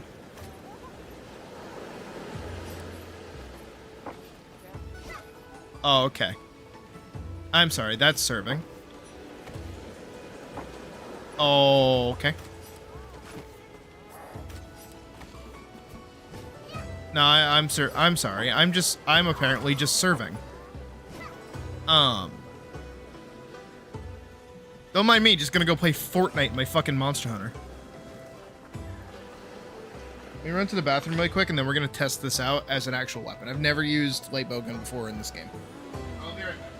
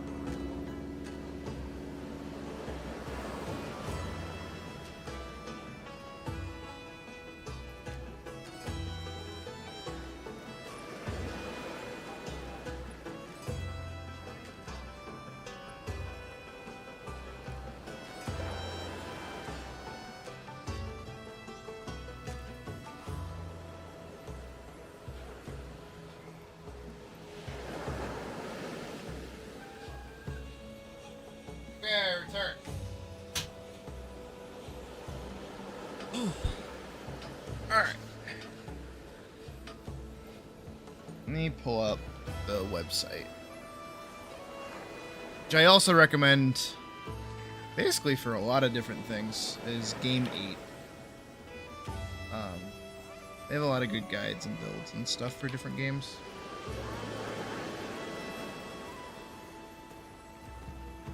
That's me looking up Switch Axe. I don't care about Switch Axe. I care about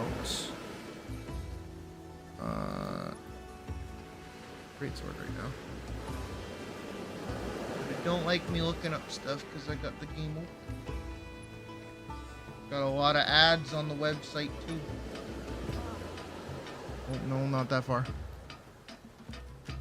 There you go. Yep.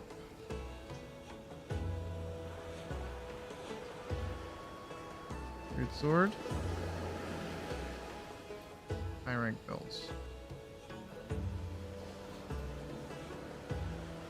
Pull down just a little bit. A little bit more. Oh, the high rank. 50 plus plus.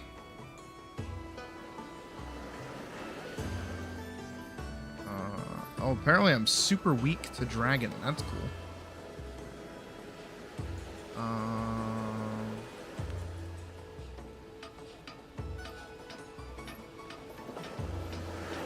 Come on, keep going, keep going. Corruption Mantle is the best. Oh. I passed it. Wait, come back.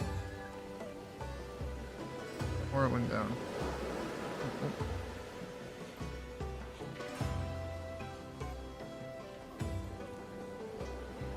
It don't like showing me.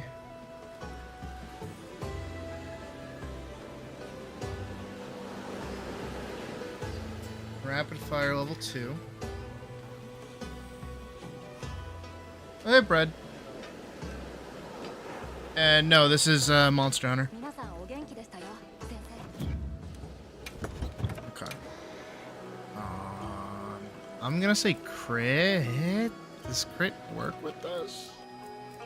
I don't know what's good for bow guns. I've never used them before. I'll throw crit on, sure. I don't think I can block with this. So, Bandolier maybe? Increases the affinity of bowgun ammo / coatings from the 4th shot and attack of the 4th and 6th shots. What the fuck? Guns reload speed, increases the power of bullets when fully loaded. Oh. Precise, extends the range in which ammo and arrows have maximum power. Oh, that might be helpful. Sure, I can do that. And then True Shot. Increases the power of bowgun's special ammo and the bow's Dragon Piercer 1000 Dragons Bracer. No. Maybe I'll just do this. Give myself like full... Oh, I already have full ballistics. What? Oh, I guess I already have full ballistics. Okay, neat.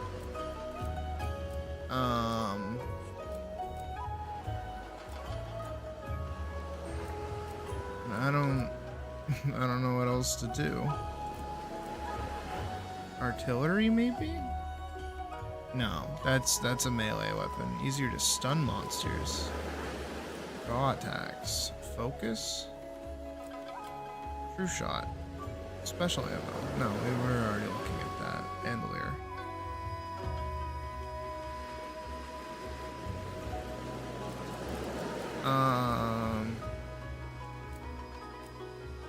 Yeah, sure. I get.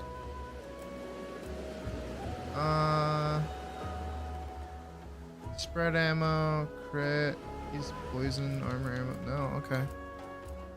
Maybe I just up it to attack by a little bit, because I don't really know what else to throw on it. There we go. Alright. Best I've got. Oh, Jesus Christ. Okay. Ha ha ha ha ha. Well, I have no idea how this works, so... Do we just limit I think we just limit test. Let's go find... It's like a fun monster to go hunt. I wish Zinogre was in this game. Zinogre used to be my fun monster to go hunt. What's something that's like not super scary, but also like not super tame? Churros might be good. Nah. You know what? Let's do Rathian. I think Rathian's a good idea.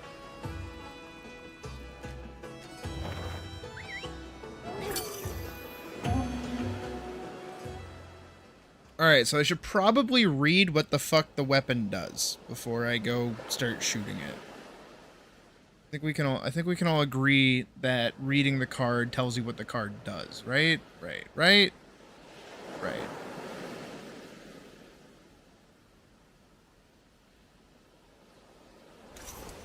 Okay. Let's read what the card does. Hunter. No, not the hunter profile. I want the hunter guide. Play guide. Weapon controls. Light bowgun. Okay. Shoot it like a game. Eagle strike shot. What does that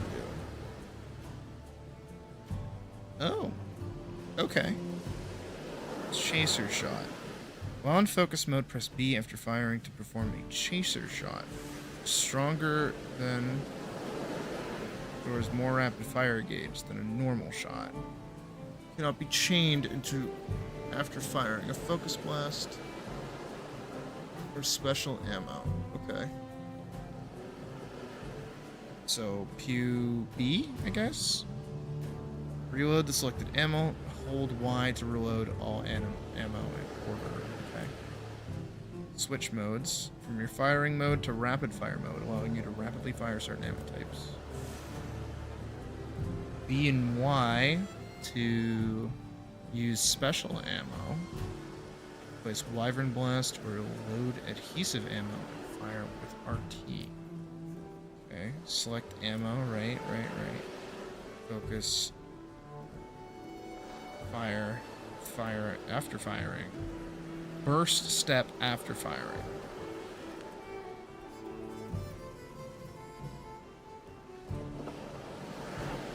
Okay, so I see. Well, we're gonna go give it a test drive. I was told spread ammo is probably pretty good.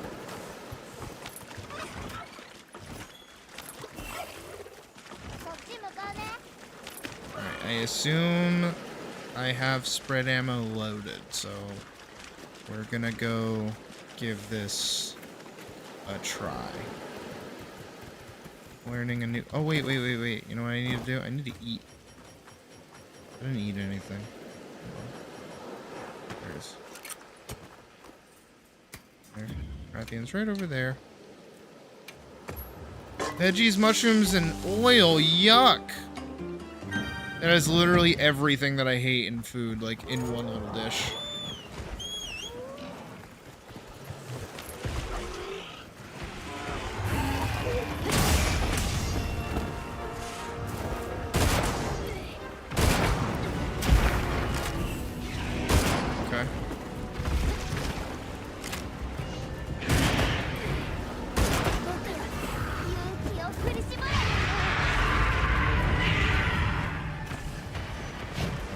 Normal ammo.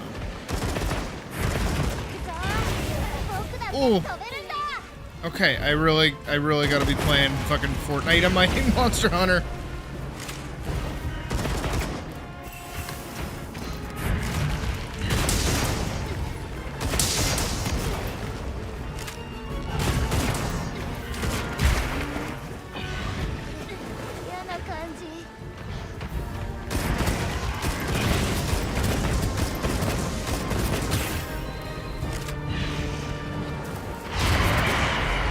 Am I in rapid fire mode?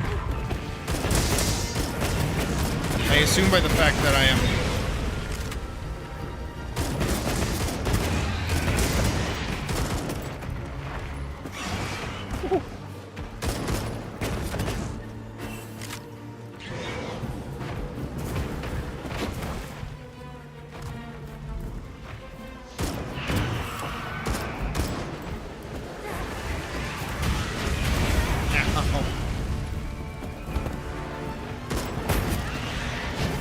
I shouldn't be using flaming arrow, flaming stuff right now.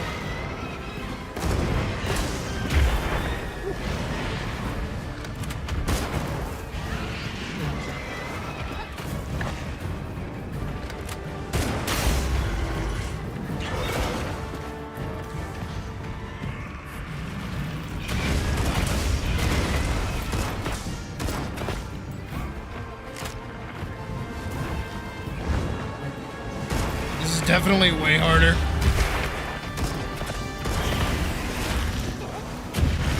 I wonder if Puck doesn't like this game.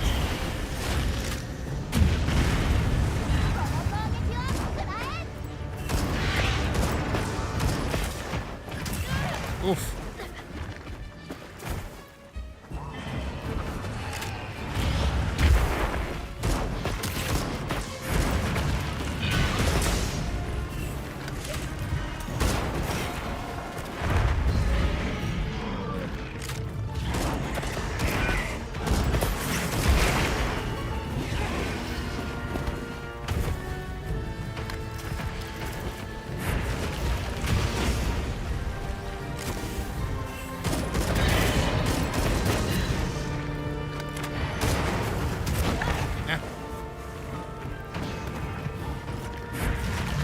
I think longsword is definitely the better move, but greatsword for fun.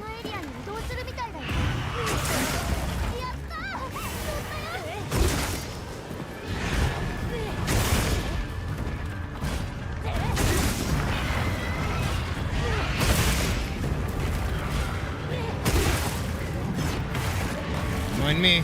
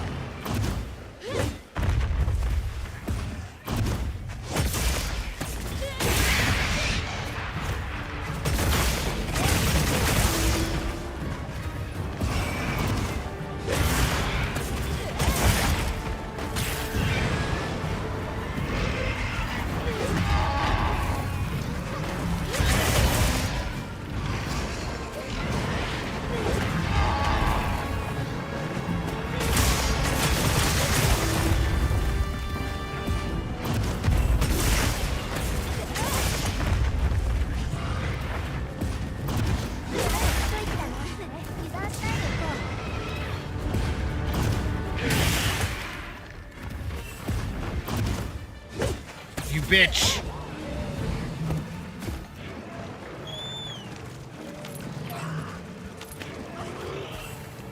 It has a wound under its leg too. If I hit that, I could have probably like knocked it over again.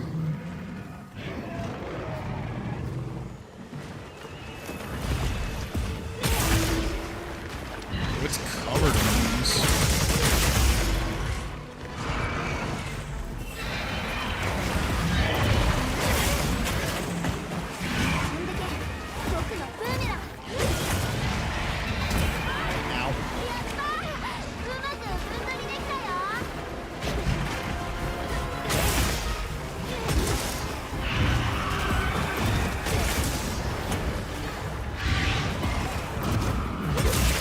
There it is. Alright, yeah. No. Guns not for me. That is what I have learned. Oh, fuck off, spider. Alright, and with the defeat of the Rathian and apparently the god of a Rathian Ruby, I think we can call it a night. I know I said I was going to keep working on page 3, but I think I will save that for either Friday or some point this weekend. As I've been saying, the intent is that supposed to be doing 2 pages a week. We've done our 2 pages. And I'm gonna let it slow burn. I'm not gonna try to rush it, not gonna try and like pump it out like super crazy. I'm just gonna give it the time that it needs to happen. So I don't know how many more really workshops I can really manage while we're just kind of working on pages. So what I'm probably just gonna do is call it making a comic, and then have people come in and ask questions rather than try to like frame it as me trying to teach people. Especially after today, like I realized midway through, I'm like, man, kind of suck at talking about things when I haven't scripted them out like I did yesterday. I did do a little scripting ahead of time before stream yesterday to talk about different things. So, oops, my bad. But we got page 2 done. I'm pretty happy with that. Page 3 is sketched and ready to go. Tomorrow we're doing the prizes for the Atlas competition, so I will not actually be doing any comic work tomorrow, and probably after we finish the prizes themselves, we'll actually probably open up an Atlas server and play for a little bit. If there's time, if there's actual time. I know stream's kind of been running a little, not late, we've kind of been ending stream a bit early these past couple of days, but that's just to give me some time to breathe. Especially after last week where we did like Atlas all the way through, basically from the time I got home to the time I went to bed. So, you know, some time for me to chill afterwards is pretty nice. But other than that, you know, I think we had a pretty good day today, and we'll have a better day tomorrow, hopefully, where we will be working on stuff for people. People have been sending me the things that they want. I'm gonna make sure I have everything put aside, and then, yeah, we should be good.